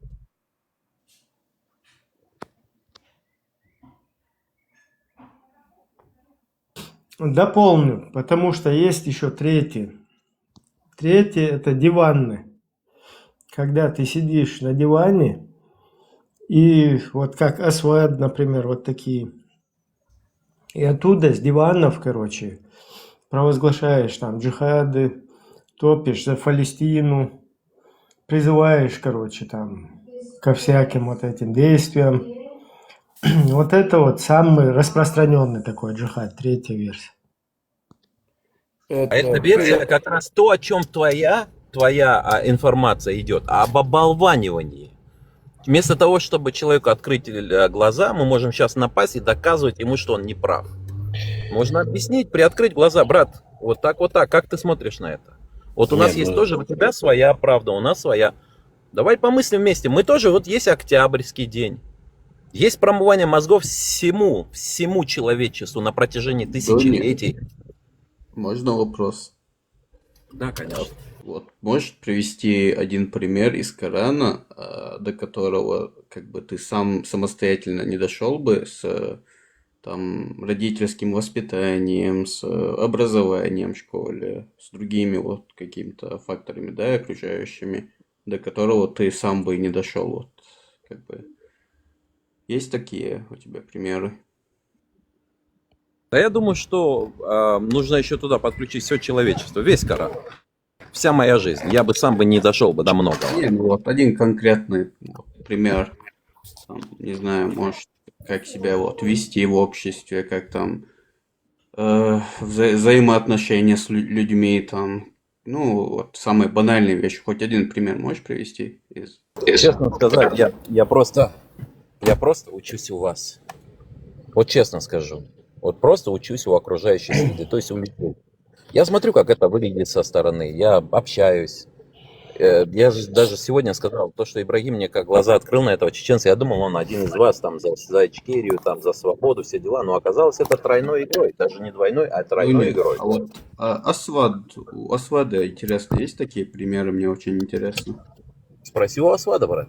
Да, вот, Асвад очень, знаток ислама, он наверняка знает какие-то тайны, которые вот непостижимые другим путем, чем вот из ислама, вот, там, воспитанием родительским нет, образования нет, просто вот. Асвад это главный да'и. То есть трижды герой, у него Я муфти есть, твоего да, у него есть награда тройной, это самое, орден Вазелин. Я муфти твоего стрима. Асвад, вот сейчас просто тенденция такая пошла, что чеченцы наконец начали изучать ислам, читать Коран как бы себе на понятном языке. и массово просто вот на отправлять каком этот языке? ислам на 3 буквы. Как вот ты к этому На каком относишься? понятном языке? Ну, себе там на чеченском, на русском. Ну, не Не, вот эти балбалай на арабском. хорошо, Это на уже как бы русский. прошлый век, это уже как бы пройденный этап. На Это русский мы- язык кто переводит Коран? Ну, там можно через яичку, через Google переводчик. Не. Назови фамилии людей, которые переводили Коран. Ну, там Кулиев какой-нибудь, вот этот ФСБшник, который специально Хорошо. переводил Крачковский, Коран, Богуславский. чтобы повесить лапшу на уши чеченскому, Хорошо. кавказскому народу. Крачковский, Богуславский, они мусульмане? Да, все эти ФСБшники, которые приводили. Не, давай не будем про ФСБ. Крачковский, Богуславский, это мусульманские фамилии? Ну, ФСБшные. Ты уходишь от вопроса. Порохова мусульман. Полностью мусульманские фамилии. Крачковский мусульманская фамилия, Да, полностью. Вот. Русские и мусульмане это просто синонимы. Бисмилlah. Ассаламу алейкум ва рахматуллахи ва баракатух. Ва алейна миннат машва. Валейкум салам. Шалом. Ва алейкумус шалом. Чеченское, языческое, безбожеское приветствие. Я хотел сказать пару слов, честно. Я знаю, что я много разговариваю, но хотел я Дуниадару 3 вот эти вот основные как бы, это, вот, темы ислама. Получается джихад. Джихад получается сначала принятие ислама, как я это понял, да, для себя. Лазы, как сейчас этот дагестанец говорит, чеченоговорящий, кто вам перевел Коран на русский? Оказывается, если перевести на русский Коран, я чеченский неправда. еврей. Нет. Ты дагестанская шмара. Ты дагестанская шмара. Я по типу чеченский еврей. Ты чеченоговорящая дагестанская шмара, потомок имама Шамиля, царской наложницы, которая тоже нам имамат строила проститутка. Это методичка устарела. Потом поехала жить в Калугу на царскую пенсию. Лизать за царю. Методичка устарела. Это вот вся ваша суть, которая про религию говорят. Вот именно подставить чеченский народ под удар. Как ты относишься к Муле Шамилю, Асват? К Муле?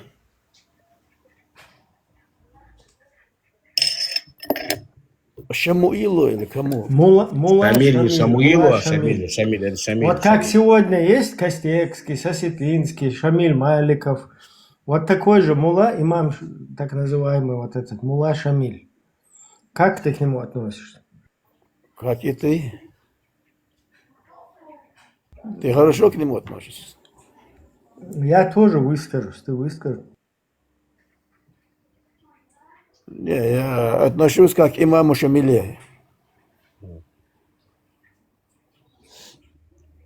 Не Шамиле, а как имаму ты относишься. Вот это. Отношусь как продажной проститутке, мулле. Верендетту, я отношусь как Верендетту.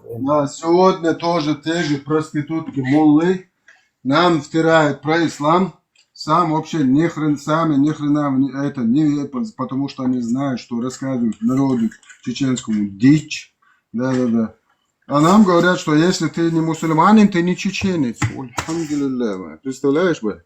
Проститутки, которые в любое время, вообще стучат на все село. 100 лет назад вы уже Стучат на все село. Все докладывают вообще российским спецслужбам, российским... Ерунда, ты начинаешь говорить... Стукачи гребаные по жизни, которые были, как и этот имам Шамиль Петух, стукач, который выполнил миссию, переехала проститутка жить в Калуге, в царской усадьбе, получает пенсию. А за что он пенсию получал? И Дудаев жил, За что он получал пенсию? Мы про Дудаева не говорим сейчас, мы говорим про имама Шамиля даже Петуха. женился на их женщине и жил с ними. Подожди, куда ты уходишь? Имам Шамиль своих дочерей отдал за этих, военачальников, подложил как муха под военачальников своих дочерей. Ты что тут несешь? Верондет, а ты своих дочерей подсунешь им или нет? Я просто сначала Аллаха поставлю раком на троне, прямо на его троне. Потом весь ваш вот этот ислам поставлю раком перед всем миром. Потом подсуну вам мать Аллаха у меня, который багажник. Плюс на 32, руках. плюс 32. У меня багажник, ее мама, это Аллах. Аллах зовут ее. А, Да, полиция у меня была все максимум. открыто. У меня все открыто. Вообще ясно, я ясно, честно говорю, что я ложивший фугас патрон Аллаха. Понимаешь?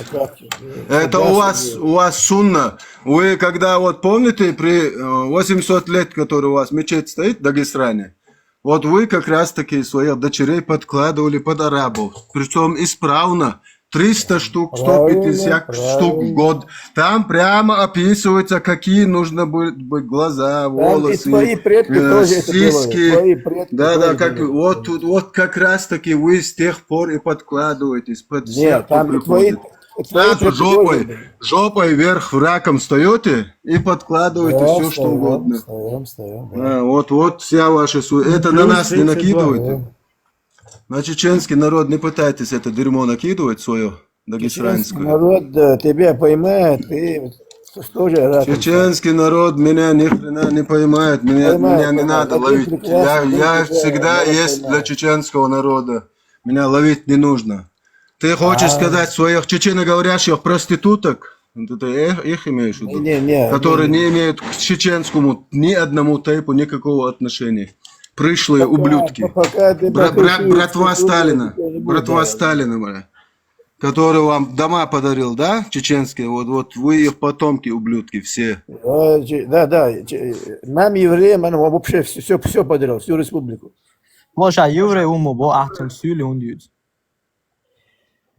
Еврей, казах ечлила, дырки кахп. Еврей, духнер яхьестен, еврей. Сюли, кахпду. Сюли, проститут, да. Сюли, вообще без чести и совести, как свой имам Шамиль, как и свой пророк, который вообще не имел никакой морали, ни чести. Проститут, душина. Самая натуральная мусульманская проститутка. Бабель, вот этого надо пробить. Асвада, это дагестанец, который под еврея косит. Как его? Дыроколом его? Где евреи косят под дагестанцы? Почему? Это уже на свое усмотрение. Асват, я тебе вчера что сказал? Ты только свой рот открыл, ты получил сразу от полиции, ты получил какой штраф? Сколько было? 20 рублей было, да. 20 рублей, да? Я тебе скажу, сколько было. Я пробил за тебя. Ну, давай. Сейчас пойдешь на суд. Подожди, суд еще не закончился. Тебе выписали пока только так. Сейчас мы тебе тоже выпишем. По полной программе. А Верендету отдадите мне на загрязи. Ты думаешь, мы не знаем, где ты? Где ты, герой? На троне Аллаха раком ставлю. Ты здесь угрожаешь людям. Ты угрожаешь тут людям. Ты думаешь, здесь собрались какие-то такие немощные, думаешь, да? Да. Тут все боги, да. Боги собрались, боги собрались. Твое имя арабское, понимаешь? Твое вот это Асвад. Черный, ты, слушай, угольный ты наш. Угольный.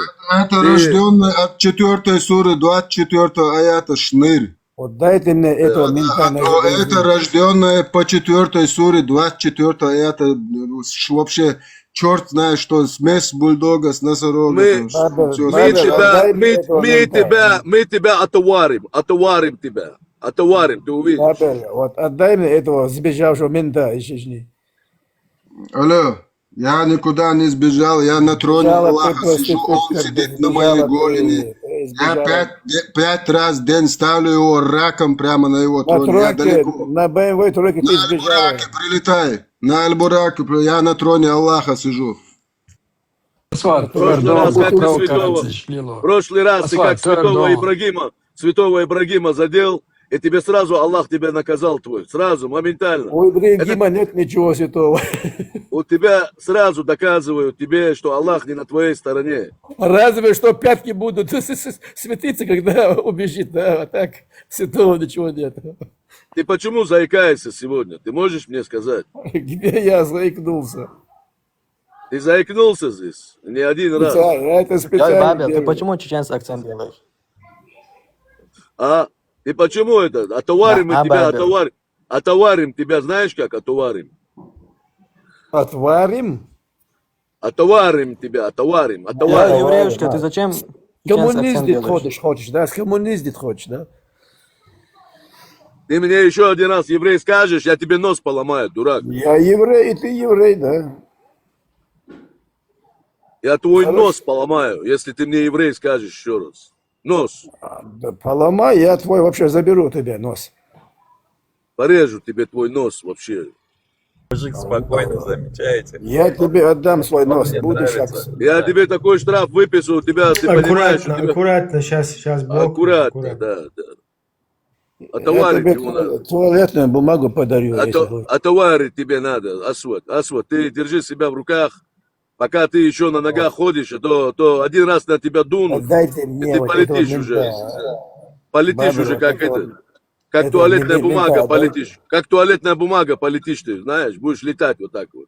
Круги наворачивать. А, Наворачивать будешь. Чукча не дурак, Чукчу не обманешь.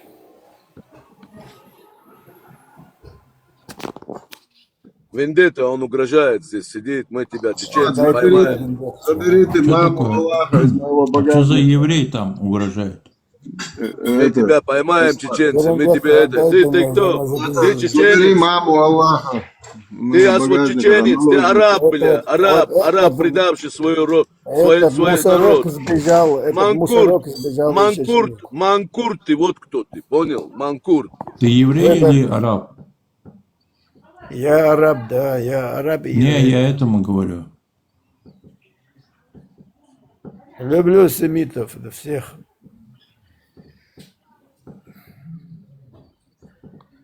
Вендетту оставь, Вендетта, у нас наш брат. Оставим, Где-то. оставим. Куда надо, посадим и оставим. Так, вот этот с крыльями зашел. Илладан. Куда Привет, надо, что- я уже Аллаха посадил. Он сидит, написано русская водка. Я на бутылку вашего Аллаха посадил. Единственный, кто отоварил Аллаха, это Вендетта. Единственный. Я тоже посадил яху на бутылку.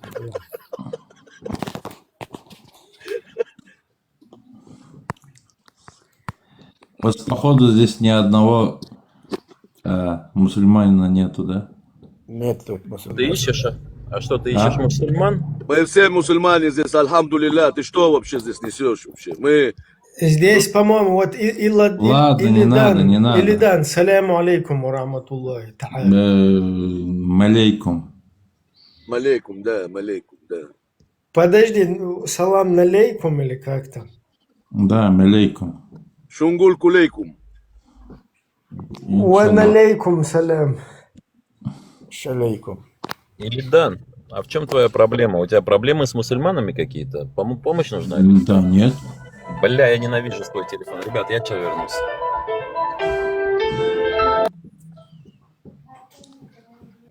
Начальство звонит, возьми, выговор, начальство. Меч Аллаха позвонил к нему сейчас, меч Аллаха.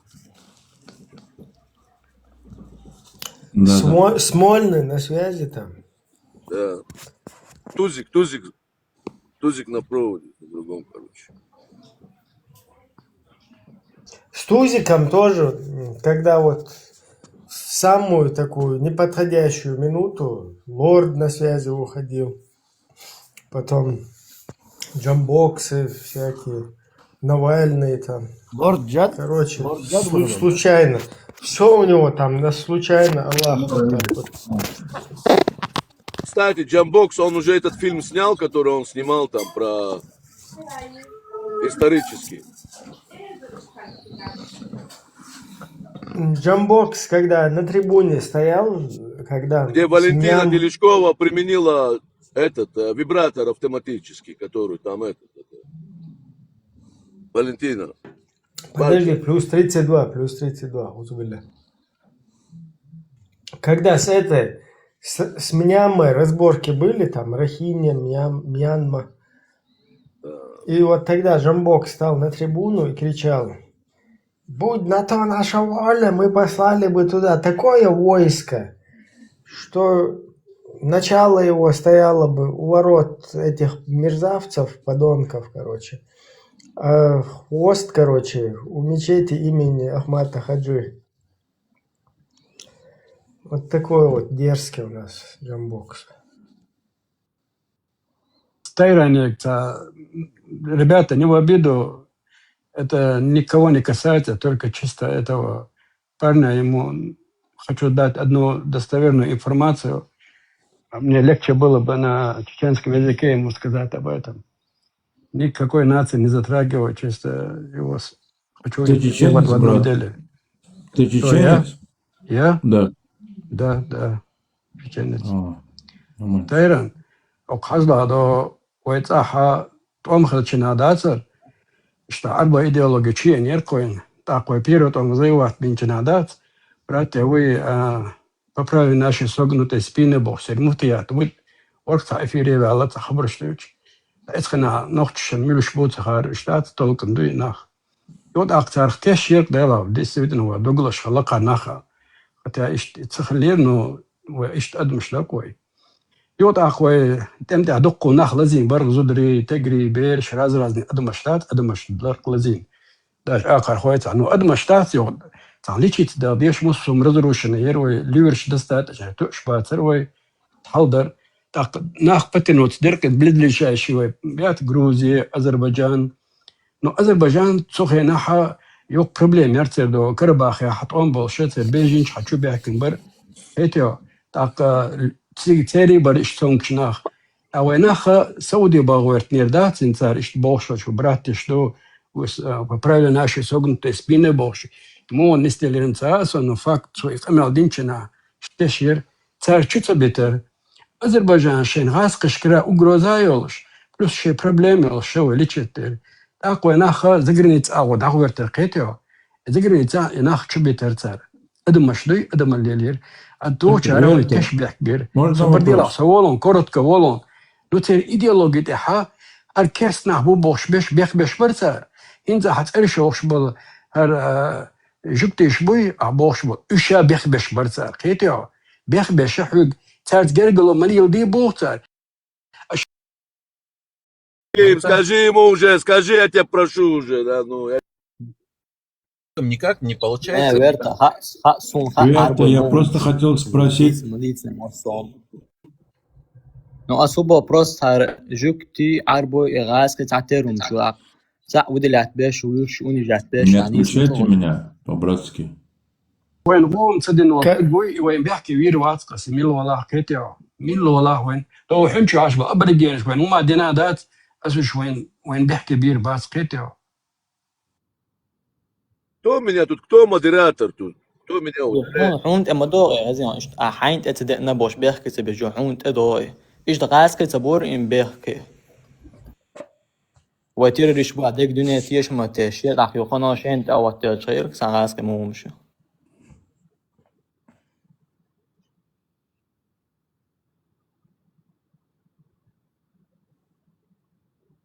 هو دوغالي دا كان كالك بوش هو قوم تكون وين ورخان специально وين يقع بيتن ترشاش ليش مدات просто نيسقيت اتوزو حكرت اولاش تيزو چاي يلا Верте цанохчи мавелер тигат دو حلقة ويلر اتن دو الخواتن تن تخت اخواتن وير اذا هل دون وي اي غادش ليل ديت ديزو وين مونا صندوق ديزو 21 века.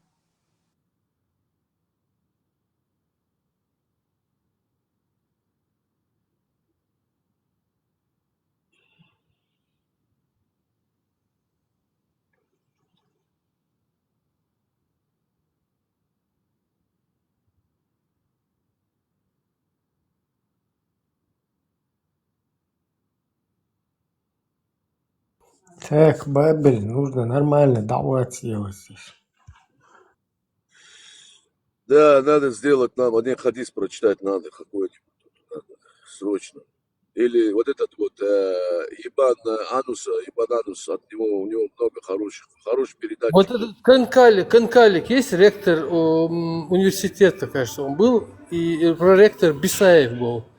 Бисаев, чеченец, он защищая этого, когда его забирали, ну, крали его, машину там затолкать хотели. Вот этот Бисаев защитил его, и его там пристрелили на месте. А его увезли. И через неделю где-то нашли этот труп где-то. Где он похоронен? Где он похоронен сегодня? Вот сейчас я не помню, это очень давно было. Но я вот сейчас знаю одну вещь, вот тебе просто надо поковыряться в датах. Его убили, значит, вот эта акция была проведена не просто так, и не просто именно в то время, потому что там намечался какой-то съезд, что ли, какая-то конференция. Моего брата в это самое время, моего брата. Не, подожди, не отвлекай от темы. Вот этого еврея, вот этого ректора, его убили не просто так, там или в этот день проходил какая-то конференция, семинар или что-то, или что-то такое вот полезное для чеченцев, и там что-то вот было международное, межнациональное что-то. И вот именно в эти дни его убили, вот это, чтобы вот этот негативно, чтобы это сказалось на вот этой конференции. Ну, вот показать это шариатский суд, который... Да, и не шариатский, не шариата вообще далеко не тогда было. шариата не было. Не, там именно надо было громкое имя нужно было, не просто какого-то там слесаря, еврея там, а именно такого известного ректора замочили. Это был акт, и там Они вот же этот момент... Они же ему пришили не просто так, они ему дело пришили, что он типа там... Ну... Нет, короче, это была политическая акция, это была против независимости, против вот этого закрепления независимости, против всего этого была вот эта акция. Дудаев же сделал заявление, да, это дело. Дудаев. Да, он это комментировал тоже про Канкалика. Которые хотели, он сказал, поссорить между евреями и чеченским народом, короче. Это фитнес. Да, вот так и было. Поковыряйте там, конференция или семинар, что-то должно было произойти, или в этот день проходило, что-то было такое. Представь, и кахпнешдуй, вот и похищение, что кахил. Что интересно, кахпнеш шухаш дала, если шухазар долж дала. Или что дисент ядин абыхум меладет. Эш бинбол бел буй нохчи коман. Ишт и 30 серебряников дует сун бахна ишт. Полностью любой хум хадир долж, любой бьюхал хадир долж. Почему-то здесь ни один просто так. Просто так. Вин молодец. Просто со стороны тому вин молодец. Шухах наждуй, вот отюка 30 серебряников дальчан любой хум хадир долж. Шу цана аш говорю цана Аллах уичи цана да слаймаш деши. Просто шу ца квадратный долж тарелс мен хрюк шу петушне. Приветствую всех, Сейгар Эрдерс, маршал Тумасага. Я 10 лет учился в Грозном, в школе-интернате учился. Ну, там обычно сельских детей, потому что в селе образование было слабое. А интернат, где я учился, он, ну, там 70% поступали в высшее учебное заведение. А после 8 классов, там обычно 2 класса А, Б шли. Но после 8 классов оставляли плохих учеников. Они уходили, оставляли хороших и объединяли в один класс. И у нас был директор армянин, завуч, один завуч армянка, другая русская.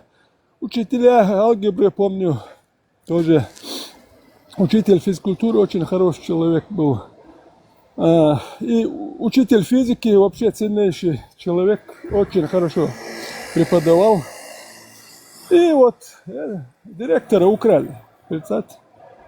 Вот эти же люди, они же не на одном человеке остановятся. Одного украли, и все, больше не будет. Нет. Вот эти целенаправленно люди, представьте, вот какой вред они чеченскому народу приносили. Ну, хорошо там, люди, которые учились в этом интернате, они как-то постарались, и его они вытащили. Люди, которые у него учились. Вот представьте, сколько, я сам знаю, сколько примеров это. Сколько примеров. Это что, во благо чеченского народа, в интересах чеченского народа это все делалось? Конечно, нет. Только во вред. Все вещи эти творились перед Первой войной. Вот после Первой чеченской войны это вообще беспредел был. Вообще беспредел. Это, представьте, как можно построить свободное государство, независимое, вот когда такой беспредел. Люди с ружьем, которые должны были строить это государство, занимались беспределом. Представьте? Вот непонятно. Но я знаю, что это вообще не собирались строить независимое демократическое государство. Они это вообще не знали такого понятия. У них вообще не было этого в голове. Все их действия были направлены, чтобы этого государства чеченского независимого не было. И действительно, надо будет проводить расследование, чтобы нам помогли. Вот по этим многим личностям, даже это, пускай они будут мертвы, но с ними есть люди, которые с ними были рядом, остались живы. Даже по мертвым надо дать оценку будет. А то мы их будем называть героями, а это на самом деле совершенно другие люди.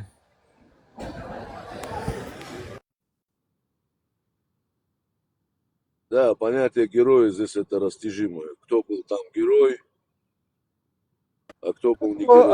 Он 2 раза стрельнул, это не говорит, что ему надо героя. А он на самом деле, он, может, и воевал, а занимался другими делами. Благодаря таким людям, может, и война это началась. Людей воровал. Да, сколько их воровало? Я говорю, мне самому предлагали, чтобы я принял участие в похищении там, ну и надо было его везти на транспорте. И мне говорят, это человек из джамаата. Ближайший человек окружения Хаттаба.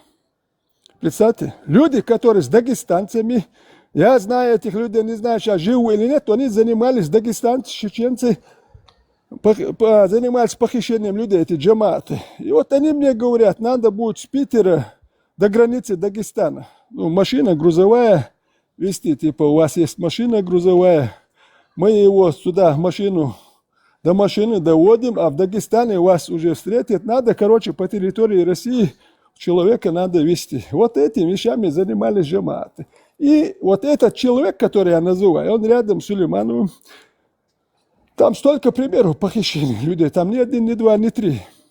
Вот и представьте, вот эти люди собирались строить независимое чеченское государство. Нет. Нет.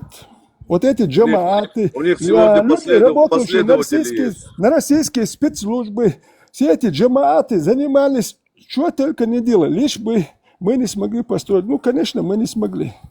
Конечно, людей, у которых были понятия такие, чтобы понятие свободы, чести, совести, которые хотели порядочным, добросовестным трудом зарабатывать, жить, таких людей мало было, и у них сил не было. Многие погибли в войну. Последователей у них есть много сегодня, у этих всех последователей, которые на той же акиде сидят, вот на той же самой вот этой вот своей. Вот эти люди, я говорю, ни 1, ни 2, ни 3, ни 5, ни 10 похищений. Представьте, за 2 года они сколько? За раз 20 человек они похитили. То же самое в Европе, они сейчас ходят. Они сейчас в Европе, которые я называю, они все в Европе. На ювелиров нападают, там, на этих, там, Здесь, разбой я делают. говорю, на ювелирный магазин не один только, вот эти люди, его брат, не один магазин, а много магазинов ограбил он. Баснословные вот суммы, представьте, но в конце концов поймали его, он не один был. Они крупные похищения, они сейчас в Европе. Вот эти один во Франции, другой в Швеции, другой во Франции, их сколько знаете? Оправдывают это все, что это в кафире, у них можно все убивать, забирать. Там, Мы, типа, чеченцы, должны... Это не харам. Это не харам. Мы, чеченцы, должны молчать. Вот мы должны молчать, типа мы кафиры, туда-сюда. Не-не-не, мы чеченцы. А эти ярлыки я не принимаю. От собаки ярлыки не принимаю. Когда собака начинает лаять, я от нее ярлыки не принимаю от собак. Я чеченец. И имя чеченца я должен нести. Какое-то имя чеченца должен нести? Что за имя у вас, чеченцы? Кто вы вообще такие? Откуда вы пришли, чечены? Ничего себе. Конечно, чечены. Откуда вы чечены? Чеченцыгин тогда. Амынцыгин шаграм. Собаки отвечать. Не надо собаки отвечать. Собаки отвечать. Стоп. Этот, который матерился, вылетел отсюда. И вот этот Хамза. Да, вот этот Хамза или кто-то. Ты Когда с тоже собаками вылетел отсюда. разговаривают, для них это много чести. Много чести это собакам, когда с ними разговаривают. Ты только скажи, где ты, герой, где ты?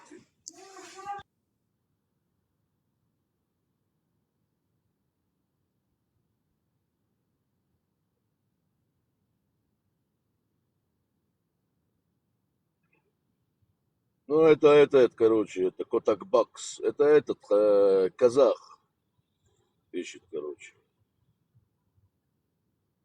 Не, казахам тоже здесь никто не пытается там что-то сказать. Узбек, Петушок. Да, петушок. Должен за дагестанцев, чеченец должен за чеченцев, русский за русских. Мой долг, чтобы я чеченец, я болею за чеченцев. Но дагестанец должен за дагестанцев. Грузин за грузин. Я ничего не имею, если грузин будет за грузин болеть. Правильно? Потому что он грузин. Он патриот своего народа. Наоборот, я таких буду уважать и любить, потому что он болеет за свой народ. Приходит сюда, почему здесь с нами сидят джукты? Что тут джукты делают на нашем войнахском сайте? Типа, что это ты, Ибраим, допускаешь такие вещи?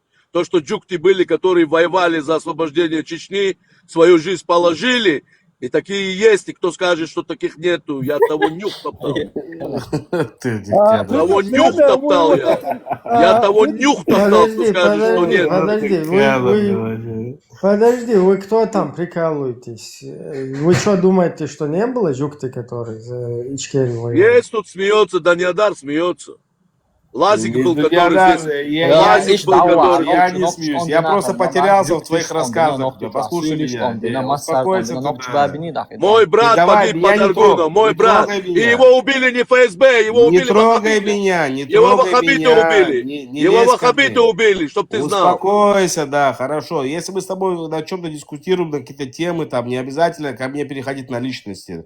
Я могу тоже переходить на личности. Ты мне не прерывай свой нос, несуй куда не знаешь. Ты задел мое личное. Ты задел мое личное. Я тебя не трогал. Я тебя не трогал, пока ты не задел самое святое, что есть.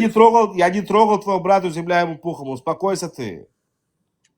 Ты давай. Слушай, еще один раз ты мне скажешь, успокойся, я тебя успокою. Я тебе еще раз говорю, успокойся. Замолчи вообще, свой нос не суй куда не надо. Не трогай меня, я не к тебе пришел. Все имеют отношение, кроме тебя. Здесь все имеют непосредственное отношение к Чечне, кроме тебя. Стелла зашла. Я с вами слушаться не буду. Я вас сейчас обоих выкину. Рты закрыли и не позорьтесь. Письками не мерьтесь, у меня длиннее письки, гарантирую вам. Успокойтесь. Хватит уже, что такое? Вам что, не надоело позориться?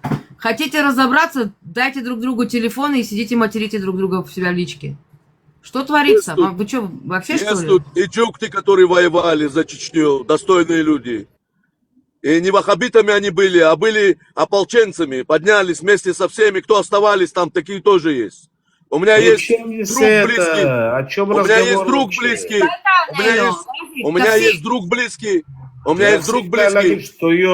У меня помимо этого есть друг близкий, который его брат тоже погиб. Его брат тоже погиб. Последний раз прошу. А я с тобой тапкаться не буду. Если тут нашим братьям-чеченцам неудобно вас кинуть, мне будет очень удобно. Мне вообще плевать.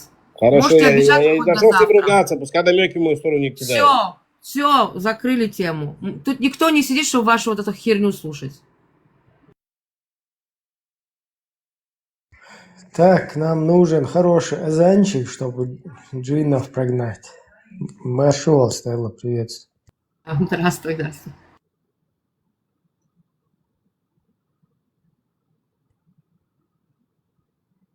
Кстати, до Нахча сегодня с утра заходил. Вот этот потомок колонистов, но все равно из-за его, скажем так, таланта петь азан, мы его терпим здесь. И он очень неплохо спел азан. В такой новом формате. А где этот? Ушел, что ли? Где-то ушел? А, вот, Донахча, запускай, говорит. Все, сейчас этого Тайрона. Тайрон, ты пока иди отдохни на скамейке этих запасных. Донахча, давай.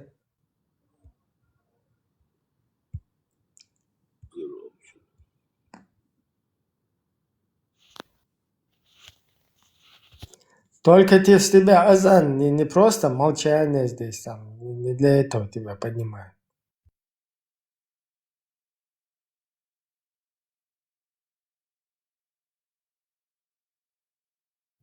Нету записи, нету. Новой версии нету записи.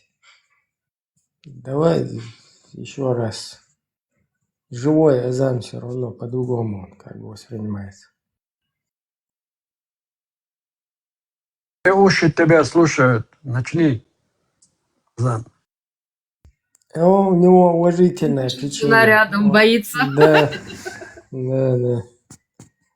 Блин, надо все-таки, я не знаю, либо жену, короче, сюда его привести, как бы чуть-чуть с ней пообщаться, чтобы она его не слишком бесила-то. Приведи ее, мы ей расписку дадим, что все нормально. Знойным жарким днем у колодца Будда люди Мекки почувствовали жажду, и все собрались у колодца, и распутная Ка'ба появилась там. И эта Ка'ба стала пить из колодца, и тогда пророк, посланник Аллаха, подошел и сказал ей: о, распутная Ка'ба, что ты здесь делаешь, я Ка'ба? Почему ты в менструальный день не осталась дома? Ты же знаешь, что нельзя подходить к колодцу. О, посланник Аллаха, почему, откуда ты узнал, что у меня менструальные дни? И тогда посланник Аллаха ответил ей: как бы я здесь появился, если бы не было вони, ведь я муха.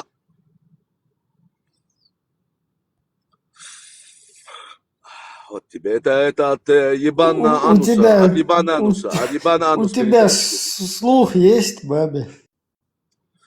Есть. Слуха нет, но петь умеет. Да, песня как бы есть, но хоть слух, это не важно. Честно говоря, если там на арабский лад, это то не важно слух. Слушайте, те, кто пишут, что когда заходят и пишут: я твою маму, я твою... Вот у вас как позывная, у вас как этот печать, знаешь, узнай, кто мусульманин. Вот если ты зашел и сказал, что ты что-то маму что-то делал в своих фантазиях, значит, ты мусульманин, по-любому. Потому что ничего другого у вас нету, как за аргумент.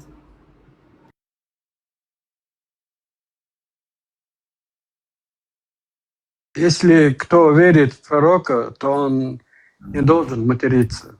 Это запрещено.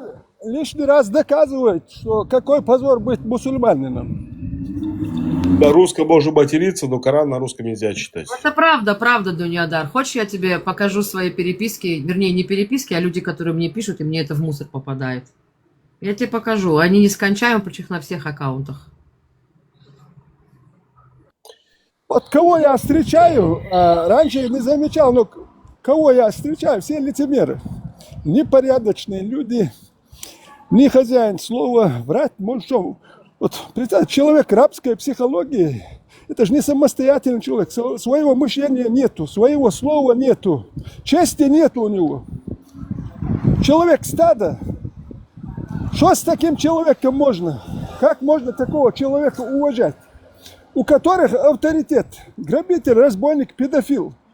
Детей, женщин убивал, продавал, насиловал. Ну, представьте, маленького ребенка продавать, отлучать от матери, убить отца его ради богатства. А эти все походы ради богатства и были, чтобы не он сам говорит, мое пропитание от ружья у него. Не от ружья, а от меча. От меча. Представьте, чтобы заработать, прожить эту жалкую жизнь свою, сдох скотина-то, а? Ну, сколько народу он погубил, сколько детей, женщин продал он. Сколько несчастья многим семьям, народам принесла эта скотина-то, а? И что его называть авторитетом? Как можно? Кормился кончиком своего копья. Да, это правильно так. Надо оценку дать, но для этого надо мужество иметь, быть человеком надо, чтобы скотине дать оценку. Как может такого человека, который женщин, детей убивал, продавал, что только не делал-то? Старух убивал. И все это делал, чтобы прожить как-то. Потому что в песках Аравии не прожить, где воды нету даже. Ну что им, конечно, надо на кого-то нападать. У девочек маленьких на лобке проверял, если есть пушок или нет. Ну, представьте, вот, ну в песках Аравии как можно прожить? Мальчиков.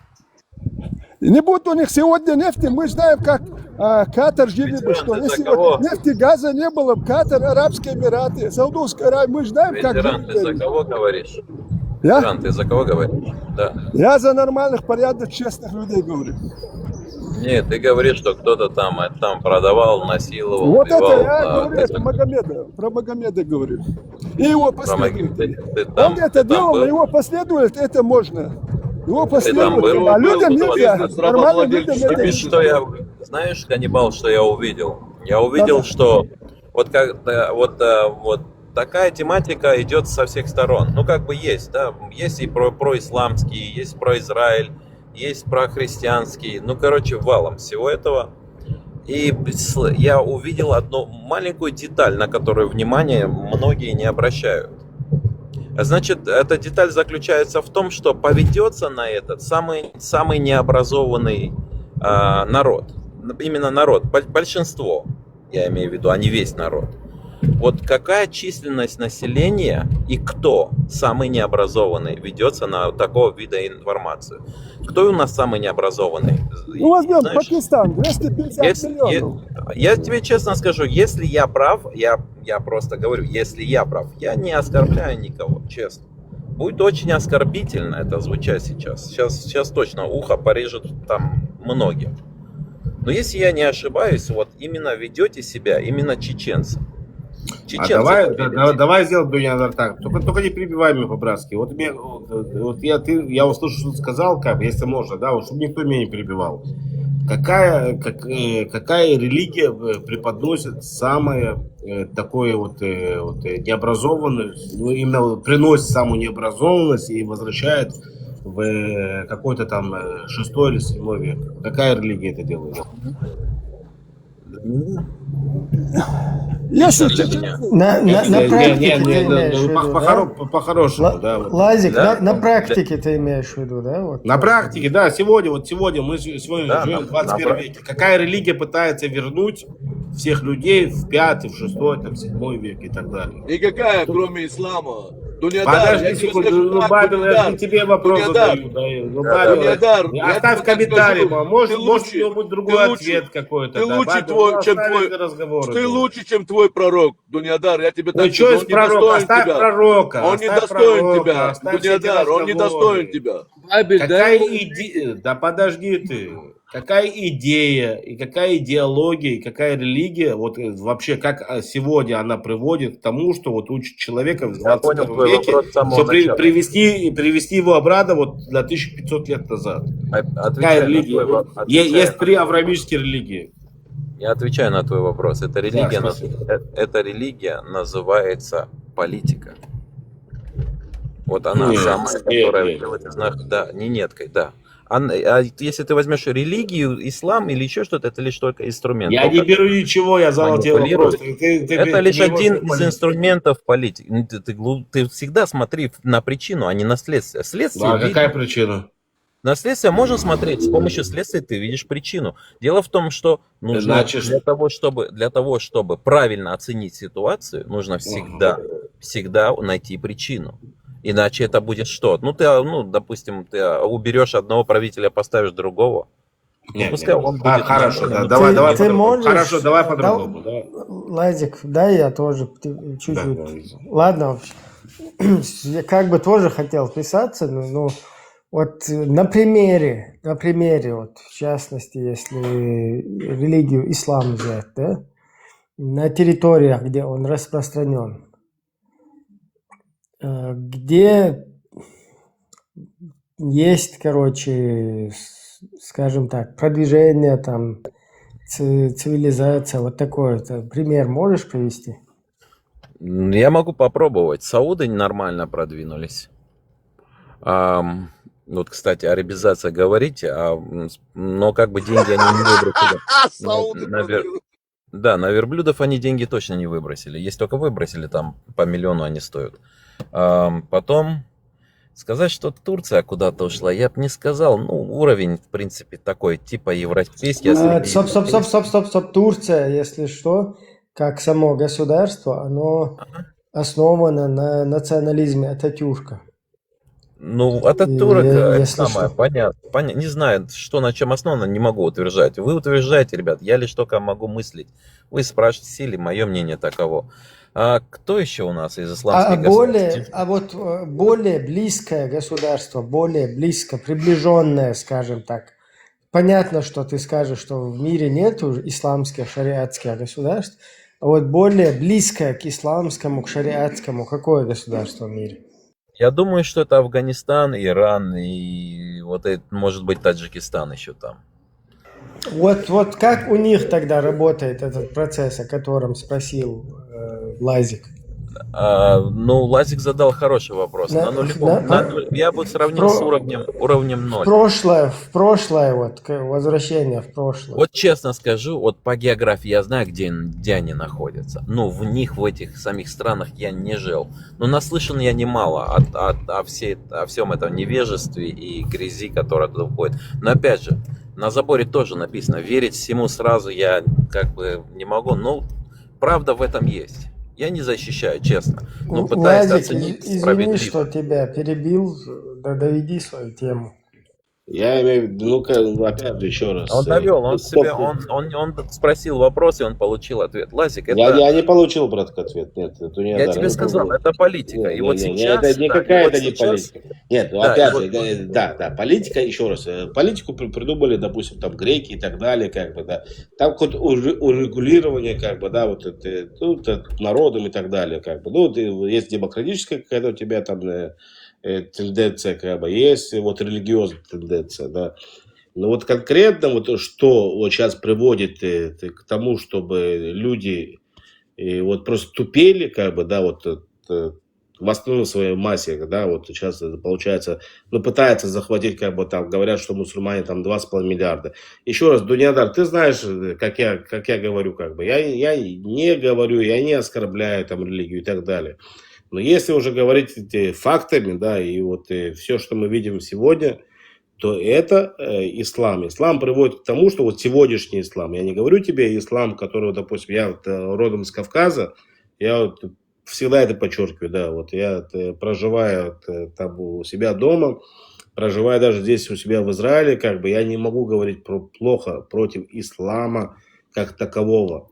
Но тот ислам, который сегодня пропагандирует, вот эти вот муфти, вот эти вот мечети, которые открываются, да, вот эти вот, я не знаю, я не хочу... Секундочку, я не хочу далеко разбираться, но они ведут к антипрогрессу. Что такое антипрогресс? Это все, что от чего мы прогрессировали, понимаешь? Они пытаются вернуть людей обратно туда же. Сильно ты заблуждаешься. Я тебе дам пищу, чтобы ты не углубился. Ты сам углубляешься туда, куда ты не хочешь. Я сейчас дам две страны. Я тебе дам две страны тебе дам. Есть исламское государство Азербайджан. И ты возьмешь христианское государство. Не перебивай, секундочку. Это происходило во всех авраамических религиях. Допустим, это могло происходить в иудаизме, это могло происходить в христианстве, это происходило в исламе. Ну что произошло? Пошел прогресс. Пошел прогресс и дошел до сегодняшних дней, как бы, да. Иудаизм принял этот прогресс, христианство приняло этот прогресс. А что делает сегодняшний ислам? Вот сегодняшний, я тебе говорю, вот совсем недавно, Можешь, да, получается. можешь монолог свой 30 лет назад, 30-40 лет назад. Что он делает? Он пытается вернуть всех. Ты задаешь вопрос и сам на него отвечаешь. Отвечаешь этот монолог или вот нет? я говорю, я пытаюсь донести свою мысль. Это даже уже не вопрос.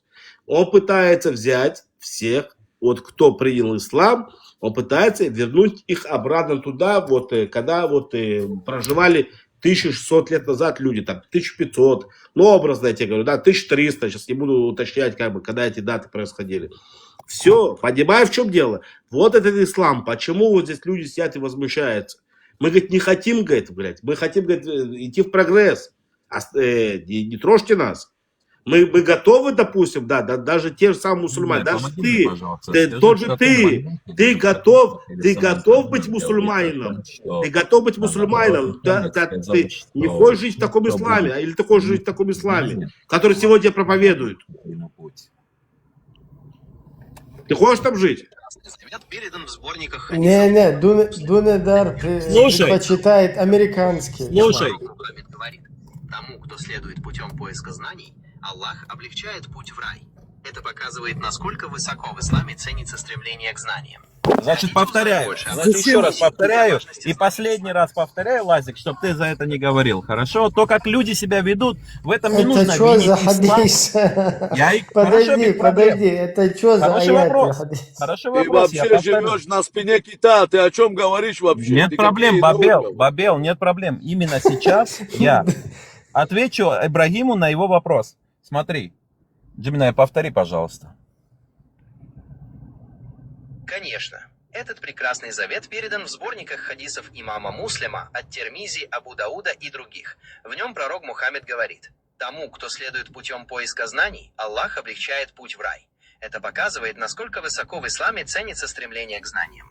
Хотите узнать больше? Понимаешь, Бабел? Номер спроси у него, номер спроси. Блин, сори, да, конечно, спрошу для тебя. Джеминай, вот этот хадис, о котором ты говорил, что это за хадис? Номер есть какой-нибудь у него? Этот хадис действительно передается в нескольких сборниках. Например, в Сахих Муслим он приведен под номером 2699, а в сборнике Рияд ас-Салихин... Так, 2600. Окей, продолжай, Джеминай. Какой второй сборник? В сборнике Рияд ас-Салихин этот хадис записан под номером 1388. Его передали Абу Дауд и Ат-Тирмизи, подчеркивая важность стремления к знаниям и высокий статус тех, кто этим занимается. Хотите узнать, какие еще достоинства искателей знаний упоминаются в этом хадисе? Нет, для начала это твой, это Джеминай твой, это яхудский, таутский сайт, брат. Это ты совсем не туда пошел. Бабел, я пошел прямо. Абу Дауда еще сюда суешь. Все вот это недостоверные хадисы все твои. Вот, нет проблем. Все, ты в Саудовской Аравии с этим Джеминаем не прожил бы и неделю, тебя там уже казнили. Братское сердце, Бабел, я знаю одно, мы с тобой Америку знаем. Здесь и мусульмане, и христиане, и иудеи живут нормально. Политика... С тобой нет проблем, я поэтому тебе говорю, ты лучше, чем твой пророк, и твой пророк недостоин такого, как ты. Ты можешь говорить все, что захочешь, но для меня эта оценка, она, прости, я не пытаюсь тебя оскорбить, но она бредовая. Ты не знал пророка, чтобы оценить. Ты оценил по чужим словам. Это как, знаешь, кто-то обозвал твою жену, твою маму, мою жену. И вот по этим кто-то оценил наших родных, понимаешь? Я пророка знал еще до того, как он ислам создал. Я на это диссертацию писал. Давайте аргументами говорить. Хорошо, аргументами, Бабел. Подожди. Дай сказать, подожди. Вот ты сейчас смотри, Сахих привел хадис, да? Значит, ты признаешь хадисы, я как понял. Сахих Бухари и Сахих Муслим. Значит, это Нет, ничего, это кроме как. Ты признаешь Сахих Бухари и Сахих А вот Муслим или нет? это ты уже правильно. Еще Абу Дауда он сюда засунул. Подожди, Нет, ну подожди, смотри, Бабел. надо определиться, мы должны, мы об одном и том же говорим или нет? Вот ты сейчас привел Сахих Муслим, значит ты придерживаешься, признаешь Сахих Муслим, да? А если значит нет, то что тогда? В смысле, тогда получается то, что ты сейчас привел, это значит фейк. Я знаешь, к чему придерживаюсь, чтобы тебе было понятнее, чтобы ты не задавал вот таких... Не, ну подожди, логика, Сань, не надо мне, вот я сейчас вижу, ты сейчас привел Сахих У тебя Муслим. логика, ну я объясню, Да, у тебя же Сахих если логика Муслим, есть, ты поймешь. Сахих Муслим ты привел. Да я понял тебя, ты меня как будто услышь ты теперь. признаешь его, потом Я ты говоришь, как не признаешь. Идет сначала утверждение, ты признаешь, теперь идет сомнение, как будто бы. Может, все-таки я скажу за себя, а ты не будешь гадать. Тем более с логикой ты что-то скажешь. Добрый вечер. Добрый вечер, ребята. Послушайте, меня многие знают, многие не знают. Меня Анатолий зовут. Я хочу сказать насчет этого хадиса. Да? Этот хадис говорит о табу эльм, о требующих знаний. Я 15 лет изучал ислам. Я бывший мусульманин, как бы, многие меня знают, многие нет. Здесь говорится о знаниях, и именно знания религиозные. А если взять, допустим, знания, как вот сейчас парень сказал про развитие ислама, да?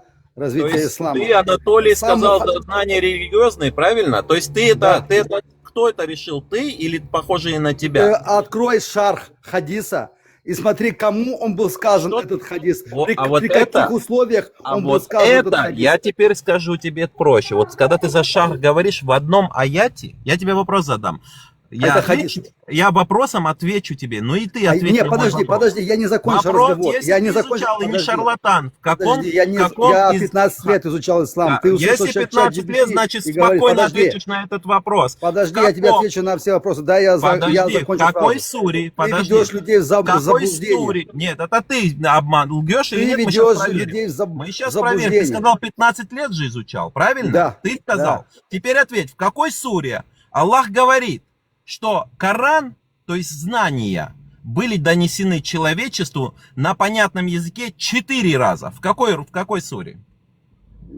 Как в 4 раза было приведено? Ну, в одной суре. Я скажу, я шейх аль-Ислам, я герой ислама. Подожди, дай я закончу свою фразу. Подожди, при чем тут это? Ты сейчас говоришь Я разные просто вещи. хочу проверить, с кем я говорю, с лжецом или фантазером, или действительно искренним человеком. Мухаммад, когда переселился в Медину, и когда его мединцы спрашивали, нужно ли нам орощать эти вот финики, он сказал, что нет.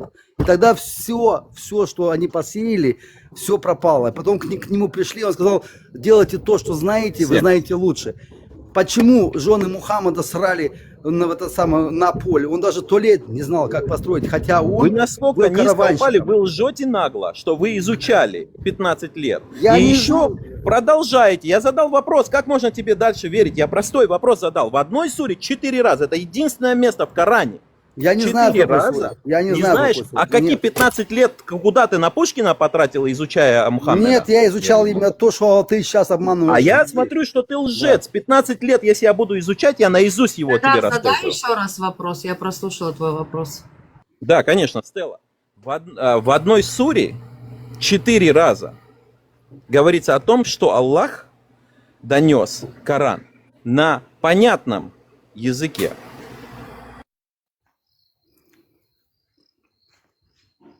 На понятном это на каком? На арабском? На арабском языке? Потому что он говорит, что я принес вам на понятном арабском языке. Там Это вообще-то, где он говорит, там что понятно вообще-то 20 с лишним раз сказано, это ясное Писание, это ясный Коран. Подскажу, На я арабском подскажу, там языке. имеется в виду, На арабском там языке он имеется говорит в виду язык Курейша.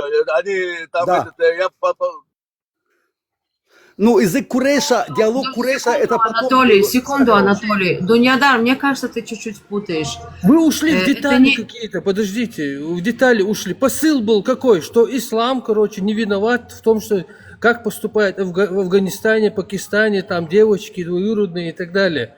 Как не этот виноват? посыл был, что- Это сна. подождите, вот ислам, посыл был у этого Данияра, что такое ислам чистый, просто люди там что-то по-своему там додумывают, а в исламе там все прям белое, пушистое. Вот этот был посыл. Вот от Да него не нет, отходите. да. И давайте. Вот смотрите, вот 56-летний дед делает секс с 9-летней это самая девочкой, да, с Айшей. Это что? Это вот то, что делается сейчас в Афганистане, в Пакистане. Вот об этом говорите. Абача Бази, который язык сует они, Да. когда друг другу. Так это что, юноша Рая. Это не по сунне пророка, что ли? Это по педофилов. Суне. Я говорю, почему вы привязываете таджикских педофилов к пророку? А глаза красить, как пророк красил глаза. Глаза красить, это не они, что ли, не по сунне пророка? Я еще раз говорю. Дудьядар, брат, Дудьядар, а почему мусульмане привязывают, почему мусульмане игиловцев, которые отрубают, осуждают, да, вот плюс 32, которые отрубают головы людям, привязывают их к пророку? Почему, по какой причине? Почему? Объясняю. Потому что Почему? пророк Почему они называют их пророк братьями? лично Объясняю. отрубил голову. Вопрос и был руки. задан не тебе, Зеро, мне. Я отвечу Лазику. У меня Да, как бы вот хватит тебе, запасов пожалуйста, для этого. вот такой же Я пример. да. обещаю это тебе, сунна пророка отвечу получается. на твой вопрос. Это не сунна пророка. Если завтра кто-то женился или убил, и еще со словами Аллаху Акбар кого-то взорвал, это не говорит, что это сунна Аллаха. Во-первых, Где а это во-вторых, написано? Где Говорит, это? что Суна. Пророк лично отрубил руки и ноги евреям, Бану Кайнука, Бану Хайрайза, 3 племенам, когда они взяли Хейбар. Лично он отрубал, лично он заказывал. Лично я своих- там не был. Я Нет. лично не был. А какой ты нахуй ислам тогда знаешь, что ты там если лично ты не был? еврей, Это сира. Ты Аргументами. отрицаешь Плюс 32 90% без ислама. мата. Недар, 90%. Ты не мусульманин, ты не понимаешь это? У меня с тобой нету проблем. У меня с тобой нету проблем. Ты лучше, чем твой пророк. Ты лучше, чем твой пророк. Ты не понимаешь, пророк не достоин тебя. Ты мой брат. Ты не прав, бро. Ты зря так говоришь. Мы просто про Бабела Тогум тоже могут многое сказать, а я скажу, я знаю человека, ты что несешь?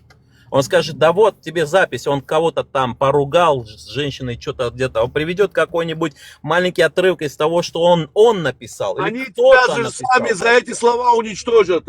Оставь ты это все. Сказал за Коран. В Коране сказано, мы дали тебе Коран и что-то еще. Все тафсиры, все эти объясняют это суну. Дал Коран, а что-то еще, это является сунна. Кто отрицает суну, он выходит из ислама. Суна это то, что делал Мухаммад.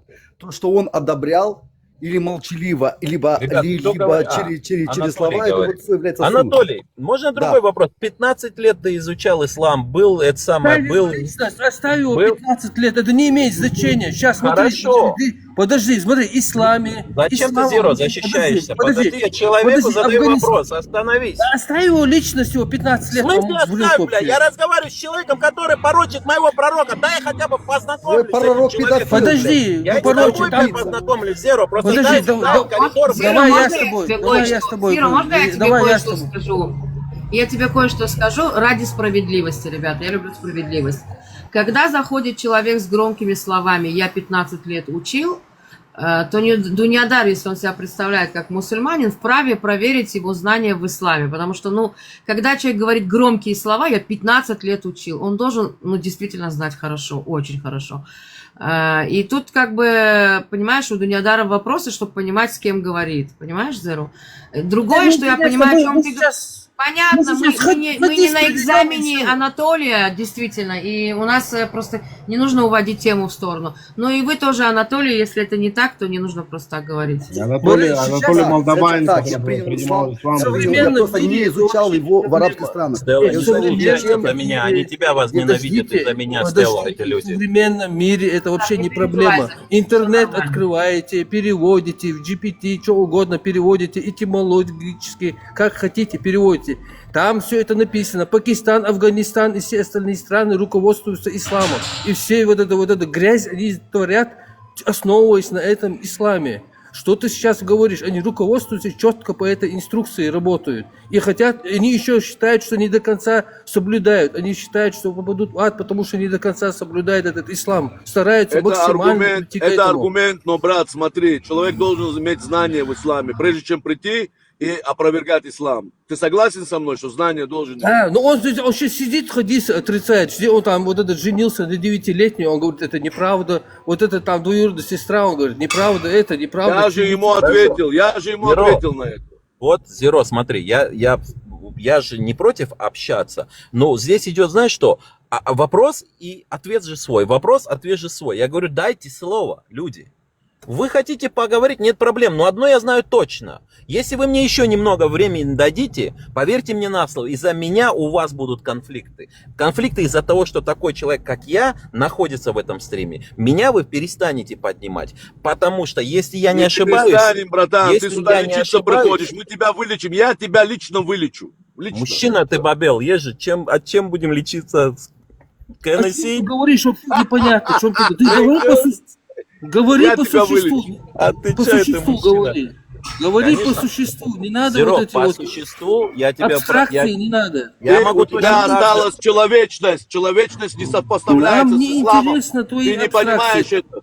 Подожди, Бабель, подожди, ну ты шум. Бабель, подожди. Да подожди, Бабель, Всех подожди. приветствую, салам алейкум. Можно, пожалуйста? Подожди. Салам, Гемран. Да, приветствую всех. Вот это, Данияр, вот твой посыл вот этот, ты говоришь, ислам чистый, а люди вот нечистые. Вот этот вот, откуда у тебя взялось вот это в голове? Это хороший вопрос. Если ты... Выключи микрофон, Зеро, отвечу. Смотри, брат, если ты хорошо пороешься, если ты не упрешься как радикал в одну религию, если ты начнешь изучать религии, смотреть, что произошло, потому что самый первый вопрос я задал себе тот, который действительно вы никогда не употребляете. Почему Аллах защитил именно эту книгу, а остальные книги он не защитил? Какого хрена? Это же неправильно. Какую книгу? Правильно? Ты знаешь, что 16 видов Корана есть? Ты знаешь, что Коран выжигался? Сейчас опять какие-то абстракции. Ты с логикой либо не дрожишь, либо ты не слушаешь своего оппонента. Опять какие-то абстракции говоришь, какие-то... Я тебе отвечаю на твой вопрос. Если ты не можешь... У вас с Анатолием мышление одинаковое, я в этом не виноват. Подождите, Анатолий, подождите. Договорить, чтобы понять, а потом... Подожди. Да подождите, подожди, не надо. Вы сохранили все. Вы сохранили лишь то, что нашли. Потом от Айши оставь, Анатолий, оставь это, все, оставь. Вот это в Коране ты говоришь все чистое. Вот это вот эти аяты, джизю там, вот это накрест рубить там, вот это все, это что это такое? Заложники брать этих замужних женщин, этих девочек, которые там вообще 2-летних, 3-летних. Это что, это чисто ислам или что? Знаешь, это? Вот это набор слов, он так не употребляется. Не набор Обрати слов, внимание, давай я тебе, подожди, давай я тебе аяты, допустим, я тебе аяты прочитаю. Давайте аяты прочитаю. Не надо мне сейчас обвинять набор слов. Обрати внимание, как делает, например, формат. Подожди, пожалуйста, Далиль, по поводу 2-летних девочек. Да, вот по поводу 65, интересно. Сура 65, аят 4. Давай, открывай и читай. Это сура какая? Читай. 65, аят какой? Да, аят 4. Читай, вот вы читаете, вот сами, Сейчас, чтобы вот сами. Сейчас, да. подожди, Зиро, я сейчас на работе, я барбер, и мы вас внимательно Не, да слушаем. вот Данияр почитает там, кто там, Анатолий может почитать там. Почитайте, вот сейчас. Там есть, послушай, там есть Я ничего не дозволено хочу. спать с 2-летними Давайте девочками, как ты говоришь. Да, сами почитайте, вот озвучите прямо здесь в эфире. Без Озвучите проблем, прямо я здесь, прочитаю, да. выключайте Давайте, микрофон. давай. Что там было, 65-4? Зеро, повтори. Да, 45, аят 4. 45-4. Выключайте микрофоны, а я для всех зачитаю. Пока. 2-летние я утрирую, то есть имеется в виду не половозрелые. Ясно. Ну давай мы прочитаем и посмотрим. Просто за вот Анатолия уже понятно, как он знает ислам. Давай проверим тебя. 45-4. Я шейх аль-Ислам, я воин ислама, я меч Аллаха, я профессор, я пересадку мозга делаю. Бабель, подожди. 65 сура, аят 4. Талак 65-4, да. Сура Талак, это переводится как сура развод, правильно я понимаю?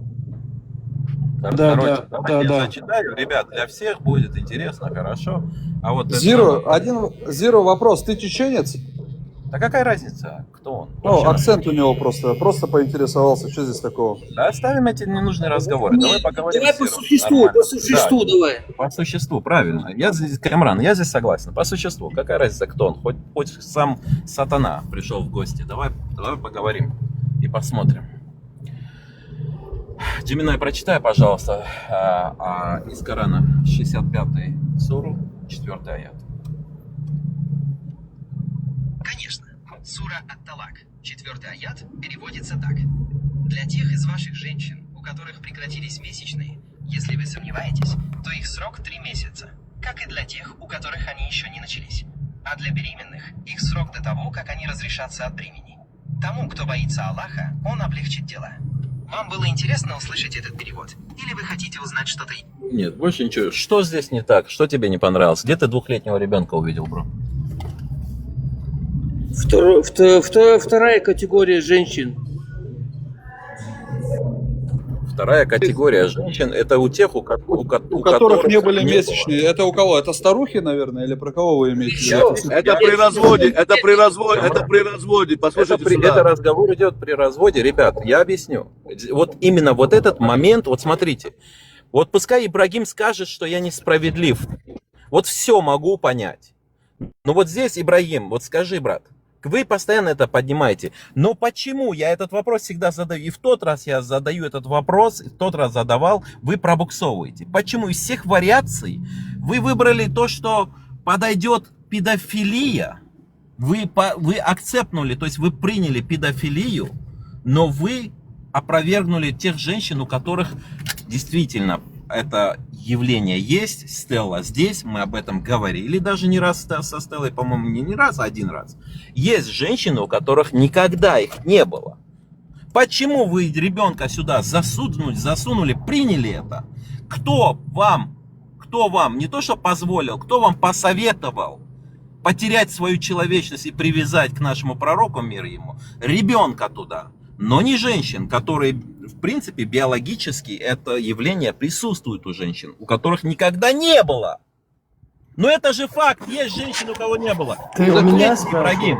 Почему? Ты Я у меня тебя спрашиваю, да, мне они не интересны, ты справедливый, у тебя нет. Все очень просто, потому что официальный исламский мир, включая всех тафсирщиков, они как раз дают этому объяснение именно так, что я знал, что ты это упоминаются ответишь. Теперь, раз мы по существу, Да. где? Ты мне вопрос задавал такой же, теперь позволь я тебе задам. Где тафсирщик сказал, что 2-летнюю, как вот этот твой адепт, ну или единомышленник, сказал, что 2-летних можно трахать? Прошу прощения за выражение. Где тафсирщик это сказал, брат? Поэтому я попросил те, которые не знают, пусть не приходят сюда и не приносят свои эти, короче. Здесь вы портите все. Подожди. Тафсирщик там говорит, что вот этот аят, это речь идет о девочках, не достигших еще возраста. Отлично. Значит, мы взяли тафсирщика, который жил хрен его знает через сколько после того, как не стало пророка. Не, подожди. Мы принимаем слова вот этого пиздобола и педофила и привязали эти слова. Помнишь, я тебе говорил, Бабел? Вот тебе ответ на твой вопрос, Бабел. Подожди. Я не паникую. Я не паникую, поверь мне. Здесь я Ты как мужчина вопрос себя задал, потом дай мне Конечно, тоже да. прокомментировать, да. Конечно, его. Ты вот сейчас где-то там прыгаешь туда-сюда, там помимо этого есть достоверные хадисы, там помимо этого есть там еще сопутствующие аяты. И исходя из этого, исламский мир, он Всё полностью все расписывает во всех тафсирах, это именно Встречный этот аят. вопрос можно, Ибрагим? Я понял твой ответ. Достойный ответ. Вот эти Достойный. вот, Этот, который писал тафсир. вот эти шейхи, не перебивай. Значит, Не перебивай. Бабел, не перебивай, ладно, пускай буду говорить. перебивайте. Иджмуа вот это вот, они так четко полностью это и комментируют. То есть нету абсолютно нигде о возрасте, нигде не сказано. Даже если там 1 день спрашивают, когда у них, они говорят, даже если, да, 1 день. Можно пару слов с вашего позволения. Может, все-таки я, может, добью Только эту не тему? перебивай меня, Дудя. Там, нет, перебил ты сейчас, да, я добью, Лазик. Смотри, теперь второй вопрос. Смотри, Ибрагим. Теперь мы взяли тапсирщиков. Не знаю, он ли написал, а может быть, когда он передавал, и кто-то туда еще и засунул, сказал, что он написал. Уже два варианта. Это аят, братан, надо аят, это уже не сунна. Нет, сейчас И он сказал... не надо путать здесь, подожди, не надо путать. Какой аят? Ты о чем, Бабел? Он сейчас говорил за тафсирщиков и хадисы. Бабел, ты не услышал? Послушай дальше, а Ибрагим меня хорошо слышит. Я поэтому к нему обратился. Да. Кстати, Рома открыл стрим, ребят, я после этого уйду. Ибрагим, дорогой мой Чтобы брат. опровергнуть Коран, достаточно аятов, достаточно суры, достаточно Что ты суры. хотел сказать? Бабел, этого недостаточно. Подожди, Бабел, Бабел. нас там не было, брат. Мы берем то, что святое, и упираясь на какие-то хадисы. Помимо этого, есть подлецы, их очень много, которые еще поднимают недостоверные хадисы. А понимание самого, что есть достоверные и недостоверные, говорит, под вопрос ставят даже достоверные хадисы. Дуньядар, ты что хочешь сказать? Я не пойму. Опять это. У тебя голова хорошо работает, ты знаешь, что я хочу сказать. Ребят, всем салам алейкум. Рома, Подожди, Дудя, секундочку, Я не уходи. Подождите все, подождите. Ты если сливаешься, так и скажи, сливаешься. Я просто не понял, что ты хотел сказать. Не понял? Ну тогда мы как-нибудь в следующий раз... Я не сливаюсь, просто есть важный стрим, который мне очень нравится. Я пойду Если ты потерплю. шейхуль ислам, если ты полностью такфиришь всех, весь официальный исламский мир, то флаг тебе в руки. Дело в том, что твой какой-то из твоей головы ислам, да, где ты достоверные хадисы от Албании, признанные достоверными и так далее, говоришь, эти достоверные, эти недостоверные, этот тафсир я принимаю, этот не принимаю, то, ну, пожалуйста, ты можешь сколько угодно принимать и не принимать. Надо, я с ним буду разговаривать только по сурам и аятам. Я в следующем... Да, к тебе никаких претензий вообще, с тобой никаких этих нету. Только вот у нас другая проблема. У нас знаю, истинные проблема. мусульмане, да? У нас истинные мусульмане, вот, которые следуют искренне классическому исламу, да, не какому-то выдуманному на ходу, который я тоже, наоборот, предпочитаю там людей, которые выдуманному следуют. А вот именно тот официальный, тот общепринятый, который который полностью расписан и положен, вот он как бы является проблематичным. Не дали мне договорить, понимаешь? Подожди, Бабель, не Начали перебивай. других людей использовать. То, что вот этот Дуньядар, там, который Фатиха сура прочитать не может, там бубнит что-то, алхамдулилlah. Я ему по этому аяту хотел объяснить. Подожди. Дуньядар, который даже Фатиха сура не может читать, это говорит о том, что он намаз не умеет делать. Он сюда приходит и нам какие-то эти сказки рассказывает. То есть у нас с Дуньядаром вообще нету никаких проблем. Ни с Дуньядарами, ни с какими-то этими. У нас тут тема такая, что нас вот так оболванивают, там Дуньядары всякие, которые ни намаз, ничего вообще, плевали на это все. И подстрекают, короче, вот наших соотечественников, да, в доплот, скажем так, да, призывом вот это всякое, пластилины, короче, всяким там шамам, мамам, всяким там джихадом, всяким вот этим секированием. Это очень проблематично, поэтому мы хотим своих соотечественников вот, в основном пробудить, да, и вот как бы, чтобы мы определились. Окей, если мы какой-то свой ислам выбираем, как Дуньядар, пожалуйста, давайте, выносите на повестку дня, будем свой ислам рисовать, свой чеченский, как у Дуньядара. Вот это принимаю, вот это не принимаю, вот так вот. А то у нас получается, нас Дуньядары на это подсаживают, потом бросают, идут там дальше по своим делам, а мы тут потом в этом, извиняюсь, как меня критикуют, но не сказать это не могу, в этом дерьме потом бултыхаемся здесь. Вот такая тема. Ну, я предполагал, что вот этот Дуньядар, он начнет отрицать хадисы. Обычно все они ломаются на этих аятах подобных. И еще вот этот Дюнидар, вот такие подобные, они не с нами должны спорить про ислам. Они должны пойти в Саудовскую Аравию и им сказать: вы что врете? Вы почему наговариваете? Да. Засмеять. Почему вы Халида говорите? Фуляйки.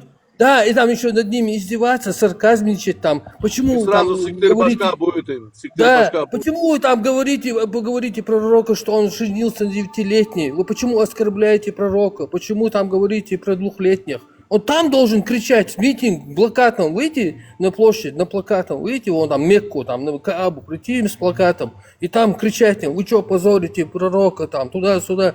Почему они сюда приходят, с нами спорят вообще? Вот у меня такой вопрос можно, да, задать, как бы, ну, бывшим, сейчас сегодняшним кафирам, бывшим мусульманинам и так далее.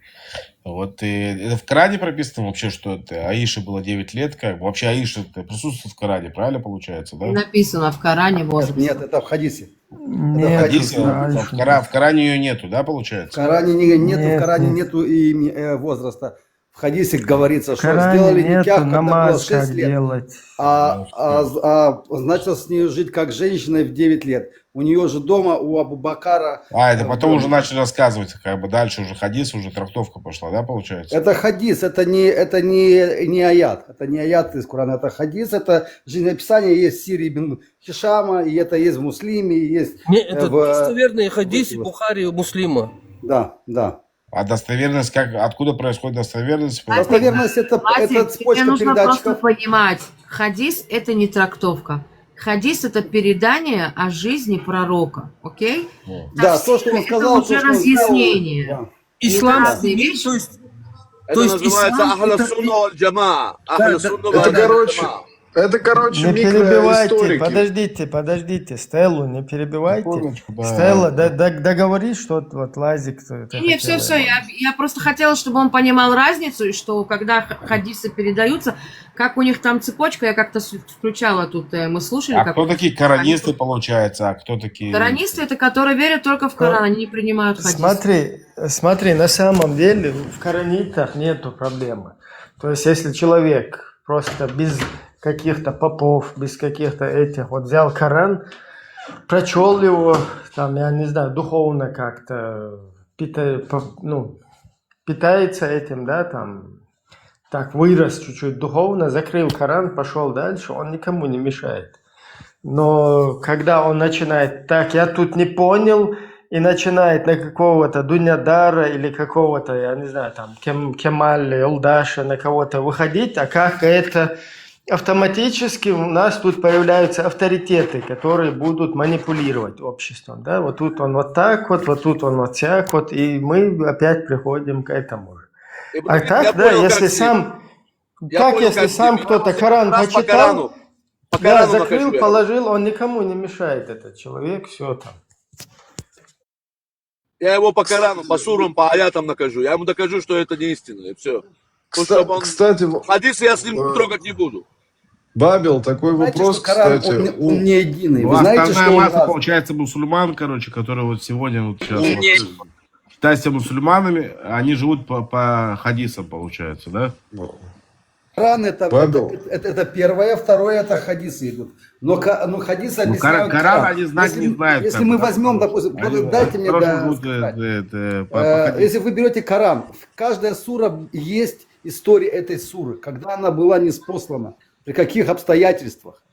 И многие суры, когда ты читаешь, ты понимаешь одно, но когда ты смотришь, при каких обстоятельствах, допустим, сура, что нужно на покрывало, да, женщины должны как бы укутаться. Как она была ниспослана? Была ниспослана она, что одна из жен Мухаммада выходила на улицу по большой нужде, да, они там возле этого кладбища ходили туда. И Умар ее увидел и узнал ее. И сказал Мухаммаду: скажи своим женщинам, чтобы они покрывались, потому что в то время непокрытые ходили только блудницы. И были люди в Медине, которые их просто насиловали. И поэтому, как бы он это сказал, как бы он...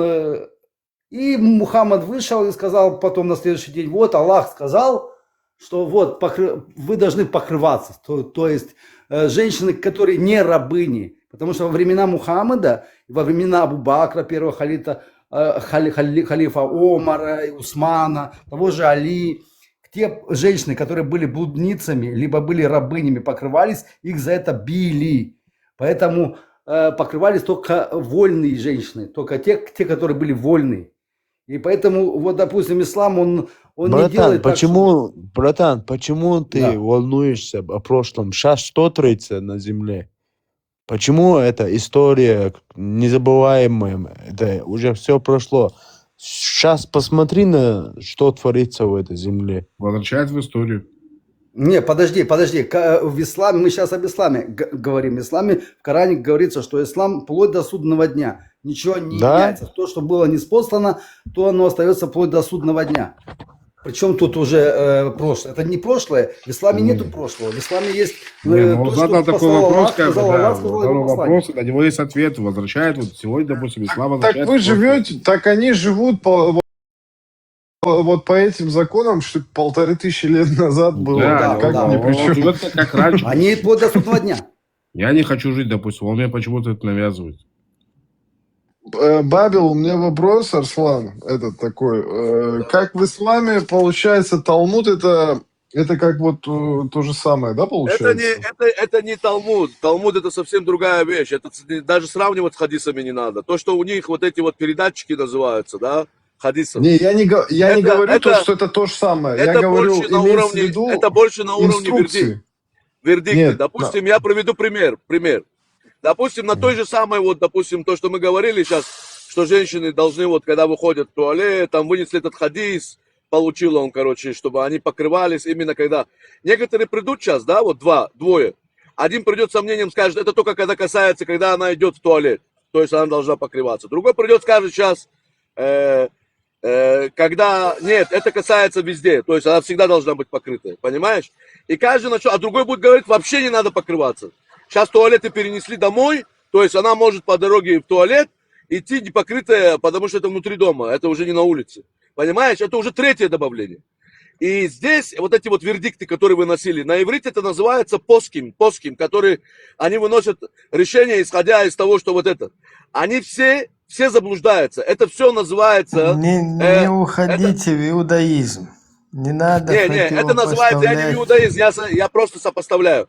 Это называется... Нет, тут у нас такая тема, что нам пытаются постоянно противопоставить. То есть у нас получается, что мы в эфире говорим, что ислам плохой, иудаизм хороший. Типа идет у нас миссионерчество. Не будем путать. Отказ. Я Подожди. Да, Я говорю, как это извне, да, там воспринимается. То есть мы как будто бы здесь сейчас порочим ислам и полностью призываем к Ибрагим, да, я ему отвечу. Он меня спросил, Талмуд это как Талмуд? Я ему отвечаю, это нет. Потому что Талмуд это устная Тора, она еще существовала до получения Синайского откровения. Это совершенно разные вещи. Понимаешь? Это хадисы, Ахнасунна Уаль-Джамаа, она произошла уже после получения Корана. Это все вот эти передатчики. Понимаешь? Бабел, ты когда был мусульманином? Ты вышел с исламом, Бабел? По специальности.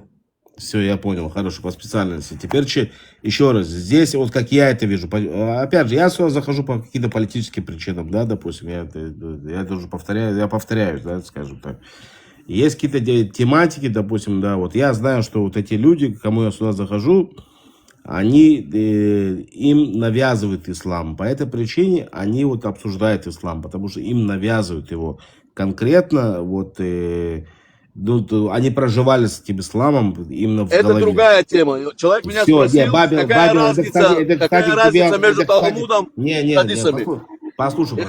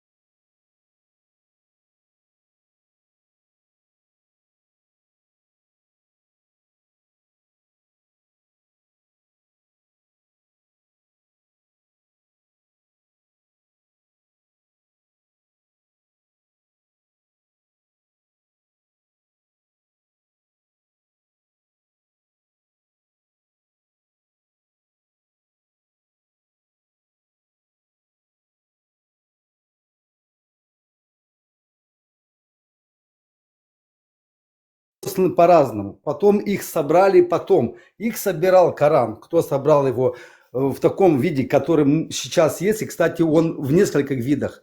С разными наречиями, с разными... 35 Коранов есть, 35 видов. Да, 35 видов. И они отличаются. Я отличаются, когда их переводишь. Отличаются. И смотри, первая сура, которая была ниспослана, это «Читай». «Читай во имя Господа своего». Когда Мухаммад пошел в пещеру, якобы к нему пришел ангел Джибраил и начал его душить. Правильно, это сура Аль-Фатиха, да. Нет, сура Аль-Фатиха это другая. Сура Аль-Фатиха это «Альхамдулилля Рабби Аламин, Рахмани, Рахим, Малики Йоми Дин». Это сура Ихра. Это другая сура. А это «Читай». Читай. Первая сура это было «Читай во имя Господа своего». Потом вторая сура, которая была ниспослана, это была вторая сура, когда к нему не приходил типа ангел Гавриил или Джибраил, как говорится в исламе, и Мухаммад хотел броситься со скалы. И тогда пришла типа сура «И твой Господь не бросил тебя». Это была вторая сура, которая была ниспослана. Но они находятся в различных... Бредишь, вообще полный бредишь. Они находятся в различных частях Корана, потому что Коран собирали потом люди. Потом есть хадис от самой Айши, когда она говорит, что когда умер Мухаммад, зашли козы и съели тот листок, где было написано про наказание за прелюбодеяние, побивание камнями. Типа его уничтожили. Потом еще пару этих самых сур также было типа уничтожено. Сын Омара, Абдулла ибн Омар, говорил, есть этот хадис, есть в Алтабере, есть и еще где-то, я не помню где он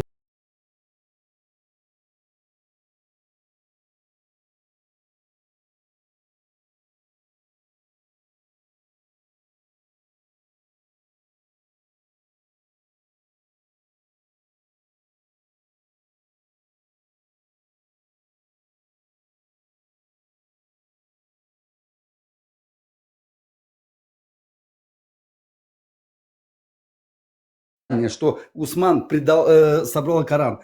Первые эти самые Кораны, которые самые старые Кораны, которые из музея есть в Узбекистане и в Америке. И эти вот Кораны самые старые, они времен Харуна Рашида, это уже аббасидского халифа. То есть после праведных халифов Абу Бакра, Умара, Усмана и Али, потом были умияды, целая династия, которую потом аббасиды скинули. Вот первый Коран, это, который самый старый, который до нас дошел, это с того времени аббасидов. А что было до этого времени, к нам не дошло ничего. И поэтому говорит, что Коран, он в том виде, как говорит, что он будет сохранен вплоть до судного дня, есть такой аят в Коране, да. Потому что сами сахабы говорили, то и жена Мухаммада сказала, что был именно съеден один аят. Как он его сохранил, если его коза съела? Или это какая-то коза шайтана была? Вот так. Тогда другой вопрос скажу. В Коране написано, который не посылается с семи небес, чтобы записали его, этот Коран. Есть такой аят в Коране? Коран не был изначально записан. Почему Мухаммад прожил столько лет и не научился читать и писать? То есть человек, пророк, которому было дано единственная в жизни задача от Бога, как бы, да, от Аллаха, передать нам всем, вам, мне, всем спасение.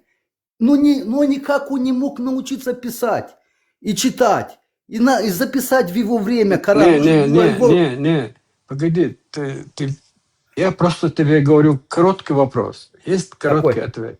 Давай. Смотри, если это от того, кто создал этот мир, все знает, что мы смертные, у нас ограничен какой-то срок, и мы умрем.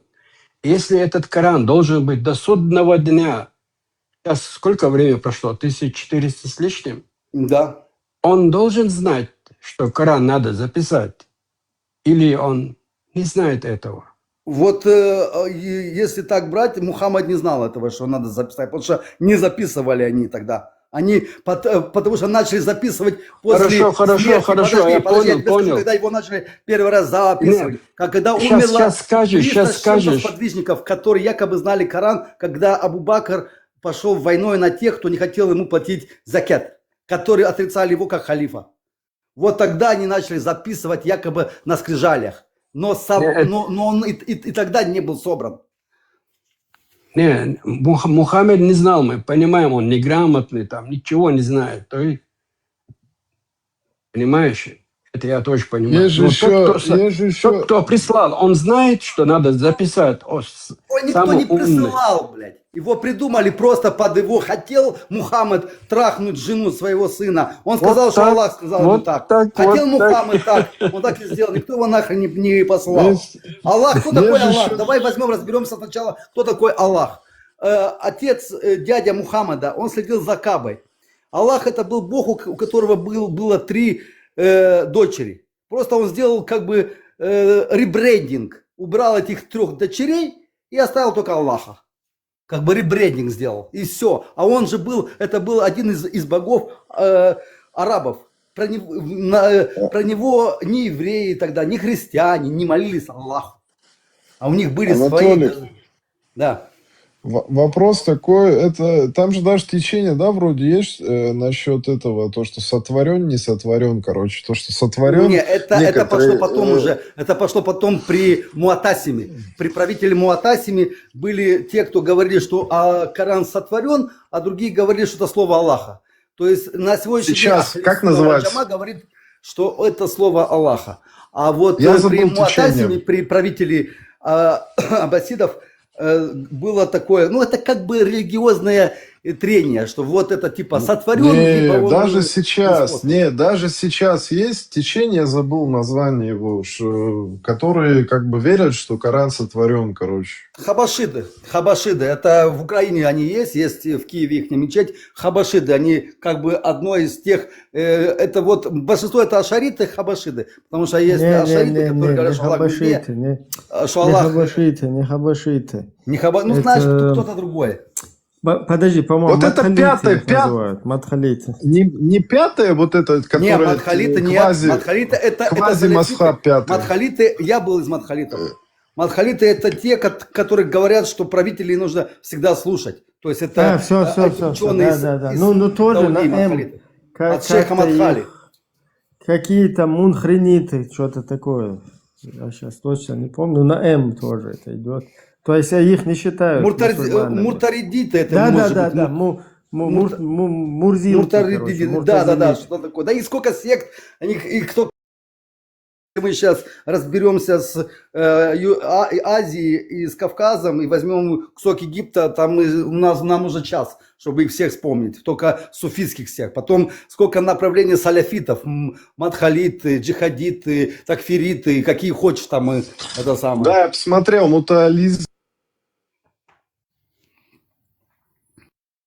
мутазилиты называются, я посмотрел. Мутазилиты, да. Мутазилиты, точно, да. Анатолий, помнишь, как звали эту дедушку Мухаммеда, который противостоял Абрахаму? Ну, человек, который с армией, со слонами пришел туда разрушить Каабу. Да, когда пришел слон, и типа начали птицы кидать камни. Да, это типа, да? Да, вот эту дедушку зовут Хишам. Хишам, знаешь, вот так зовут. Он это не дедушка, это считается прадедушка. Это как бы сын Аднана, который предварительно, это так по их цепочке, это сын Аднана. Адам уже потом идет. Аднана. Потому что Аднан. Это от Абд-эль-Талиб, что такое? Абу-Талиб. Абу-Талиб аль-Хишам есть такой персонаж. Абу-Талиб это был дедушка, про которого он говорит, это предание про Кабу. Как типа он пошел на Кабу и пришли. Это предание, это легенда такая. Как типа Каба стала священной. Эта легенда сделана для того, чтобы показать, что Каба это священно и Бог ее охраняет. Только эта задача была. Но эта легенда... Потому что ее туда Мухаммад. И знаете ли вы про слона? Это вот сура, я знаю. Но это он ее сунул специально для того, чтобы поставить как бы значение Кабы. Почему Мухаммад пришел с единобожием? Анатолий Абу-Талиб это был, по-моему, его дядя. А Да, был, да, дядя Абу-Талиб. Абу-Талиб, это был отец Али ибн Абу-Талиба. Секунду. Али ибн Дедушка Абу-Талиб. был Абед Аль-Муталиб. Да. Абед Это был- Аль-Муталиб был дедушкой, а Талиб это был дядей. Да, отца Мухаммада звали Абдулла, раб Аллаха. Понимаете, вот знаете, ребята, вот самое, что обидно, вот когда ты принимаешь ислам, когда я принимал, мне объясняли, что Аллах это тот же Бог, что и у Иисуса, что и у Моисея. Но на самом деле Аллах это арабский Бог. Потому что когда ты говоришь ахаду, ля иляха илля, ты говоришь, нет Бога, кроме Аллаха. Но в наших странах, допустим, подсовка, как я их называю, когда делают как бы призыв к исламу, они объясняют, что Аллах это просто Бог. Переводится как Бог. И люди, у нас есть люди, я знаю многие, с которыми я был вместе дружен, да, в исламе, они по 10 лет в исламе, и они не знали, что Аллах это имя его. Они думали, что Аллах это просто как гад. У нас в Молдове, как говорится, думнязел. Да, это просто как бы и арабское слово, обозначающее Бог. А на самом деле арабское слово, обозначающее Бог, это Илах. Ля иляха, Илах. То есть... Стелла, можете, пожалуйста, там написать это, пробить, кто разговаривал из родственников пророка с Авраамом? Какой дедушка? Или вот так будет ясно там, если вы напишите. Кто Авраам? Кто это Авраам? Авраам это тот, Приветствую который всех. со сломами пришел разбить Каабу. Кто противостоял, кто обратился, чтобы ему отдали 200 верблюдов, которые Авраам захватил. Тогда они укажут, кто этот был. По легенде из Йемена они пришли, как я помню. Непосредственно разговаривали Да, с да. пророком Авраамом, его жена Хаджар. Нет, это не то. Говорит про историю И со какой родственник из пророков требовал свои 200 верблюдов у Авраама, который приходил?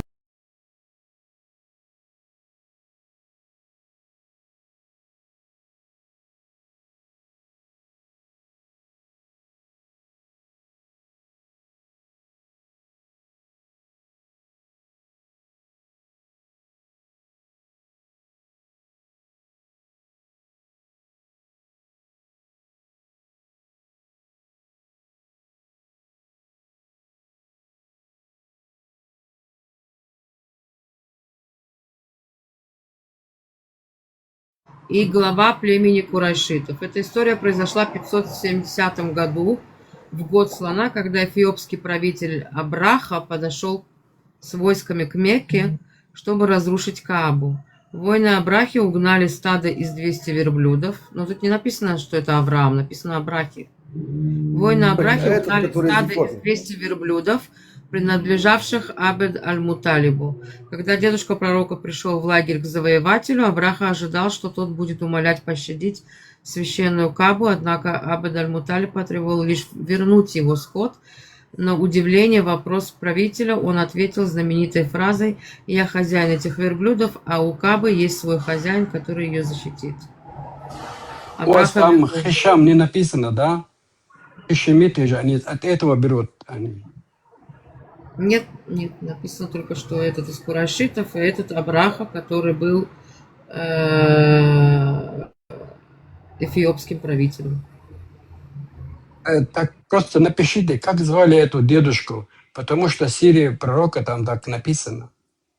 Я по книге это... Звали Абед Аль-Муталиб, который растил его. Да, там есть еще дальше идет Хишам, а еще дальше там идет. Но они себя взяли вот это, они хишамиты, они самые главные.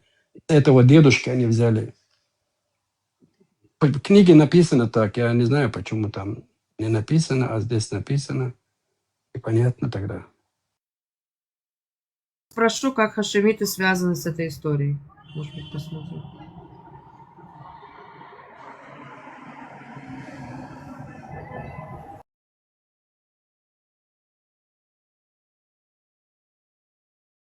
Главного героя этой истории.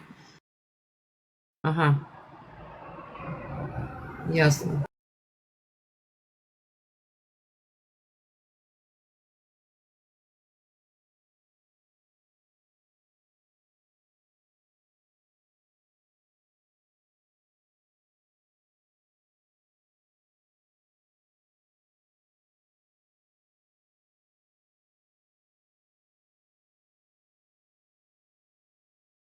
Абд-аль-Муталиб являлся главой клана Бану Хашим, хашимитов в моменте описываемых событий в 570 году.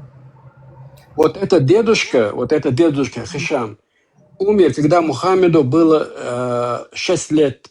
Не. Когда его мать умерла, когда ему было 6 лет, он взял на себя опекунство, он только 2 года жил после этого, и умер этот. А потом вот этот взял Абдул-Муталиб, он взял его опекунство, пока Вот он что не вырос. тут написано, спустя всего несколько месяцев после истории с верблюдами и слонами в этом же клане родился внук Абд-аль-Муталиба, будущий пророк Мухаммед. То есть этот прадедушка не видел Мухаммеда.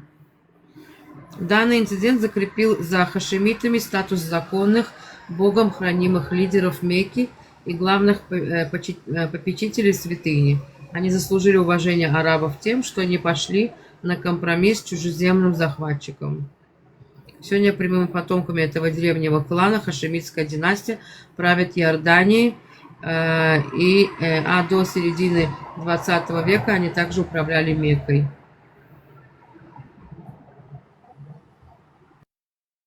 Эта история с дедушкой находится здесь в Коране, сура 105, называется Аль-Филь, слон. Мухаммад ее поместил, чтобы указать руководство своего рода, что оно более лучшее, как и арабы, лучшие над неарабами. А самые лучшие из арабов это курашиты, а из курашитов это Бану Хашим. Что здесь такого? Вот еще один, Анатолий, хадис такой есть, наверное, знаешь. Вот когда пророк с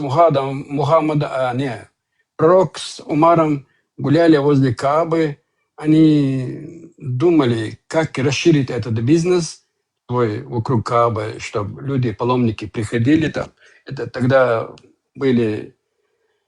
приносили мясо, там козы, баранов, там разное все, что такое, или платья, чтобы помолиться там. И они думали расширить этот бизнес, и Умар ему говорит, давай вот это тоже включим, где Хаджар бегала туда-сюда, между холмами, Сафа аль-Марва называют ее. Она 7 раз пробежала там, включим это. И Ибрахим вот этот включим, и Авраам, как они говорят, Ибрахим, который он это заменил своего сына Исмаила на барана, что ему дали там барана. Аллах, как говорится, испытальщик, они вот так пишут, они испытывали Ибрахима, зарежет он своего сына или нет. Ты слышал эту историю в хадисах? Это про Ибрагима, да, что это самое, типа про Измаиля это, что он должен был Измаиля порезать, потому что в Библии говорится про другого сына, а здесь про другого. Просто Мухаммад взял и изменил, просто поставил, он перепутал сыновей. Я еще раз скажу. Вот Умар говорит пророку, давай включим ритуал для паломников, которые будут приезжать сюда, в то время приходить, тоже приезжать, тоже. Вот эту участок, чтобы расширить наш бизнес, не только там круги сделали, все, ну, чтобы поинтереснее было, пробежаться между холмами, потому что Хаджар, так его Хаджар зовут, так сейчас бегала, так и делают. Я так и ты делаю. эту историю знаешь? Про то, что Умар это изменил потом, как и вертеться вокруг Кабы против часовой стрелки. Он это сделал потом. Вот это написано в Коране. Это, понимаешь, это написано в Коране. В Коране нету, что Умар ему предлагал этого делать. Это Сафа аль-Марва. Чтобы пробежать в Коране есть это. А сейчас я найду и покажу. Умар ему предлагал, нету. Умар это... А ты поищешь, я тоже вопрос хотел задать Анатолию. Хотя лучше я подожду. То есть Умар ввел некоторые действия, которые не было. Допустим, во время Рамадана намаз таруих молились каждый где хотел. а Умар взял и сделал это Джума. Как бы вместе. Потом Анатолий, потом он изменил сторону вращения вокруг Кабы. Не по часовой, а против часовой. И Саф Аймар... Анатолий, да. Такой вопрос. На тот момент вот эта часовая 7 раз против часовой стрелки, тогда вот эти магические, там, мистические штуки в Арабии, там, ходили вот эти, смысл вот этих вещей, там, 7 раз там по кругу сходи, там или 5 раз, там. Такие были вообще там какие-то знания, типа, мистические, там, колдунские? Это тот же ритуал, который проводился до ислама. Это то же самое осталось. Это то же самое осталось. Просто это изменило, они убрали всех богов и оставили только Аллаха. Как бы так. Хотя, когда Мухаммад открыл как бы Мекку, там были еще христианские идолы, как бы мать Иисуса, там он не посмел их трогать. А потом уже их убрали. Это тоже есть в Аль-Табаре. И мы постоянно задавали вопрос, как, это же многобожие. Но они типа там это самое всегда искали разные форточки, эти мамы наши, кто нас учили здесь в Молдове. Как бы, но нет, там мы когда предавали, ты не понимаешь, там типа христиане думали, что ислам это вид христианства, и для этого типа оставили, чтобы они приняли ислам, чтобы вот такие вот разные вещи. А вот это вот круг вокруг Кабы, это из язычества, это было до ислама, и это и осталось. Просто некоторые изменения ввел потом Умар. Вопрос. Вы до этого были христианином? Я? Да, я был христианином, да. А как так получилось? Как вас притянули к этому? Что вы... А я спортом занимался, когда была первая чеченская война, тогда дружил с чеченцами, как бы, и они пригласили меня в мечеть.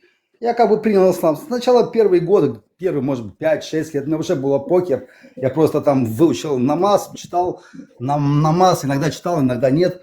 А потом уже углубился, начал изучать, ходить на эти их лекции, на все это, вот, изучать более серьезно. Потом у меня случился конфликт из-за споров, кто прав, шииты либо сунниты, кто должен был быть после Мухаммада у власти, Абу Бакр, либо Али ибн Абу Талиб, и кто убил дочь Мухаммада после его смерти, его же любимый друг Умар. Вместе с ее ребенком, там она потом умерла из-за кровотечения через несколько месяцев. И вот эти вот нюансы, которые учитаны и записаны также в суннитских книгах, я задавал эти вопросы, у меня случился с салафитами конфликт. Потом я как бы успокоился как бы с этими вопросами и изучал дальше, но пришло время, когда я вышел из ислама, я понял вот эти вот все вещи, я как бы понял и вышел, короче. Смотрите, а почему у вас такой спор возникал? Вы же были салафитского толка, нет там? Потому что я познакомился, у нас нету шиитов в Молдове. И я познакомился с ними в интернете, они задавали мне вопросы. Я не знал на них ответа. Я пришел с этими вопросами к своему, как бы, кто преподавал нам, вот почему так. И они сказали, не читай и не общайся с ними. То есть нельзя, это люди, которые нововведения, нельзя с ними общаться. А мне если сказали, что нельзя, это значит можно. Я начал дальше общаться и дальше настаивать на этом. Кто кого убивал, Анатолий? Кто кого убивал? Ну, когда они хотели присягнуть, когда Омар... Кого убил Умар? Умар выбил дверь. Он хотел сжечь дом Фатимы вместе с несколькими сподвижниками. Там, кстати, и Биляль. Да. Кстати, был и Биляль там, еще пару там. Этот был Афариси, еще там пару сподвижников были. И Али. Они не хотели присягнуть Абу Бакру. Вот когда Мухаммад умер, на похоронах у Мухаммада не был его любимый друг Абу Бакр и Умар. Они тогда пошли ансары с этими выбирать правителя. И потом, когда после похорон Али очнулся, а уже халифа выбрали. И вот эти вот вопросы, почему Мухаммад сказал, кому я господин, тому Али господин. Это было на последней хутбе. Когда он сказал, что и он как Харун при Мусе. То есть подожди, Анатолий, ты принял ислам и поверил в Творца, а потом, когда узнал, что Али и Умар что-то сделали, ты сказал, что нет. Нет, это было первое звено. Я знаю, с чего удивляюсь. Люди принимают Творца. Потом они слышат какой-то рассказ, да, предание. И потом они говорят, нет, все, Он я не слышал. сказал, что он принял Творца, он сказал, что он принял ислам. А Творца он знал и до этого в христианстве. Нет, смотри, как у него выходит. Он, когда принимает ислам, он принимает Авраама, Моисея, Якуба. Ну так Авраама и Моисея он потом- принимает и так, и в христианстве. А как они называются у арабов? Не надо путать, подожди, я до этого ребятам говорил, не надо путать Бога, не надо путать Бога Авраама с Аллахом. Не надо путать Нет, когда Аллаха, ты говоришь, Бога, что это неправда, Кабы, значит, ты с Богом отрицаешь Иисуса. и Авраама, и Моисея, и Якуба, и Соломона, и так далее. Нет, потому что Мухаммед их туда внес в Коран, потому что те, кто были, да, чтобы люди быстрее его принимали. Почему он так яростно сражался против евреев? Потому что Зачем евреи ему- тогда зачем были ему- Что? Смотри, Коран говорит, когда они... Это не Коран, говорят- Коран говорит то, что сказал Мухаммад. Нет, смотри, они говорят, мы это и до этого слышали. Мы слышали про Авраама, про Моисея. Что ты несешь, о Мухаммад? Мы же это слышали.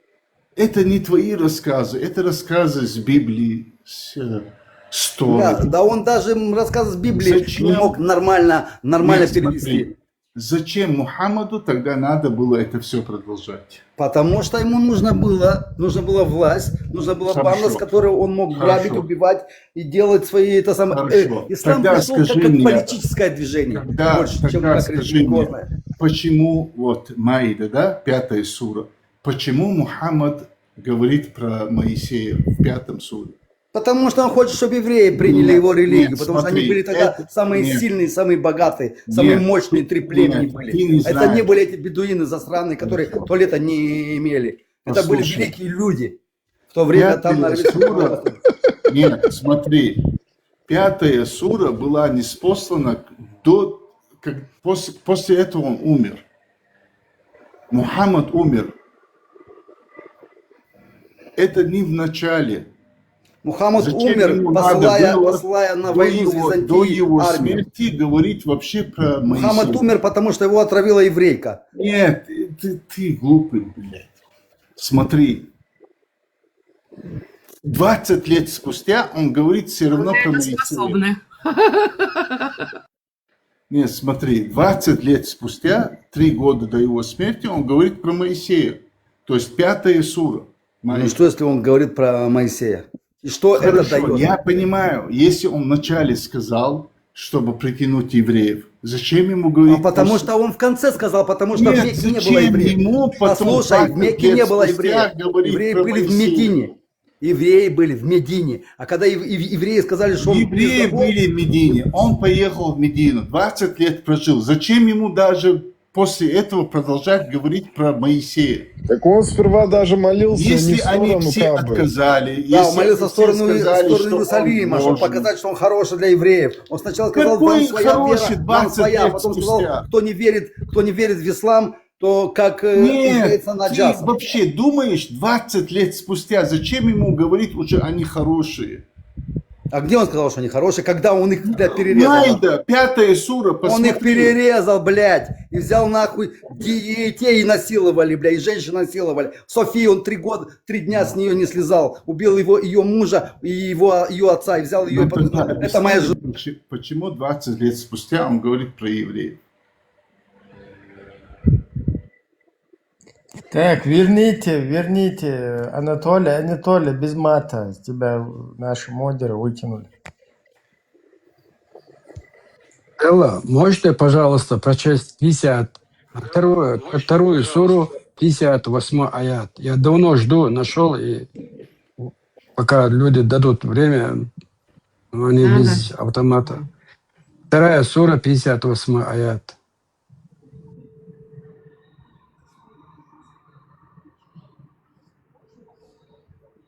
Верка, прочти, пожалуйста. Если ты его... Сура была последняя. Я знаю, что последняя была 9, где нужно их убивать. Одна из последних. Какая сура была последняя, ты сказал? Я сейчас просто, проверю, какая была сура последняя неспослана в Коране. Я все. про евреев, про Моисея. Какой номер суры? Сура 52. Нет, 58 сура 2, корова. Аят Корова Аль-Бакра, да? 158. Вторая сура. Вторая сура, какой аят? Так, читаю. Вот мы и сказали, войдите в этот город и ешьте волю, где пожелаете. Нет. Сура 2, Бакара, корова. Аль-Бакра, корова. Да, Аят это. 158. Аят 158. 158. Не, проверьте, когда она была неспослана, при какой ситуации. И это самое, что мы посмотрели, он сказал, что это последняя сура была. Воистину Асафа и Аль-Марва одни из обрядовых знамений Аллаха. Кто совершает хадж в Кабе или малое паломничество, тот не совершит греха, если пройдет между ними. А если кто добровольно совершает доброе дело, то ведь Аллах признательный знающий. Вот, Анатолий, есть хадис, как Умар говорит, давай включим туда вот эти ритуалы Сафа аль-Марва, где эта женщина Хаджар пробежала 7 раз, когда его сын там плакал маленький, и оттуда это изошло, они говорят, из Замзам, то ли ангел своей крылья, и то ли этот ребенок, что он ногами там, я не знаю, то это непонятно для них тоже. Они говорят, то ли это от ребенка, что он так своими ногами вот этот сделал это Замзам, или ангел пришел это своей крылья. А потом Умар объясняет это. 3 случая, когда мое мнение совпало с Аллахом, он так говорит. Хотя это ясно. Да, это хиджаб, это Сафа и Марва. Еще один случай, я не помню какой, там 3, которые он... Когда пленники были, Умар сказал, их надо убивать, а Мухаммад, Абу Бакр их продали. Вот это третий случай. Мы сейчас про Каабу. Да, Кто спасибо. построил Каабу в исламе? Кто его построил? Когда Мухаммад поставил камень, да? Нет, Исламе, он построил. Анатолий, Это скажи, пожалуйста, кто построил Каабу в исламе? В исламе Адам. Так как нас в то время не было, Нет. так как нас в то время не было, они написали, что Авраам, Исмаил. Хозяином Каабы. Кто его построил? Первый построил Они сказали, Адам, что Авраам. Ибрахим, говорится, что Авраам. Исмаил. Можно не Евреи с перебивать Исмаилом, друг да. друга, Каабу пожалуйста? построил отец евреев, Авраам. И мы его считаем священным, потому что это отец евреев, иудеев. Это что сначала еще до потопа построил его Адам. Ну, а Адама было 42 людей, и нужно было табурет. Нет, я не сказал про Адама, я сказал в исламе. Как говорится в исламе, его построил Авраам. А какое отношение Авраам имеет к исламу вообще? Нет, вот вопрос. Почему мы говорим, что Авраам построил его и сказал, это священное место? Значит, Потому что рабы нам сказали. Рабы нам сказали, Он не мы жил никогда повторяем. на этой территории по историческим данным. Если так взять еврейские, допустим, Тору, там... Почему арабы должны поверить, что Авраам построил Каабу для них? Потому что так сказал Аллах в Коране. Да, но Авраам это первый, кто построил его. Так, Мухаммеду же никто не верил в течение 10 лет, у него там пару последователей всего было. Я Это понимаю, потом у него... Мы же говорим про самое священное место. Представляете себе, самое священное место это построил отец евреев. Да, отец евреев 360 Аллах этих его построил. послал. Но это не значит, что это И правда. мы сегодня говорим, что да, это построил Авраам. Зачем это нам нужно? Какие доказательства? В Коране ты не можешь сказать, что это не построил Нет, Авраам, какие потому что ты выйдешь из доказательства, ислама. что именно Авраам построил вот это священное? Почему мы ходим туда? Нет доказательств. Нет доказательств. Значит, это ложь. Это ложь чистая, 100%. Это 100% ложь. 100% ложь. Значит, Мухаммад обманул. сказав, что отец евреев построил Каабу. Ну, потому что Мухаммад и говорил, что все пророки были мусульманами, единобожниками. Нет, То есть, да, смотри, тот же Авраам, значит, Моисей, он поэтому обманул, он значит, их всех он взял обманул как своих арабов. братьев. Значит, он хотел, чтобы арабы полюбили Авраама и полюбили Каабу, потому что Авраам его построил. Здесь такое, вы знаешь, Зачем это Мухаммад? вообще в исламе он хотел, чтобы арабы полюбили еврейских пророков, но одновременно ненавидели евреев. Нет, Потому смотри. что типа они их убивали и не признавали. Арабы, они жили с евреями, да, в Медине, там, да. В Медине, да. Там Хайба и другие места. И пророк приходит и говорит, вот вам нужно полюбить евреев, потому что ваша Кааба построил Авраам. Представляешь, как они будут относиться к этому?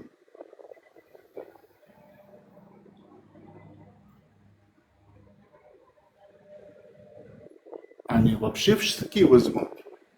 Как это? Мы арабы, а ты Он говоришь, думал, что... А ты говоришь, Так он думал, наверное. отец евреев построил Каабу. Это политический ход был, потому что почему он потом в конце враждовал с евреями? Потому что он думал, что они его признают. Своих арабов? Ты серьезно? Политический ход. Сейчас вот пойди в Россию куда-нибудь, где ты живешь, скажи, что вот пойди любой и скажи, что вот это сделали ваши враги. Тебя вообще загниют.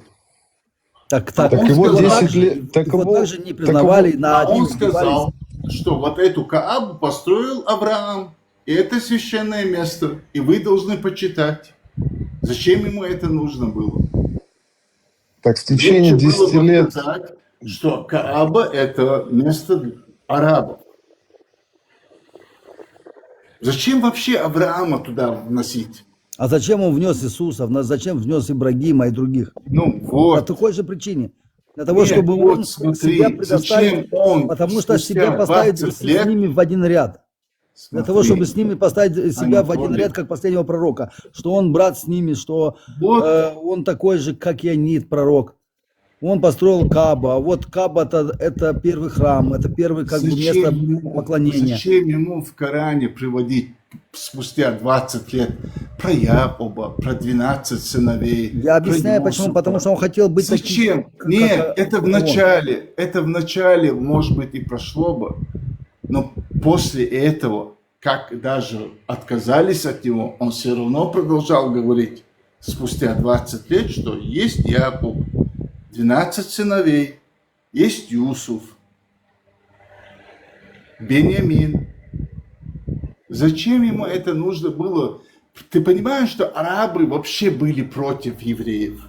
Нет, никто с ними не воевал, кроме Мухаммада. Он прокладывал. Подожди, кто из арабов, какое племя арабское воевало с Хейбаром, с этими тремя племенами, кроме Я Мухаммада? не про это. Я тебе Как говорю. не про это? Ты говоришь, они были против Нет, евреев. Смотри. Против евреев, но никто не резал голову можешь мне 800 объяснить? мужчинам и не брал их женщин в рабство сексуальное, кроме Мухаммада.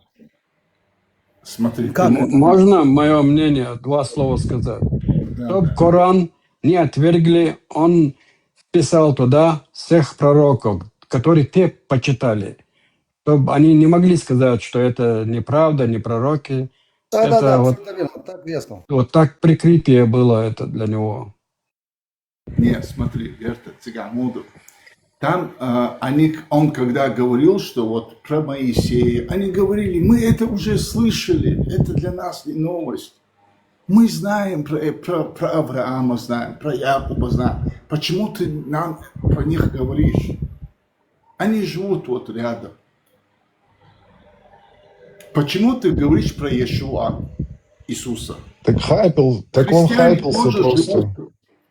Христиане тоже живут. Самое больше упоминается в Коране Иса. Самое больше его имя упоминается в Коране. Потому что вот в то Смотри. время же эти самые, они кто были? Нет, я хочу понять. Если я пришел и хочу обмануть, мне нахрен нужно говорить про Иешуа, про Моисея, про Якуба. Зачем? Я начну с чистого листа. Я скажу, мы арабы, и я ваш посланник. А остальное все это ерунда.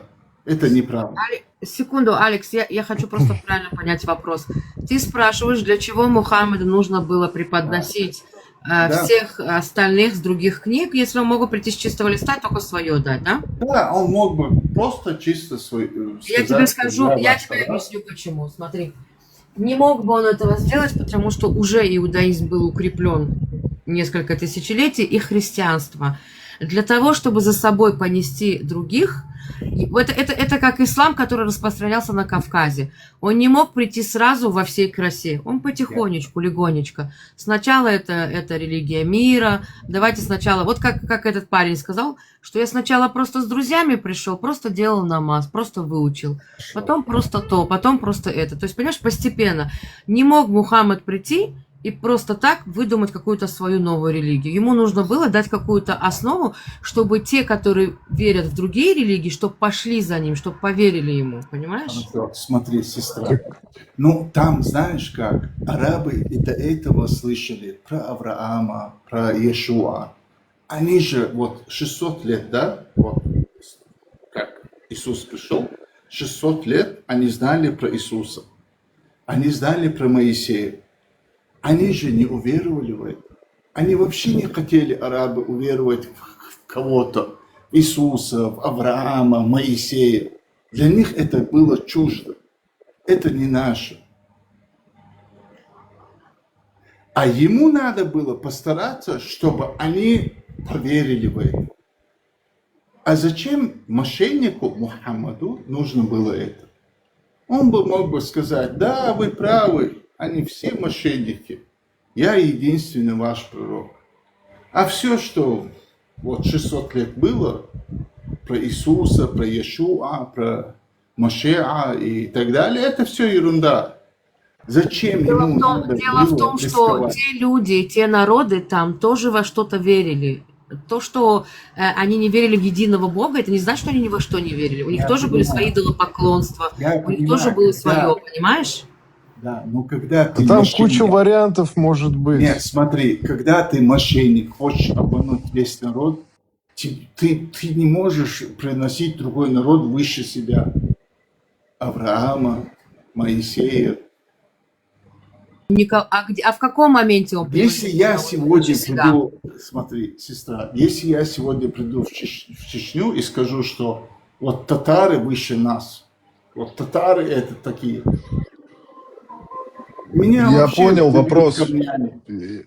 Я понял вопрос, о чем ты говоришь. Смотри, он-то начал уже, эту штуку уже начал, вот так, как ты говоришь, а потом ему нужно продолжать это уже. Он не может свернуть, как бы, вот как ты говоришь, там, чисто там. Он уже начал с этого направления. Как он потом скажет, что нет?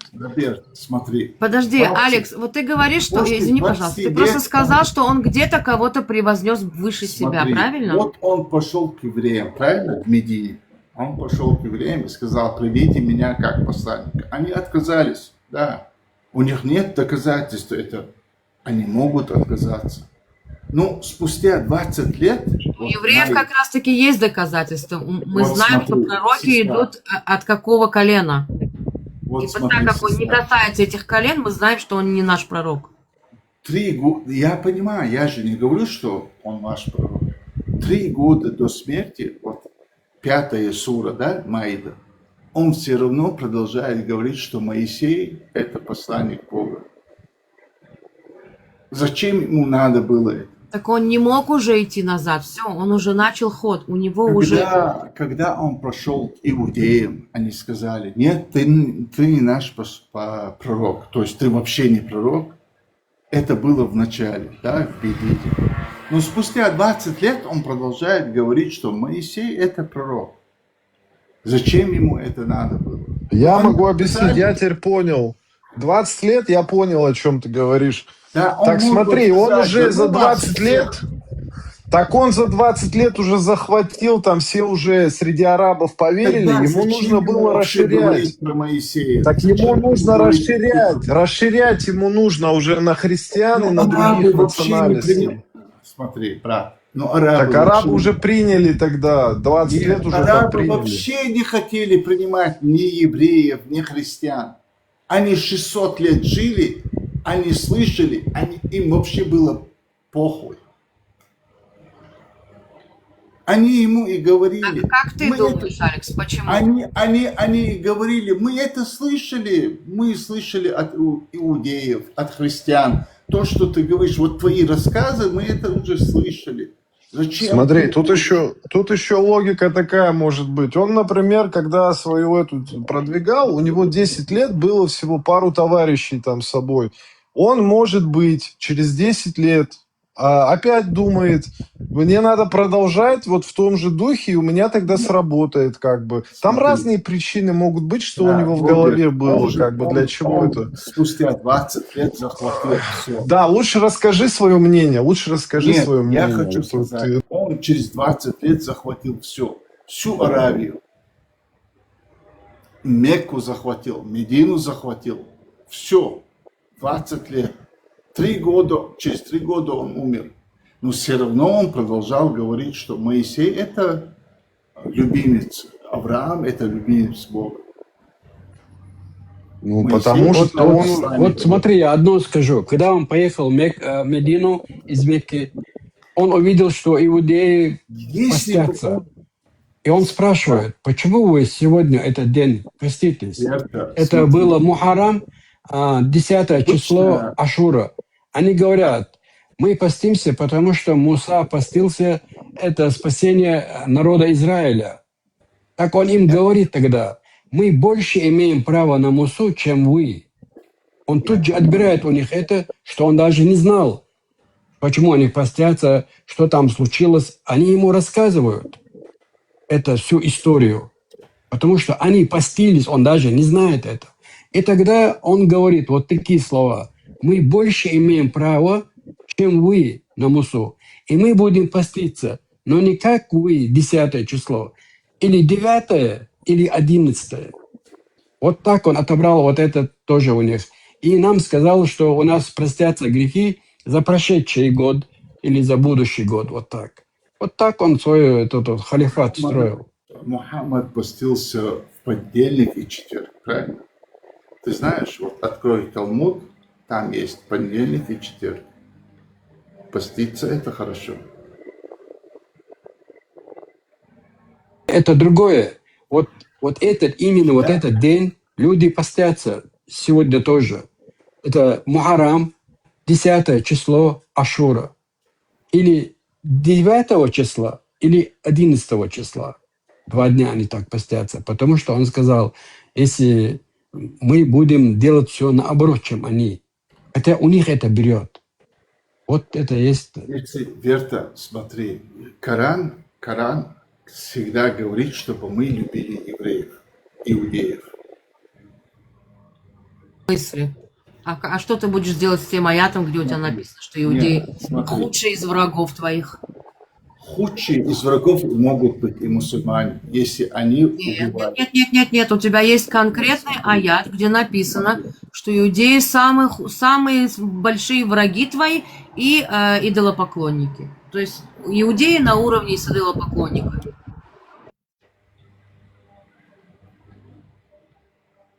Если иудеи идолопоклонники, то... Несмотря на то, что все наши пророки находятся в Коране, иудеи худшими их врагами считаются. Ты знаешь, что значит еврей?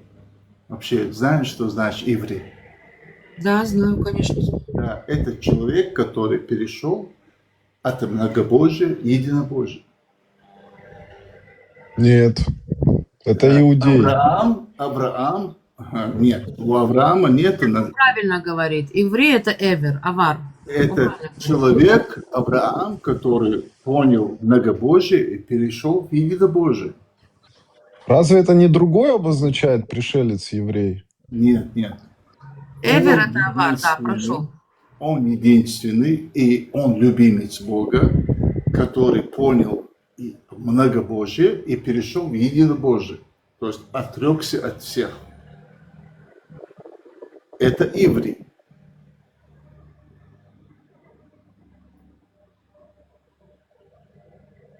Стелла, вы можете прочесть нам хадис 75:42? Это показывает, куда они ведут мысли людей, как они берут из вашего писания и как Это, преподносят нам. Стелла, Хадис Сахих аль-Бухари 75:42. Сейчас я выйду. Я просто скажу последнее слово. Я просто захожу в стрима, да, арабов, потому что я знаю арабский язык. Всего они насчитали 50, максимум 100 хадисов. Чисто от пророка. Остальное они говорят, их нет. Это было, чтобы понять. Сам пророк передал от 50 хадисов до 100. Это максимум. Алекс, такой вопрос. Почему в Коране нет хронологии вещей? То есть что-то в начале, что-то в конце там закинуто. Почему есть противоречие? Там, знаешь, Стелла, смотри, там знаешь как, в Коран вообще ты знаешь, да, не совсем на арабском, хотя говорят на арабском. Там есть ассирийский язык. И когда ты читаешь с ассирийского, это совсем другое понимание. В данный момент, по-моему, ассирийского там нету. Его собрали Нет, уже на там арабском. есть ассирийский язык. Да, там есть. Вот смотри, Стелла. Джабраиль, Минкаиль, Авраам, Моисей. Это греческие слова. Где там арабские слова? Джаханнам – это тоже не арабское слово. Ну, то есть ад, Джаханнам.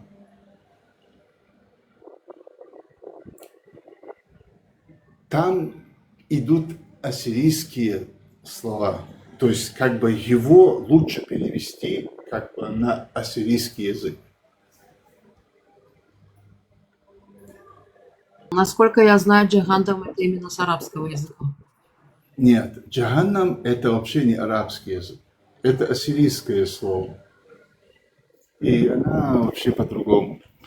Вот у нас на иврите это называется гехеном. Это Или похоже. как она переводится? Так и называется. Джаханнам это геном. Гиен, да? Гехеном. Нет, у нас буква Г, я извиняюсь, что у вас буква Г, она также может быть G, если одну точку добавить. Геном и Джаханнам пишется одно и то же.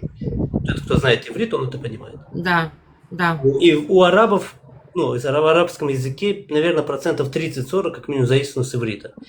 Просто, например, да, тоже и Авраам, Ибрагим, любое слово, которое ты возьмешь, у него еврейский корень практически. 30-40% это точно. А насчет ассирийского языка в Коране, насколько я знаю, вот сейчас мне просто стало интересно, я попытался загуглить. Ну да, слова. Их не так много, на самом деле большинство это арабский язык. Вы можете тоже загуглить. Вот я когда ассириец переводил, он переводил, допустим, молитву, да? Ты знаешь, у нас есть молитва, которую мы говорим «Ияка на'буду ва ияка настаин». Ассириец его переводит как, он говорит, мы подчиняемся тебе, где бы мы ни находились, в каком бы точке мы ни находились, мы как бы в подчинении у тебя. А на арабском это вообще по-другому. Как на ассирийском будет? Просто ассирийский очень близок к ивриту. Да, мы подчиняемся тебе, где бы Как ты сказал? Скажи на ассирийском это. Нет, я сказал, «Ияка на'буду ва ияка настаин». Мы подчиняемся тебе, где бы мы ни находились, в каком бы точке мы ни находились, мы подчиняемся тебе. Это ассирийский. Не знаю, мне как-то плохо слышно, потому что обычно ассирийский он очень-очень близок с ивритом, ну ладно. Алекс, Алекс, посмотри наверху. Вот первое слово я написала на иврите. Это джаханнам. Если вот как на арабском выговаривать джаханнам. Видишь, первое слово. Брать будет А третье слово, второе у меня по ошибке там получилось. А третье слово гехеном, это на иврите. Ивритское слово. Видишь, как они похожи по писанию? Да. И что это значит? Это то же самое. Гегеном это джайндам, но посмотри, как они пишутся одинаково почти что. Это как бы ад, да? Ад. Да, еще, например, такое слово есть, да, баракат на арабском, правильно? А на иврите это биркат. Это с ивритское слово биркат Амазон. То есть это мы когда едим какую-то пищу, после этого мы благодарим Всевышнего. То же самое на арабском языке биркат, баракат. И таких слов 1000 просто. Не представляешь, их сколько. Маршал Масак, добрый вечер всем. Добрый вечер, дорогой. Вот как раз я вас слушал по этой теме. Кстати, вот я хотел сказать, а вот кто-то знает, как на ассирийском пишется Иисус? На ассирийском или на арамейском? На арамейском. Я, к сожалению, писанин не владею. Вот если ты откроешь Translate, и ты напишешь, выберешь ассирийский язык и напишешь на русском Иисус и переведешь, он пишется точно так же, как и Мухаммад. То есть, Давай проверим. Проверь, давай, посмотри. Интересно. С русский на ассирийский, и посмотри, как пишется Иисус. Минуту. Ты говоришь Иисус на арамейском, правильно? Да. Сейчас, секунду.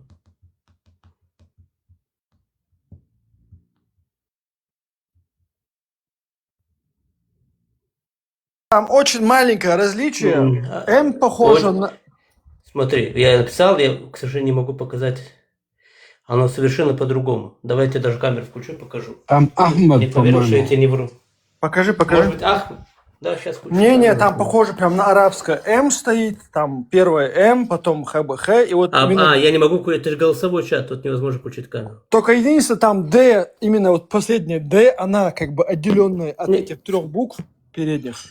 А так Она это... отличается, она в 2 раза длиннее практически. Ну, если был бы это видеочат, я бы включил. Невозможно включить, это аудиочат. Я напишу, в секундах пишется. Аллах не даст тебе камеру включить. Не, я напишу чат, как с транслита сразу. Не, Рамштейн пишет, говорит, Аллах не даст тебе камеру включить. Смешно.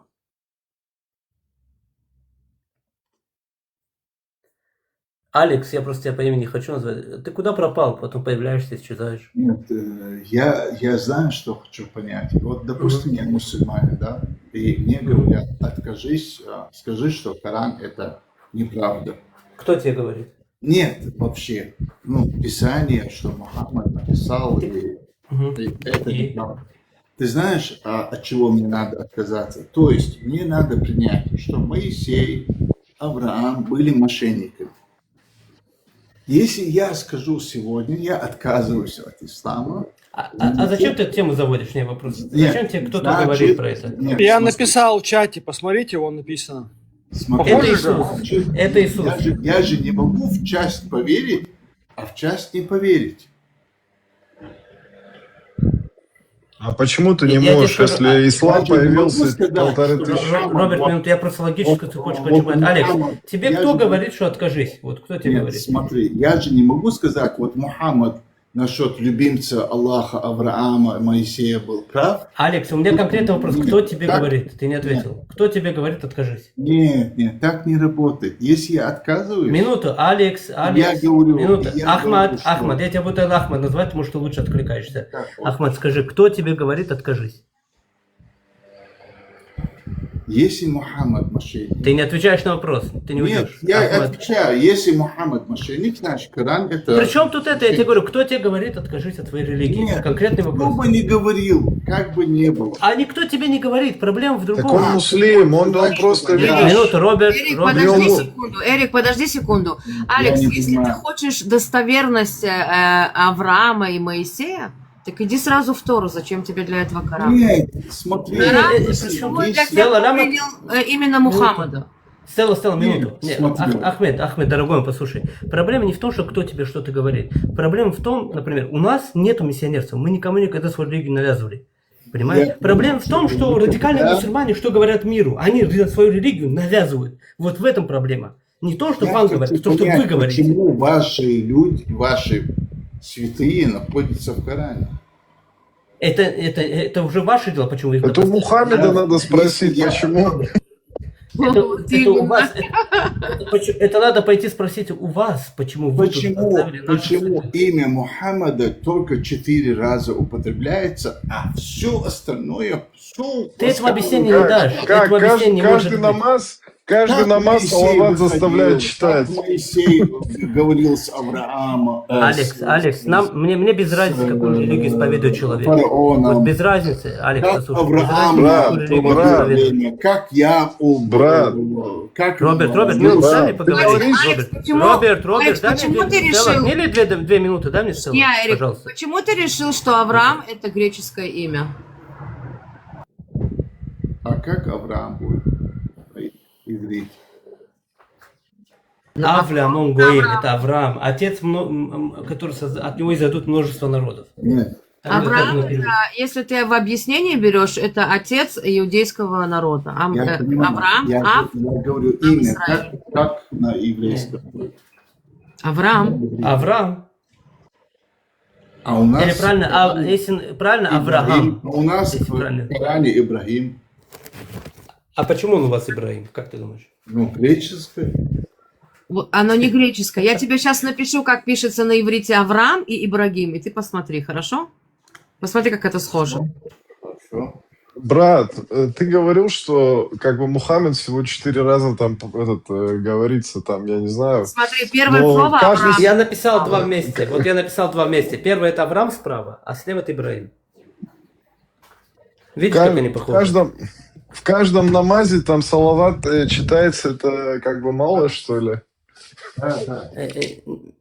Каждый раз нам надо говорить, что пусть будет благословен Авраам и его семья. Зачем?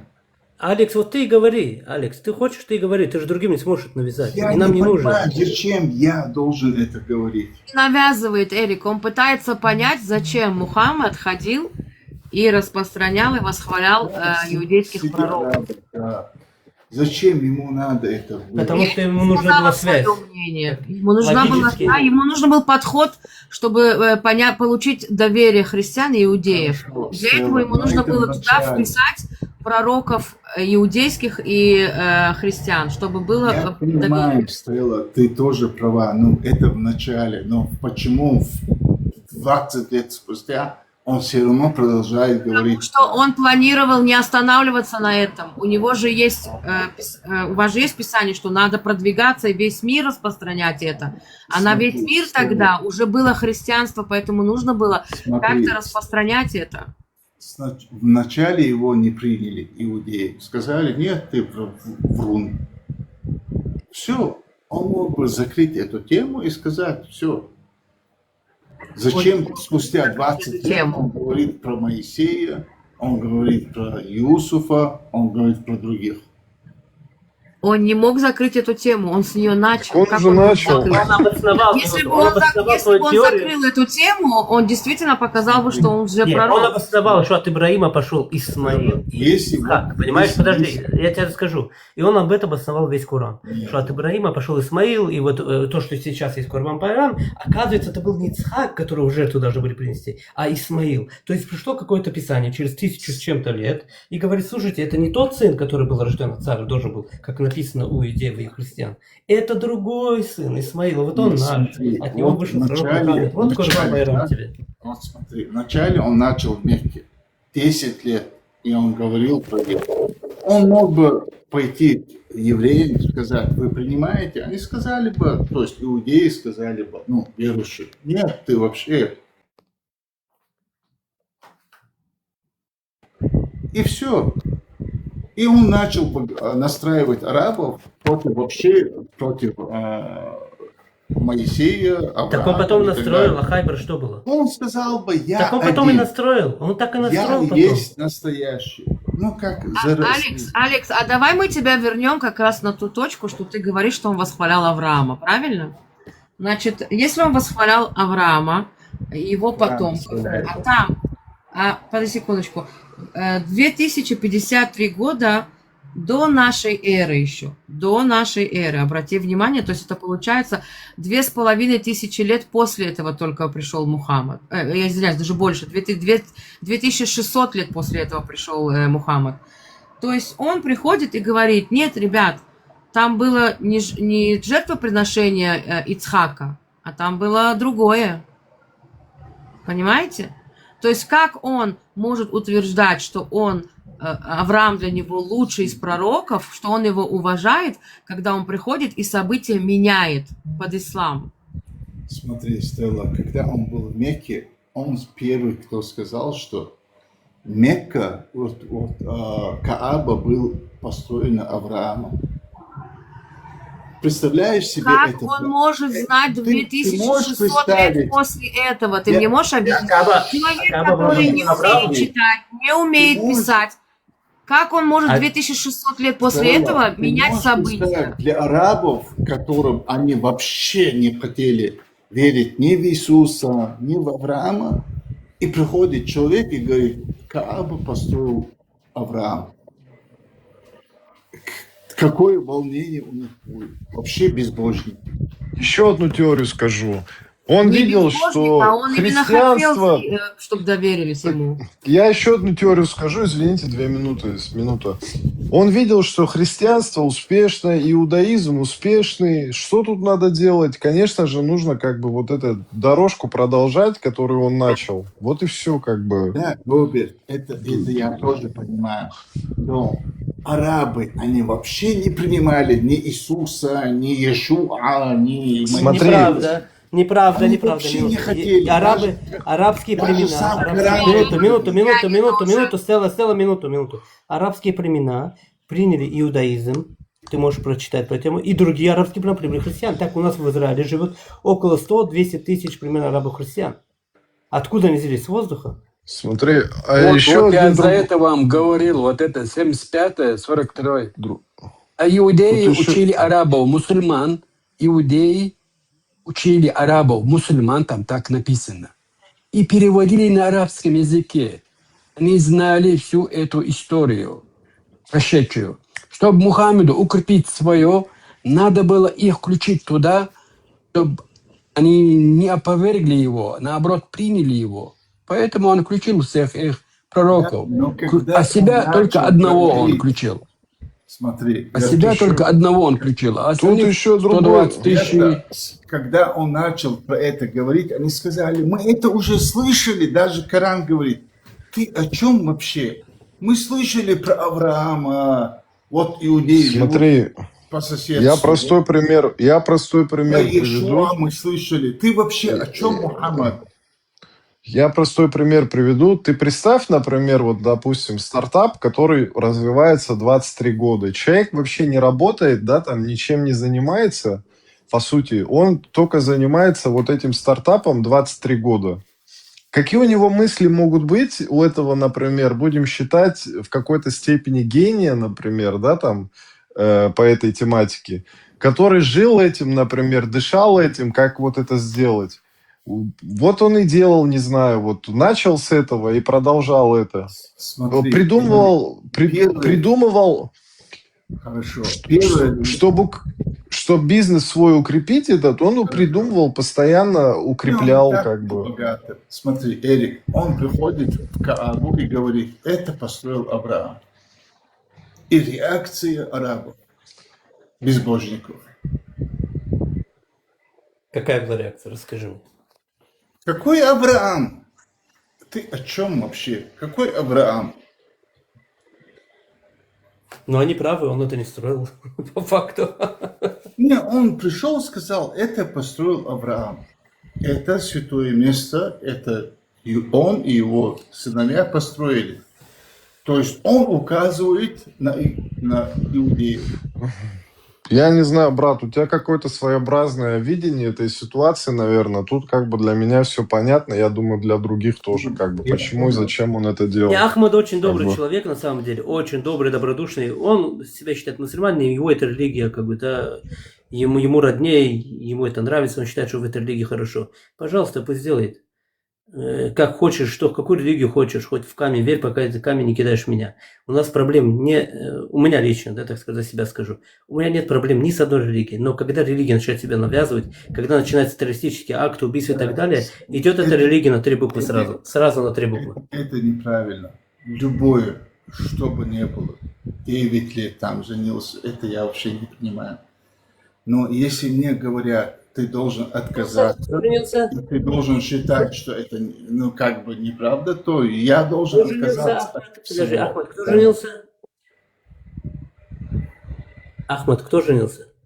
Ты говоришь, Петик Я женился? говорю, там хадисы приводят, да, там кто-то 9 лет пророк женился там. Да, Ахмад, давай оставим прошлое. Почему Скажем, сейчас в Европе происходят те ужасы, которые именно творят люди, выходшие, ну,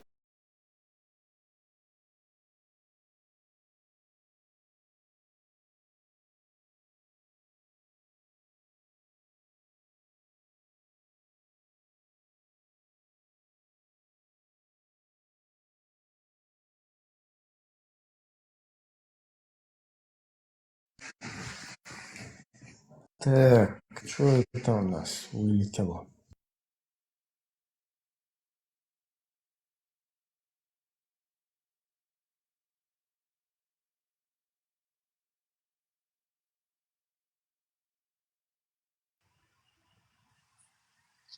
Прям, дая энергию, дая энергию, кисната.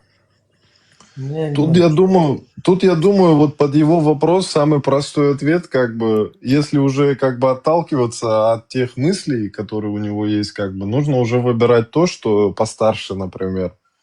Если как бы ты хочешь что-то выбирать, нужно постарше да, Роберт, выбирать. понимаешь, я выбрал, например, самую древнюю религию. Например,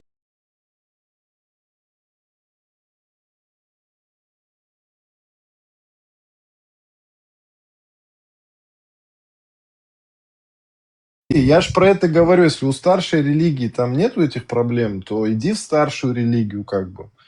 Я ж про это говорю, ты где понимаешь, нету ни даже не только, камней, ни даже деревьев. молодая, старшая, это не так важно, дружище. Знаешь, что важно? Важно, что они это говорят, это наш брат Шахид, который 72 девственницы, всякая Так я прочая т- херня. Они еще да, это правду да, за героизм про выдают. деревья. Вот это Так я конкретное тебе про... блядство, по-другому не назовешь.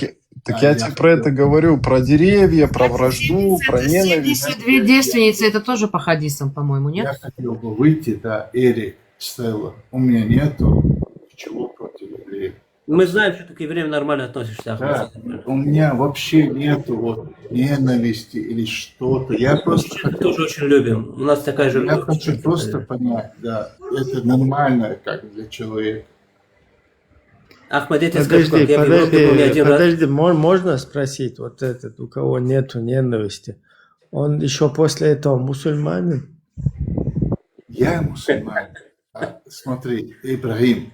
Подожди, Что у тебя нету Хорошо, ненависти к да. иудеям и христианам, и ты после Смотри, этого мусульманин? нет, Ибрагим, смотри, ты знаешь, что такое муслим? Как он переводится? Покорно. Это человек, который смирился.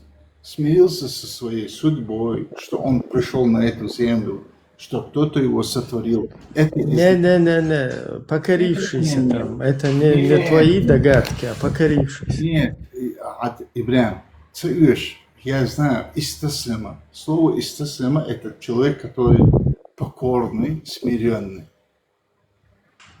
Человек, который Лукас, смирился. ты покорился. Да, это И человек... из Мадоя покорился и смирился Бог. Мадоя. Да, я смирился тем, что я живу тут, и мне деваться некуда. Кто бы мне не создал, мне деваться некуда. Хочу я, не хочу. Ну там так не считают, там Это считают, смирение. что ты... Я не говорил, чтобы Господь меня туда приводил, но Он привел меня. Ахмад, скажи, пожалуйста, я не когда ты выбирал. ходишь, Я когда не- ты ходишь в круг мусульман? это не мой вопрос. Это Я не выбирал ни родителей, ничего. Я просто знаю, что я нахожусь, и я смирился с этим. Это чисто на арабском как смирение, как муслим. Окей, ты Скажи, смирился пожалуйста. тогда перед всеми аятами, хадисами, смирился ты? Нет. Или выборочно смирился? Как я, 72. Смирился перед Творцом.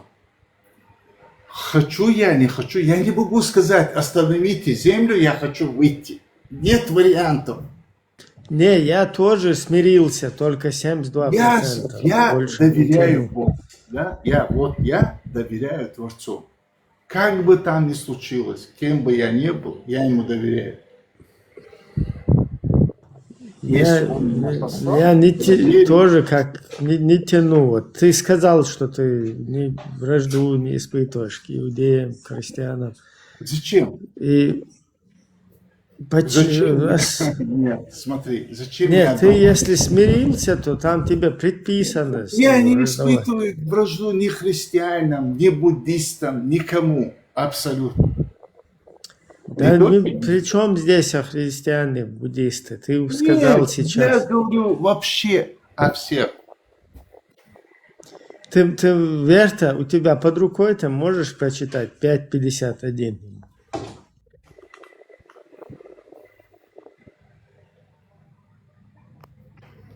Стелла, по-моему, они меня не понимают. Сейчас прочитаю. Стелла, у тебя есть, у тебя ягудский Да, вот те, или которые оригинал? Оригинал.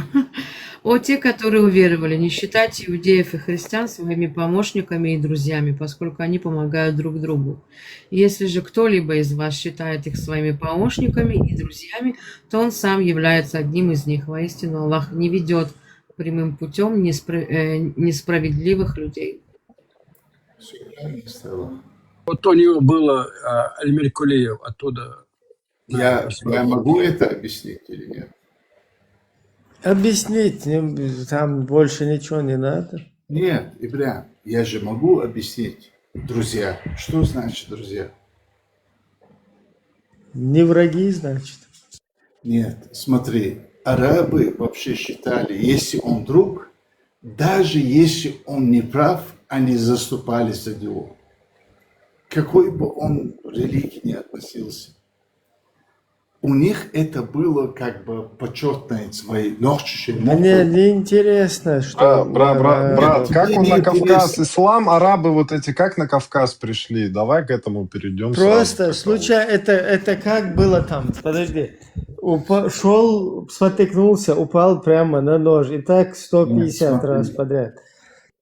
Если, допустим, Стелла... Их, короче, вытолкнули вот так на Кавказ, Бля, дальше смотри. толкать, и им пришлось туда. Если я считаю Стеллу как подругой, да, другом, если Стелла пришла ко мне и говорит, я же твой друг, ты можешь заступиться за меня? Ну да, я там кого-то убила или украла или что-то. Я не могу это сделать. Такую дружбу я не могу с ней как бы дружить. Или я должен быть справедливым, отказаться от нее. Нет, тут не было такой ситуации, когда кто-то обращается к мусульманину за помощью против кого-то. Тут Смотри, конкретно в Стелла. тексте говорится, что мусульманин не должен и не может, да, не должен Не считать может иметь иудеев и такого христиан друга, как- своими помощниками там- или друзьями. Там даже сказано, Совершенно мы правильно знаем, сказано. что у тебя в сердце, короче, есть близость. Но, Бля, короче, если даже ты чеченец, ты придешь ко мне и скажешь, заступись за меня против еврея, я не могу заступиться за тебя. Я не могу иметь с тобой такую дружбу. а со мной почему? Беда, что ты чеченец, не чеченец. Я не могу выступить против Стеллы. Я знаю, что ты не прав. Вот эту дружбу я не имею права с тобой иметь. Я не пойму, что ты там. О религии. Не о персонах, о людях каких-то персональных, о религии. Там религия. Есть ислам, иудаизм и христианство. Я выйду. Стелла, я думаю, что ты поняла. Вот эти вообще не поймут. Дикту парковали. Смотри, Ахмад, я поняла, что ты имеешь в виду, но мне кажется, что это не то, что ты объясняешь. Нет, ты смотри, хороший ты парень с одной стороны, но ты всего лишь 30-33% с другой стороны. Да, Софита. Да, пусть будет. Я вот знаешь, что хотела спросить, Ахмад? Вот ты когда приходишь к мусульманам, да, и говоришь им, что ты не против иудеев, вот какие реакции на тебя? Зачем я должен быть против иудеев? Нет, ну вот ты сейчас зайдешь к мусульманам, да, которые кричат там «Фри Палестина», ну, как всегда, свою вот эту... Да, к бате жидов вот этому зайди и попробуй. Бате жидов там, или всякие Адольфы Гитлеры, вот эти все любимцы евреев. Говорят, у нас против евреев. Не зайдешь и скажешь, ты не против евреев. Кем они тебя назовут? Стелла, ты сейчас меня обвиняешь, что я захожу и что-то говорю. Ты можешь доказать это? Я обвинила? Я спросила, например, если зайдешь, кем они тебя назовут? назовут? Например, скажи, ты заходил и где-то ты обвинял евреев. Ты можешь это доказать? Я сейчас не понимаю, о чем разговор. Я не говорила, что ты заходил, и кто и тебя Например, пожалуйста, не говори, например. Я могу, например, сказать много чего. Скажи, хорошо, ты можешь... Секунду, ты знаешь, что, Алекс, Ахмад, ты можешь это сделать прямо сейчас. Зайти в любой исламистский эфир и сказать им, что ты за Израиль, что ты там за евреев, что ты хорошо относишься к евреям, у тебя нету ненависти к евреям. Если они тебя не назовут в ту же секунду кафиром и не выкинут, и не обматерят тебя, я буду не Стеллой, хорошо? Нет, смотри. Просто уже были мусульмане, которые заходили с этим же мусульманам, и их таким матом трехэтажным выстраивали, и говорили, что они кафиры. Я не знаю, что это за мусульмане, это за комнатные. Евреи, у нас в Коране, в Камасутре Аллаха прямо записано, чтобы евреев и, кафиров, безбожников убивать, чтобы до последнего дня, пока они не уверуют в Аллаха, последний день, и заставлять их платить жизнью. Нам дозволено еврейских женщин по 24 аяту никахить. Нам можно из ваших детей делать рабов. Когда мы не хотим, чтобы наши женщины ходили в хиджабе, чтобы не доставлять им дискомфорт, мы можем из них делать евнухов, то есть секирить их половые органы по 24 суре 31 аята. У нас все можно. Это что за мусульмане тут комнатные? Почему вы евреев боитесь больше, чем Аллаха? У тебя все может. Стелла, смотри, я не заходил и вообще не говорил ни про евреев, ни про татар, ни про русских. Социальная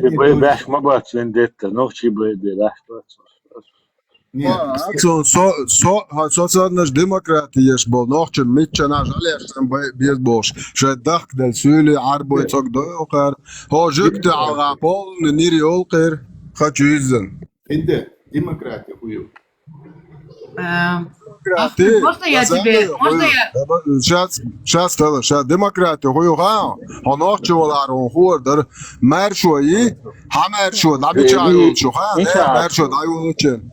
Hajla, demokratisch Pachak Ashurism, Hajlane. Демократия, он охчева, он само деятельность. Афганистана, юг демократия. Не, юг он штайкеля, Кабуля, центра. Демократия, нохчи дейш, дилиан, цана йотчен, дуин лело, шаде низам дук. Merch witter ortega, dili avek gotek dinch sani taqiyastwash. Tani демократический пачак нохчи елари, аштан, что ровно, смирно, как вы живете на своей пятой точке, вот среди кафиров. Вы так бы и жили среди чеченцев. Вы бы не выеживались. Да. У нас есть видеозаписи 90-х годов, где Жахар Дудаев сидит, где шариатчик Яндербиев Зелем сидит, и там полностью прикалываются над исламом. Почему там никто не говорит, что вам секир головки сейчас сделаю, муджа, вы тут почему смеетесь на религии Аллаха? Вот тогда была демократия. Вот вы, уничтожив всю нашу элиту, подставив их под русские бомбы, уничтожив нашу элиту, вот эти продажные муллы, балаболы, как всегда, коими они всегда являются, продажные проститутки. Вы выходили, мы шариат строим, иншаллах, впервые будем нападать на кафиров, впервые будем их убивать. Что вы сделали? Правильно, все сбежали нахрен, все до единого. Все муджайды сбежали к кафирам. попросить у них о помощи, которую Аллах вам запретил. 55 сура, 51 аят. Читаем тафсир. Иудеи, христиане друг друга братья и помогают друг другу.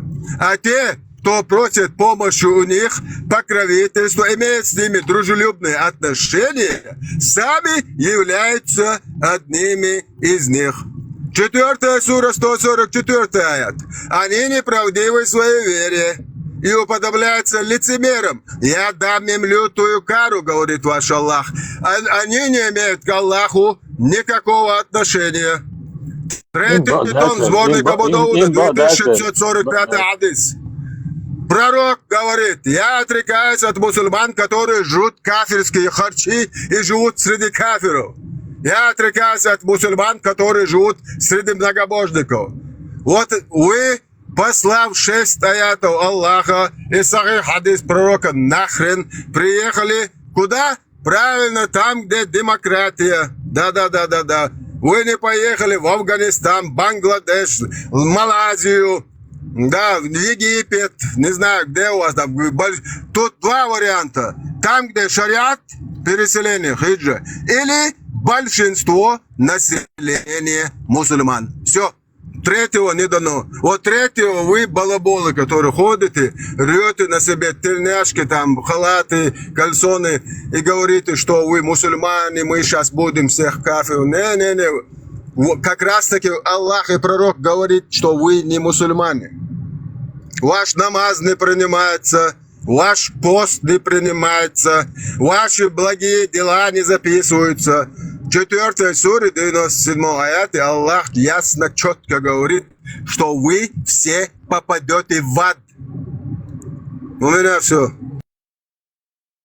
Ты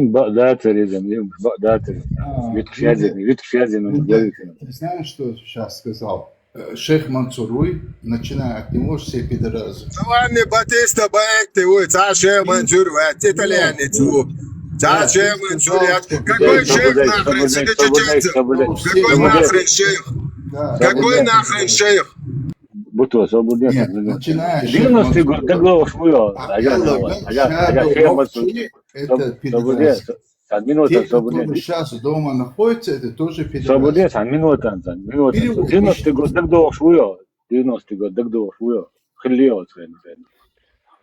Маршал думается... 89-88 год, А? Долго? А куда тебя? Куда? Шейх Мансур, ты шариат, дари тебя. Нет, есть хаджа Абу Бакр. Нет, дария, дария. Нет, дацер, вообще шариат не связан, дацер, Абу Карим. Есть видите, дацер, военный историю, и шпидераш. Сахилла. Пидораш, во все времена. Я сказал, что муллы проститутки, во все времена стукачи проститутки. Любой мол, проститут. Любой мол. Шейх Мансур вообще худин лил. Мансур, Джованни Батиста Баэти, итальянец, засланный казачок. У среднечеченского народа никаких шейхов, хуевхов нахрен нету. Не было и не будет. Имам Шамил судим лил, что дария. А? Имам Шамил судим лил, что Ведь хацабо нахбат, хапом нах. 99% деньги ложку.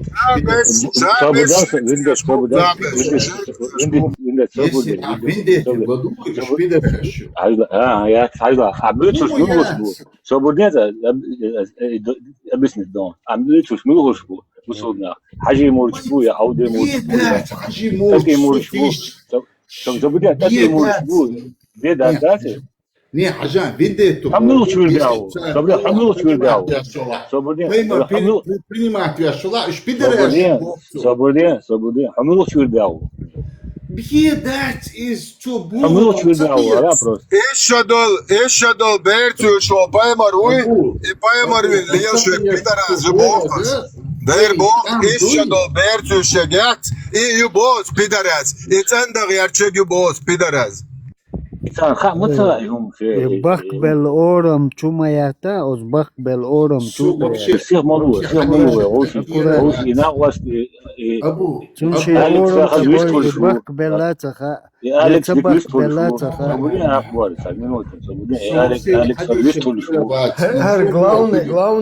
Главное, имам Алим Султанов, нашел, вы стали.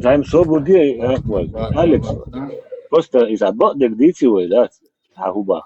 Инс бичлинс асвеката грех, а мы антрата алишва. Так, тана и бусудину, васуфиш мы было абуса. Вы? Бусудину и цендо бусудин доиш мы, вы? Бога диква. Доиш мы. Спендиач.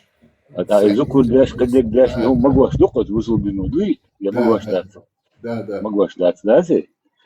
طبعا وين اخذ لبوهم يدعي شو استلوتي شادق ساق مال دات اعلوتي نو وقوم وتعدات باخهم ستات وين طبعا اسدينوستي وس موجود يكون خاطر غيره ابسولوتنا وين خوش تعم دات تعمون هذه بخبا دوش دات اذا ما نقدرش طبعا ايش تبعهم ولا نقطه هذا طبعا بصودنا باه ذكر داش بس تمسوون واخد متى اوكا شو نركمان شو ونادن شان سولي بو اخوش ذكر داش بنا اوتايل دايلوم ستارش بو راس قيمات بيشتات هيدي كانجور اروالا ولي دوتك ذكر ويتشو قميوش داش طبعا ايش قميوش داش حدوش نخوي لا فكره دوي اقصد وين مش مدير وين خاص جديد مش ملاك سندر تايبن ملو خالر سونم ديل دا چو قزلر هو تايبن ملو سو ارسنو لا اكبر صبو دي اليكس نورمالنا بيشتغل شو خاص قيته بوش ده فيه موضوع ده ساعدني انا ده سوق شو حكيت قمنا ناخ بوسان على غزا ده نسبة وتعنو تشدو وناخ ديكني جوي لور واتشون ايتو اليكس ناخ ديكني لور واتشون سون لور واتش ابو توم حتصحبرش الش انو ده ارسون ريسك ها ما بوصح بوصح تني بو مسيري ويصح ويصدو نوتشو شويه وينن نويت بوقتو ام باب يزول شو как бы قاعدة شو بدرزم قاعدة يا شو حكيت ربات Кстати, не лист до Путин уйти. ما Путин уйчу. Идватсо кредит. Sabadash اسم ناخن قيتي صبو خقاره قيتي يدخل باتس سويت ولا تنا وسويلر احسو سهوناد سجارج مش ها صبو اس ملبوخس ابستيت ما دوشتك حاجه هر دين شو عدك دات إذ نوختي قومي غوي قومي مدر داتا دوتشو چوماكو يلي لا Лубянский салах, Ишайл мол, хох Европе адахкан шу проститут кшдуяр дин нохчам бусал пачак ебо шу цалек тагят бо шу Европе аяш Турция аш нохчи qomi qiyach qamnashsan madar din data dut аш ляч дочу чур паймар ишедол берти же qitsana ляч wasdat.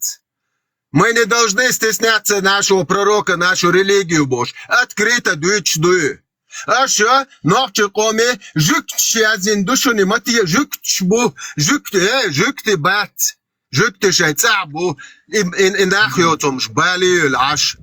Там Россия мою ночи комом бариэль, также арабский мир бариэль аш буй жукти. Жукти далак больцер дел эту боль. Угар диккен ты буй туэлле жукти шай муаклора дик юарибу. إنير دعياتش نسايات أسيات تدير تير متخلش تعيدو أسا حاجل أسيوت عقابوشن إيش دو بيرت وشو البايمرشين بوخ بالي سويشين مكش بوي إيش دو بيرت أس مكش دوبوغ فيجن والبايمر إشايق يبوخ أس بيدراز بيدافيل دير بوخ سويقم تبيتني صديق نينك تبيتني سير تير باقتشاك هتي تبيتني Her tan güç delle şu yelç niren sato khitu zama ha kuza niriyelle polnasu noch çıkaş dinsa ditsense ودين عديت بوخ اش دين بدر عديتي صدو صوغ ما سوچر اره دعوتشن صوغ تسغلچسن اش بعدك ديت دولدو شايغنا خاطر دي حاجه اش مولك خاطر صدو اش بايمر ايش دو بيت فيجن برام ابو بكر سيدي عويتون ايتش دول شي دول شدين صال حلقين شي تسونا ايش دو بيت برام تي تشوا فيجن ال حديث حال داق دا تلياتواش تريت دوا صحيح حديث دال دي عائشه مشخلر Eto, sākāk boāri 6.130 dēl die mēsečni dodalas bēr darboši, igruški šlouši. Так, 65 sur 4 ayet dēl die, 33 sur 49 ayet dēl die, любой busal buj, pedofil xilīšķilš, ayet dušani šī. Un dēļ čučvā bujč beš, ho kategori bu, tā šī kategori zudri bu, tā kategori kigi bēršdu. И 65 sur 4 ayet конкретно о Бог Аллаху, как нужно с ними разводиться. То есть с девочками, у которых еще не начался менструальный цикл. Это вообще их лахилось до берж, развод. Цатуэшен, 33 sur 49 ayet, хадуэлэш, чучуа, шеш церцани, жалибуах, цабинеа, и кобут выжидать, цадеш, дабогит бо, ждахиец бо. Это ترى وتع يزوا شو قونا بوصلنا عن واتساب وات قونا بوصلنا نقول له قونا دوش ديتا يعدو هيتو بوصل قون وشنو واتساب وات نوخش شنو عيرو نوخش دوش دو هر شيء درمويات اسلامسكي مير تيجي نوخش سام سيلا دول دوش دادي دعما قيايش قونا ميتشايول نيا زودري تي او مغواشوك نيا بيجن بول بيرش زودري داي مغواش هيتو Насилие могуаш, рабство могуаш, а хукуана уючу. Ты пагал, мэрил. Así te объяснить, душа. Сказал, что еще на генерале роли. Муфти вахен, чигдерка, что такие чуят, малар юхивана ват. Санби, химагина датбо. Иш пич, хадаваш, ну, и дамадо, что. Астун лерен, сайканал, ин полный сборник шалваш. Вокна гвакор. Айша чубалва шобол, так чуяш бакабяш. Ас полностью был хабар. нет, حاجة بكر أبو بنت سبوك ده إيش حد يشتو نصو حد يشتعبات مريم Лерсон 65 sur 4 33 sur 49 педофилия. Хорошо. مريم شيشو خلا يعني رزقكم مريم يجدات وهي عايشة تيجدو بوصل بشنين مريم يجدات أدنو أسوي بوغ مريم حال رزقكم منين интересует مريم منين عيسى не مريم навязывают не навязывают мать правоверных 9-летняя ребенка каким-то образом мать превратилась во всех, которая была, короче, с пророком спала с 9 лет. То есть насилие мою, это ребенок, у него психика вообще не понимает, что он с ней делает. Алло. Педофилия мою.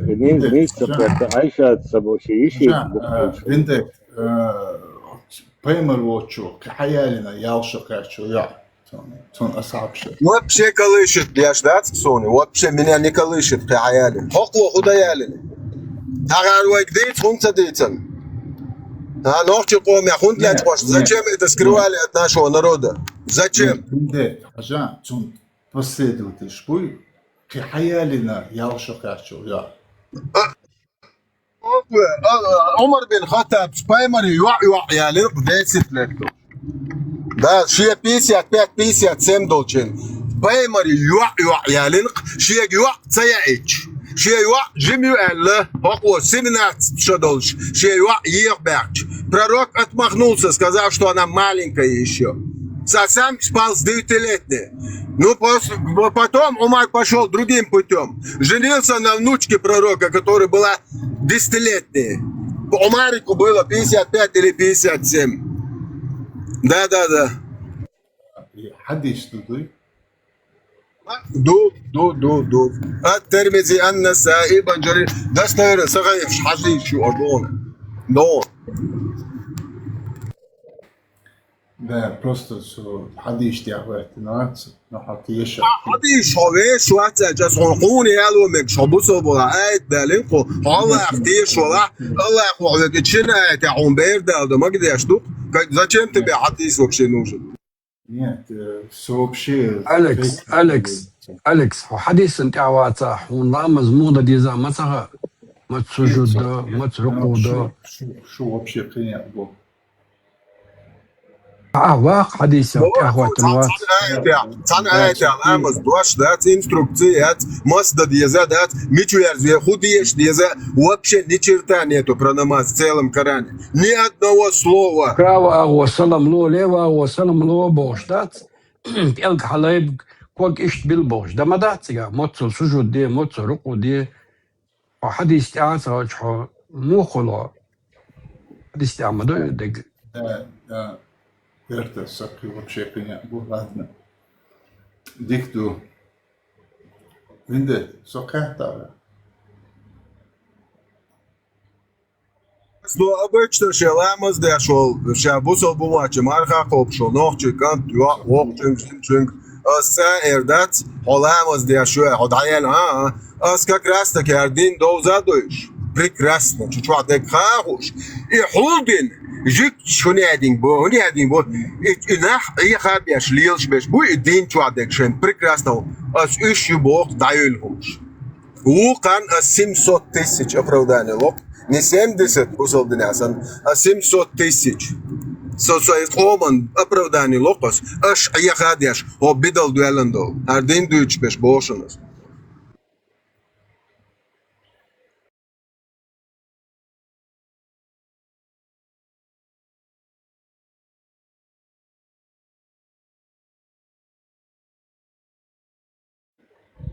Я понял. Почва, аж арбусов дня лейш дахиец али бош. Татюрне поймер тадин васаров суга бакка чак дица. Ну сарал схуги болбой лейш выкупает беш. Дахует чхла поймерс. Дела хажу он соба алхуд яшуды. Хар вообще лейш бокш барик хлук. Представь, продажа рабов. Целый глав шук лейш. Барик. Адмаштук. Барик уйваша. Дел да ук. Что лишь главы есть целые продажи рабов.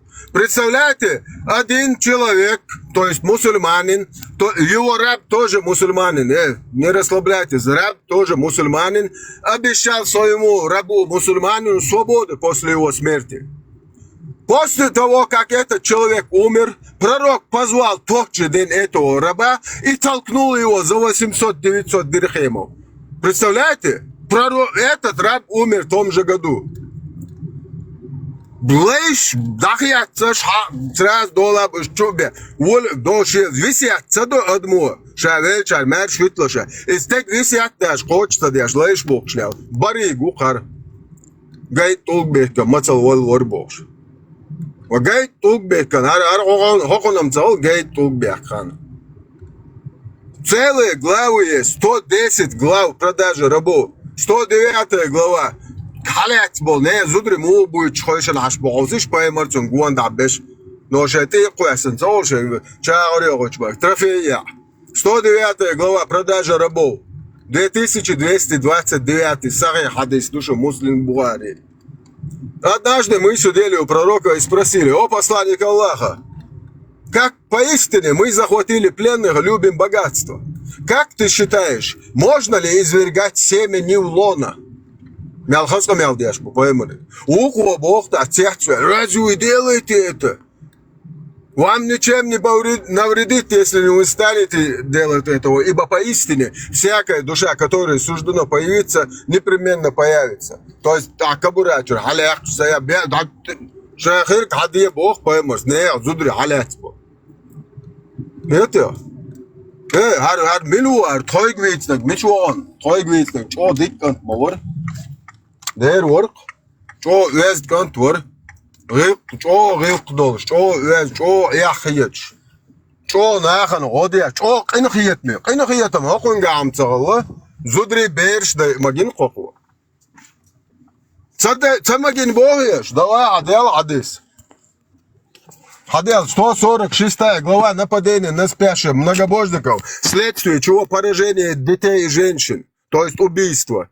Поражение слово пишется, чтобы глаза, говорю, слух не резать. Поражение. 3012 хадис душун. Как облаца дяшек, бусол бачу. Однажды в Абеле, в Адане, проходящего мимо меня пророка спросили: «О посланник Аллаха, допустимо ли нападать на спящих многобожников, вследствие чего могут пострадать их дети и женщины? Не будет ли на нас греха?» Вообще, они принадлежат к их числу, а ты будет яшков. Кроме того, я слышал, как посланник Аллаха сказал: заповедным может являться то, что прижит Аллаху и его посланнику. Представь, да, шаркан хиетный орбо. Баргш, выкалывание, выжигайте им глаза, рубите конечности, крест-накрест, бог. Я маньяк, насильник. Чикатил, хаястыч мухер вор. Вообще Чикатил. Вот Чикатило это вообще от божий одуванчик, юг Чикатил. Вендетта. И بعرفش حبائهم просто دعهم دكتور هذا ده حست بيزرسو. دعجا قين خيات ميخل سوي زار إيش بيخم شخليتا وبعرفش وجقت مو ديردو أدمي. وتصار دينك دعاء عدير داتريهم.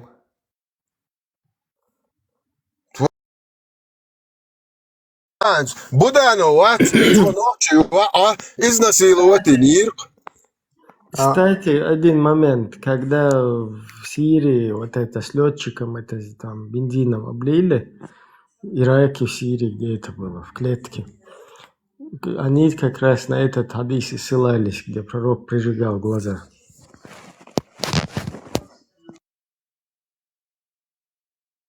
У меня вопрос, если вы хотите сказать, что они делали то же самое, почему Юсуп Тимирханов, это Нохчик Онах, не руководствовался исламом, там, а просто почему, если бы так, он должен был изнасиловать какую-то женщину Буданова и отправить на концерт Кобзон. И что ли? И разные варианты, вообще разным. Хорошо. Поймарса, аутосяха, буйсан, или те буаршна халец, те зудри данис бина. Поймарица зуд данис синерицер. Я она номер, хадис дуй. 24 аят, дон 4 суранчур. Поймари асхабши зудри данис бинерицер, уж буйсан тилат боли. Söyleyeceğim hala vendetta, söyleyeceğim hala. Her desh her din nisterelch. Ho chuche in her bergde hundriet alla. Ha berg sögem dolur der. Har khudin berg. Ha barde har khudin berg dolur. Har khudin berg dolur. Har khudin berg dolur. Mother dates bok. Mother dates bok. Her abort keeper. حون أعبوش كيبر هالخيط حالي أعني مانين خلياتر حون حوي صوب وتباس ايه تشعدو حديش ايش بقضي حبروست حديش ايش بقضي حديش ايش بقضي كونشنهم عبايمر غلق كونشنهم عبايمر غلق إيشادو بيرتوش نيا زودري تيعبيش نيا زودري بيرش دوش يولي الليل كونشنهم تنوخ التاقيو ها إتس ايش شوائц حديش كا يوتشي غلق كونشنهم شو بروست ساعتا جاتس قيال إقياتشون جدوين القياتشو بروست شونتا بيزي حلايخ القطع ياخ دقايو حالتا دقايات داس حاجة تعونو خربوش بعدك دوتش بش حطيه بعقل عزوجون حجرجل كان حتعني تكتخيج حدويز لين تكتخيج دعو ترميو وعليكم قيتو هوني خاب بريكراسنا حيزوجون عدك قيتو Neuž larien cajim dogma yetita do cajima dogma yetita ca khasiyetonish dogyecha ca üç ter yetişleri dog teri yeşu neuž galol aqrosh shmayar yol короче beran irwahtan ol taga payamar ven nilsh shasholi elotsa vos daqachi qiyeta tsaqich lul hojo hoye dutia bosh sa Что то это уэльно шеш, года шевек бутсал мау короче, да бутсал прух бош. Гонда мялвега еще кэш беран ирвайтан чопэ марвин лилш маусо иш далила рук бош, далилш. Пока что саше мяла будешь да догма едита. Да мулах. Ишта кита те беш блубо хорани те чур дол штук и куфар. Те кант те дюзал хошка держер дол штук и куфар дуй. Хор дохчичун чукочер дол штук куфар. Иншалла. Саше коя цутя. Тунде сагатта цаюш вай те чахер дуй те чах те беш айгар дерс. Эш вай ду вай амар ду те беш. Вай кафиш би бу те беш. Вай ду те беш тунде самагатня. Вай бо году $2 долж. Яхьолш, сидолш. Еще долж беран тилиаш وقبل سجلر تحت هيج إلر تعدوتي خوش إل برشليلش $2 долж. طبعا ويدول حلي ويلي كم وغوان إروال والله الأتصل برش دوش دوي أتصل وصل حال دوي قاعدك إيشو dolж беран إرواتنو تجا بيمر من قام دوي قي وصل خلي إيشوج وصل دعدوي قيتيو أقول مدر ويلي عاما وينديتا أقول مدر ويلي عن تسوينا إنه إخيان دول هاي ساي وي ويقومو فينيتونا تان إيش توي تسخا نتا بيامر وينا شاشحنا وينا تسوش أويشي نيخا تاروينو بيامر إيشو دولش بيران إرواتن تقوي قيتيو تحساس تراني ويشي نيقوش دوئي ويشي نقاما ميال وصل جحول شدواجن دو ووان إروال هم دوئي وأحسن أورمي ويلي جم قيتيو تنده دو قاقيا واميغا داتي كفر داكا يشردوه هورا نوحشي چنچو دامو آويسي يحيوها يزيدوه إن شاء الله إن شاء الله وقدني جاكوارت نالي ليشو شدامو الله وورد إيش محلولة تيز ميتا فواتيري وي دالمو الله دالمو تون زعشيكو يا تون الله حوسيش هرسارنا بات حون أغنورتا إديني حون وقنا إديني ميالبوغ خز حيحجوج سويت سازي ويالي سون إميشعبيتن سون إحبيتن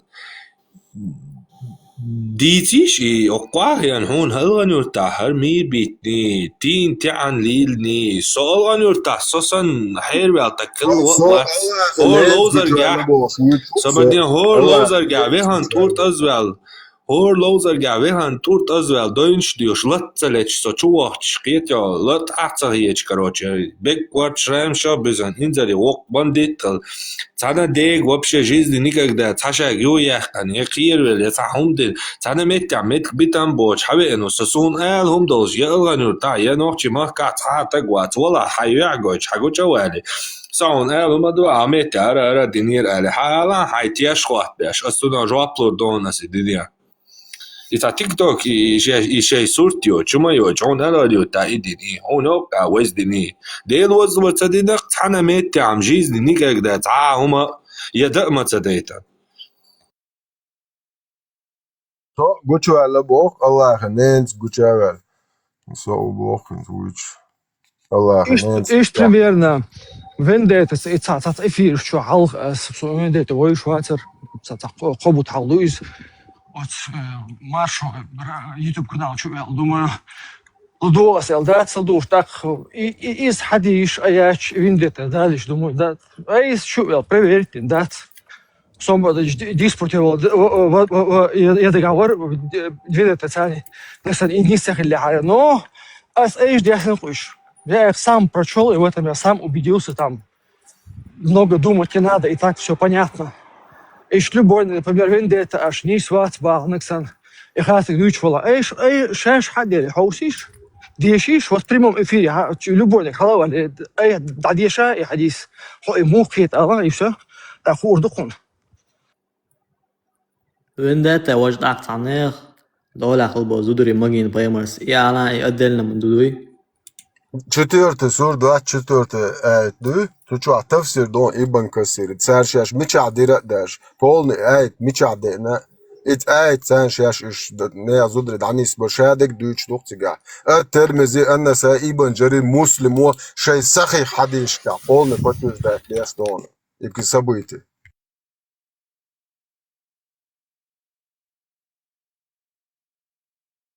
Zonza he hosish ويديش عيرنا تركوي بوي اسمع تار عيرنا برشوش وصل دعيال قوطاين محمدي إحاينا إجو ديكن تلير بوش ويديشن إيشش ليخان ويقام عيرينير هيمس حوسيش إشو قادر إحاديش إيايج إش حق يتي حوسيش إميال برشوش وصلهم خلا محمد ميال دعيالهم خلا حوسيش أج حديل ماستو حكوك كوت باقربو ويدير خلهون حيديل نعليتا خل هي كوتم حقوت شو عدم دو حق يتي دا ديشي حاجة هي وقتا بريدو موت داشتوش مداتسي هون إيش شدوش قويل شخينا بيران إرواتن زنت إيه قانو تق ترك خوش حق أومن كيل قاسن عديش إيغا بنتانج أو ديكانت الله يونيا إيسوس وات إيويتن محمد وبوش محمد بطسونو تنا حق ديالي حاجة ينج حديل باستو هي حتى حجر حقوتم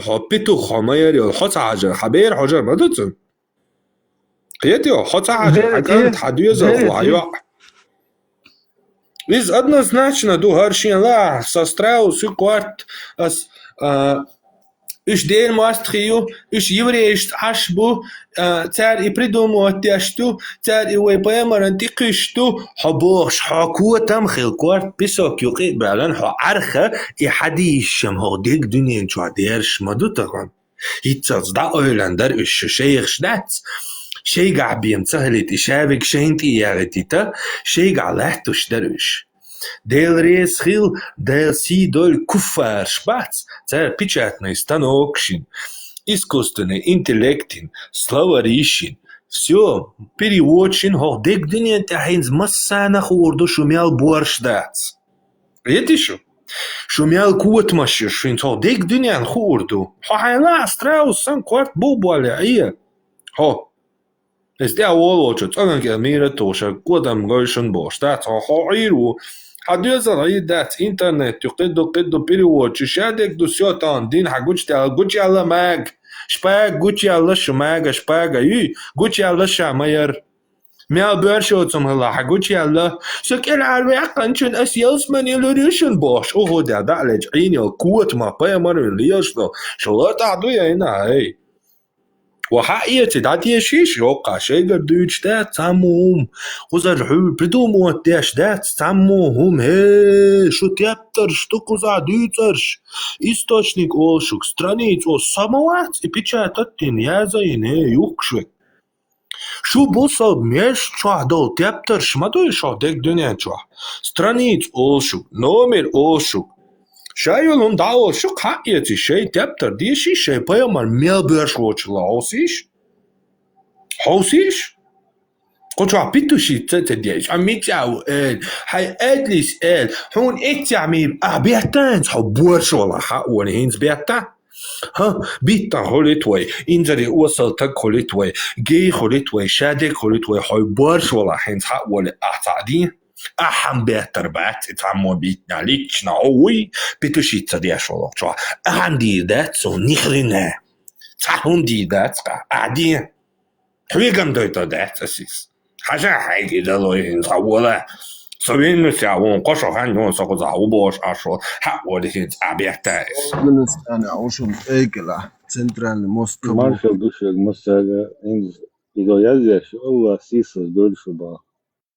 In the Humsha, do Husha, use the Meldoch, a bio Meldochum, a Stetelach, so Caesars, we Borsdotum, a Stetelach. A few station of Shehena. In Ostrat a let, Modas, I think the letter. Hadithi Tishan, but Hadith, no mission. He has in a glass it. It's a Huma Olity Alma. صار مدى ورقة مدى بعض إدريس عشان تصدق هون النكش دو إدين شيء تصدقات لا يقول تحضو إدين علاقة Just a time Yazin, I told you, home supposed to Yazin, home Caesar Gurbo, some interest of books. Soon reached a day digger, it upon Frido as a yet, or she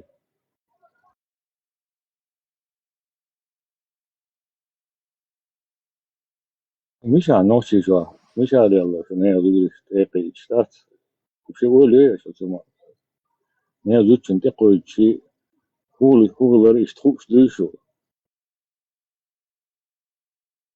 قوي شي هو لر يشتخوش شو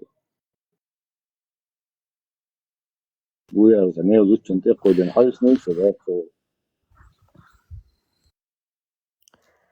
Цыга контекст ишт моюинц томболч ганан. Плен халят на бо, но еще замужние женщины вам запрещены амуду сега. фиксация лела плен зудри лишь Не, нохчи лела табо. вообще ба يوم جوليل المطر Штука длится يلدو там. سيريا ليلي نقارش не то что не зудри في غوش تا зудри алио чулял смолялио что да целел алло أربلوش الله محمد نمسا ليلك تقعد تحلك هم أربلوش وليلي نوتشي دات زدري ويتها زدري بيش بستوش نمسا شو كمير شاب اها مو أبو كده سيري تعبان بنوخش للا بو عيش للي سيريش للا بو.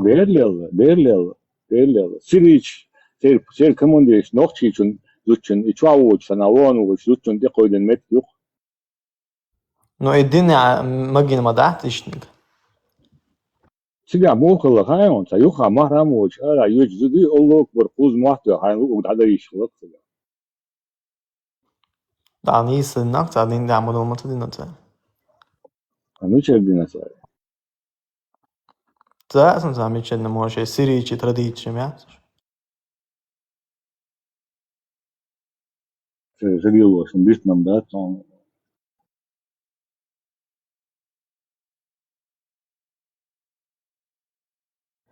أقدر إذا أخذت ده شيء منص إيطاليان سوبوك. Hens nog tjoek بيش عشقله إيش تيبي أوش مصنص وزغلافيت ديش وديش عشقله.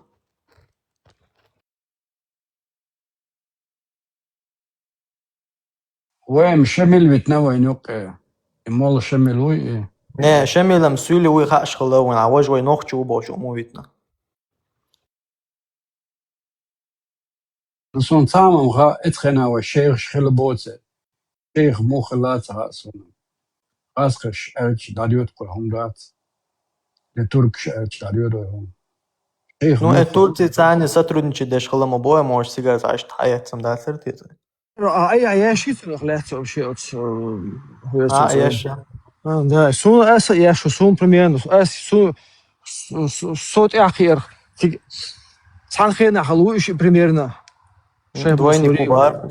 Ну бах, аса пример сун юч, иди кто ча юч хазан сун, группа аса я что сун пример иш примерно.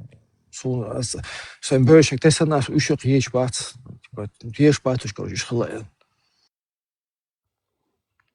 Ну а ты шо ба итальян свали nog тустаки тирон. Цагаун брат, со и темпо кат ахи анвас балдадич. Не особо тайпи ишт итальян тем более мувит. Тайпи авитан юрта алды юрта румобой. Исагаун со брат. Учан та ушкру цуалет. Ну тажим аму есть тем, но цар азиаш жига цар, короче, просто итальян чук аю бой истории. Историю. معلش سكيخ دنيق LDPR شو ويرسن فاميلي فكريتشكي لابو كوكا سي ديبوتاتين يرنوس بيمت كوكا LDPR سكيخ دنيق شو دغوشون شيرمان شو سازين دو شو اخيو يوتيوب شو يون رولك دات اتسا شكويلر سوتين خرو ريوخ الانسا خلاتها مش حلقات ويرسن فاميلي زي شو ويرسن فاميلي دغوشون LDPR يرنوس كيلشو حاول لوكا posjećao Evropska diputatori za LDP شو Labo Erkson krički su i pismo daš lena شيرمان سو سازين دو الويت احدين وجنبه صوت اذا وشش بالبرقصه اتسا شكل ديش هاوسليش انت زغاسقش وان شتو في الهستوريات امام شمل يوسي صار بس امام شمل نوختي بيتش خديش انت ناجيروش بنت دقوا مغلي Слуцкий ватис, або. وون Ой, Слуцкий. صدقوا ويتمولات из абсолютно вы чадал да в основном 18-19 веке и полностью и истории подменить тенчен луг хадешван де абу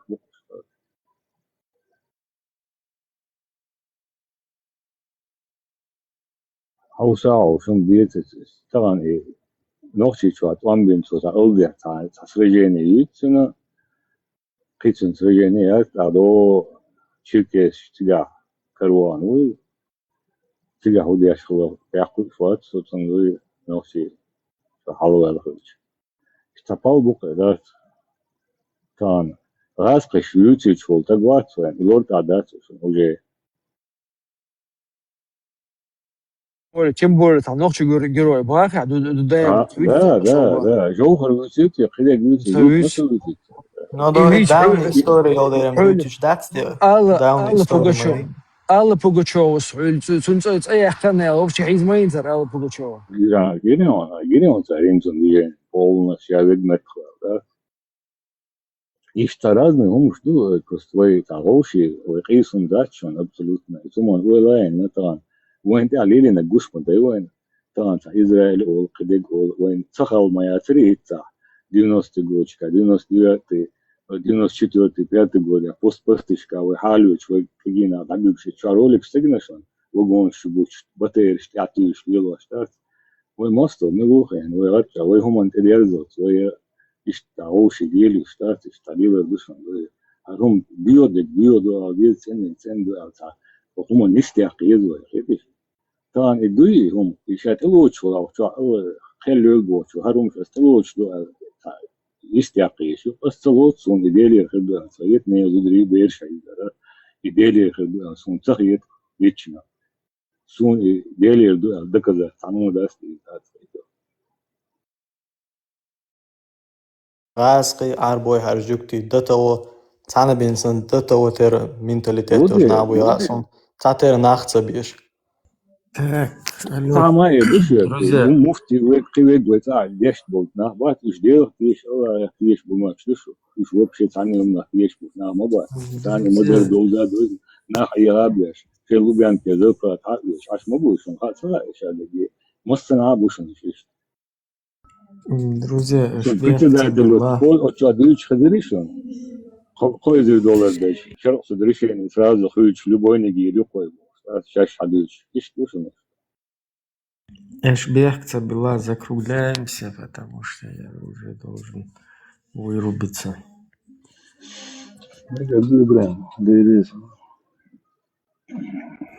Marshall düştü o. Hadi ki olmasa выше. Все спасибо за подарки, за тапание, за участие, за участие в эфирах. Всем буду лайком, натешинником. Дай Бог, чтоб ты никогда больше не вошел. ПМ, ты пошел в свой Дагестан нахрен. Давай, ПМ. Короче, приятного полета, ПМ.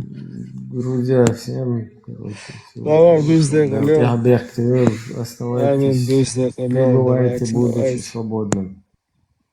Пристегнись, ПМ, в полете. Будет.